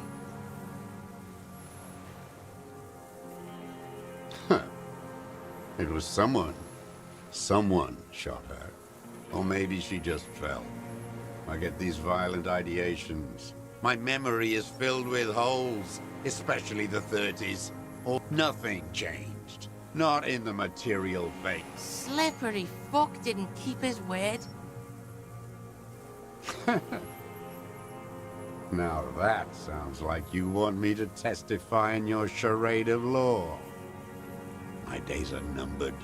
Let them rot away in a moral intern cell. I've said all I will. But you did do it. I saw it happen, and I liked it. That's all I have to say. Everyone is a blobber in this world. Everyone betrays everyone. They're all already locked up for betrayal. The best ones, the ones with heart, but they were boom imbeciles. At least they're not there anymore. What more is there to say? Oh, there's plenty to say, hardcore man. You know, those beats are actually quite progressive. Beats. Violent bourgeois language. Even music is a form of homicidal competition. Saxophone blowing anti-communist. A sucrion, a bloodsucker, the rich whore on our boat. Oh, you mean Joyce. Women like her feed on the life energy of young working class men. I can't believe the inert lumpen out there. They just let her drive her little boat like that. No violence, not even a robbery. The working class... If only he had the ammunition. By the clock parading around this colorful uniform, you mean Renee? Every fucking morning for 34 years. Throwing that ball. One ball against the other. I've always loathed that game. That is not a working class game. Royalist ghouls played like it was life itself. Click, clack across the water each day. And that uniform, like a parrot plumage. I won't even mention that he's a traitor to his race. A Patank maniac race traitor.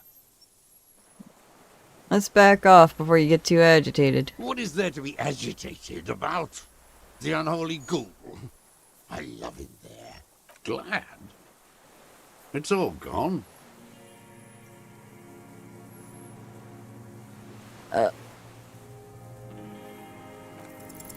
What strikes you about this gaunt man is not the stomach pain, or the cough, or the malnutrition. For a man who's spent 44 years hidden in the urban wild... He's surprisingly okay. Indeed. He speaks fluidly. His movements are rapid, if erratic. His voice, despite the cough, is there. It is capable of expressing complicated ideas. Above all, he seems animated. Animated by what? It's a mystery. This animation comes at a cost too. Erratic hand gestures, thought processes cut off like threads, as he just stares at a lot. You've seen demented people before. This feels similar, yet different. When his thoughts move, they are lucid. You okay, bruh? How's your memory? No, I'm not okay. I shit blood, and I'm surrounded by insane people. There it is again. Erratic hand motions, bouts of rage, and the stomach thing too, of course. I'm putting you under the arrest for the murder of Alice Cortianer. What? But you said I would be taken to the... Your Wayfarer rights have been suspended. Information provided to the officer on the scene will be used against you by the prosecution. You will be provided legal counsel within 1 week and must face court in 44 days. Do you understand? Do you understand, sir? No, I don't want to. I have to stay here. He's sweating. Beads are forming on his forehead. We don't need your permission. We do need to talk about that boat, though. How are we gonna take him? You thought you heard something, but it's just the reeds. Of course, I failed on a fucking 83%. Maybe we could all fit in there. Does the boat have room for 3? Yeah, no. Only 2 are gonna fit in that fucker. I guess you could take him back. Wait, but then, who watches over him while you're coming back? Fuck. What is this farce? Lillian, you could ask her. Maybe I can just ask that netpicker woman to watch him. Watch this killer. This fucking world. Below the confusion and rage, a fit of jamais vu like yours. The thought passes. More pressing matters take its place. I could come back for you once I've taken him to the precinct. How about the Kuno comes back for you? Can't let a kid go and take a murder suspect to the station. This fucking world. Cold from the east. Your skin is crawling suddenly. I'm gonna get fucking killed. I swear to God, if I have to go through all that again, I'm gonna be so pissed. Again, why is it on all the 83 or higher percent? Oh my God, it's the fucking cryptid! It's the cryptid!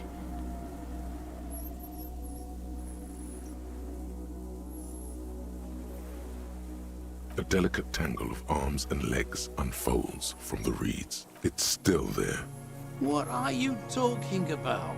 The giant stick insect! Nothing there. The stick insect is over 3 meters tall. It looks straight at you with its tiny pinprick eyes and its grotesquely small head.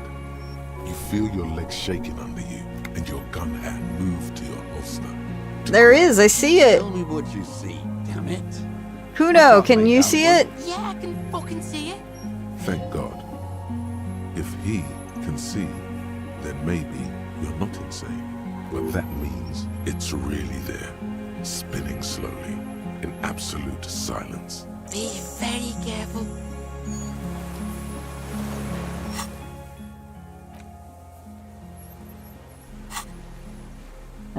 I got the scarf and the gun.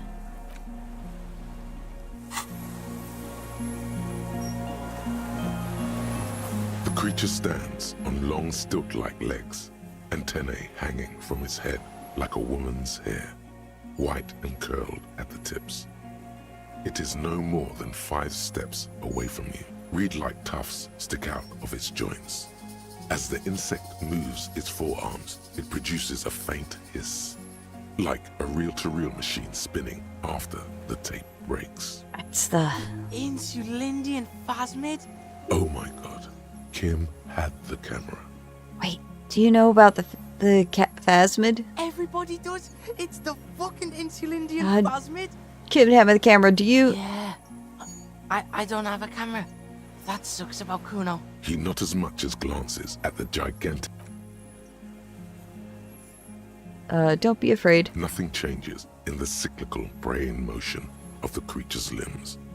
They are porcelain white on the inside and reed-colored on the out. Its insect mind is impenetrable to your reasoning. Oof. Alright, well... I'm gonna is this a red check? Yeah. I'm gonna retreat slowly. We have to do something. Well, I'm gonna fail, but that's okay.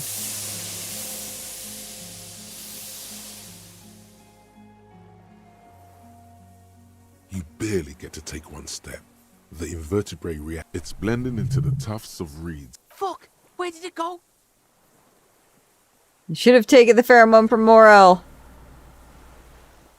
Yo, we just saw a giant fucking insect, okay?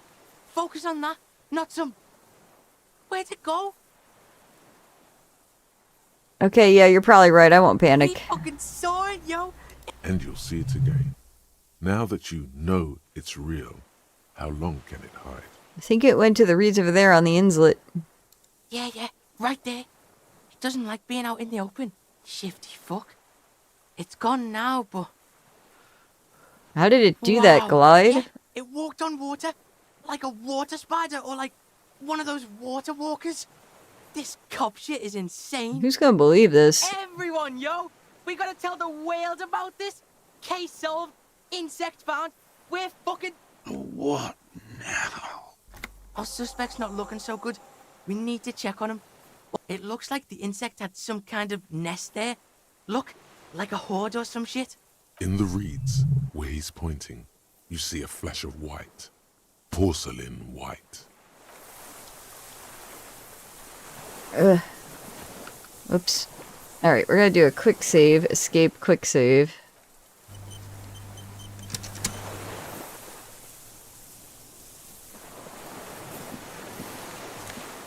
Shit.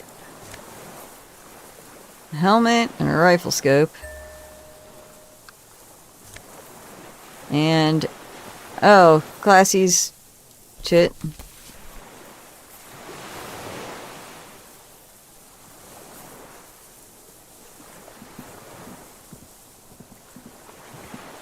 What is it? What do you want from me? I can't go. Something is very wrong with him now. How could you not see the phasmid? The man does not respond. He keeps staring. Black eyes glazed open.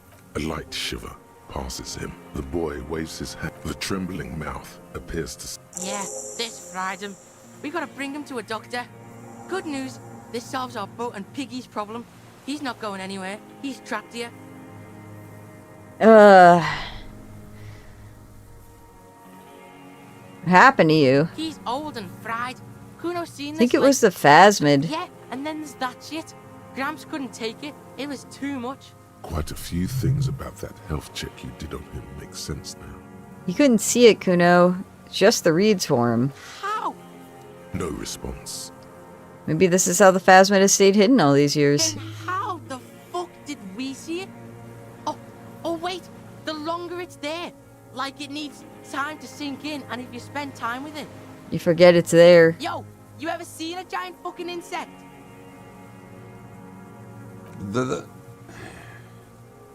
Or when I evaluated his state of mind, he seemed strangely animated. Yeah, Kuno knows hobos, and Kuno has never seen a hobo sharp like this after so many years of hoboing. Perhaps this animation is induced by something in the phasmid? Yeah, because look at him now. Not so sharp, is he? And it's gone. Left. Perhaps it's like... kept him going. Like the drink and the lightning keep my old man. He's been here for a long time. Who knows how much of it is in his company? Yeah. You see that too? Got a little jumpy there, didn't you? I know that vibe. I'm off me lightning too. We found some things in the phasmid nest, Mr. He Dross. stares into the reeds. Your words do nothing. I can't believe that helmet, man. I kicked it into the fucking ocean and it washed up here. Or do you think the Phasmid brought it here? No reaction. This is an old man, at last. No longer a tin soldier, but the broken I lost.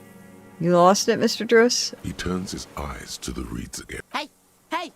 You took the shot, bang, and got rid of the... Silence. Not even a sigh. The plastic cape flaps Well, this around his doesn't face. bode well The for us blood in his convincing eyes that receding. he's the one that killed His pupils someone. are returning. The strength has all gone out of him. Just frail. Yeah, old man, hang tight. Alright, well.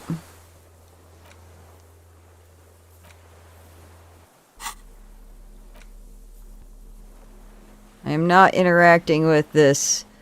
I will do that later because it's going to take 10,000 motherfucking years. What does it look like? I like how it makes a ding noise when I have it on. Alright. So we're going to save and I am going to leave. I don't want to raid because I am tired. Normally I would raid, but I don't want to stick around. So we have done our save, main menu, confirm, quit, confirm. Alright, YouTube, TikTok, thanks for hanging out. We are gonna end the stream with y'all.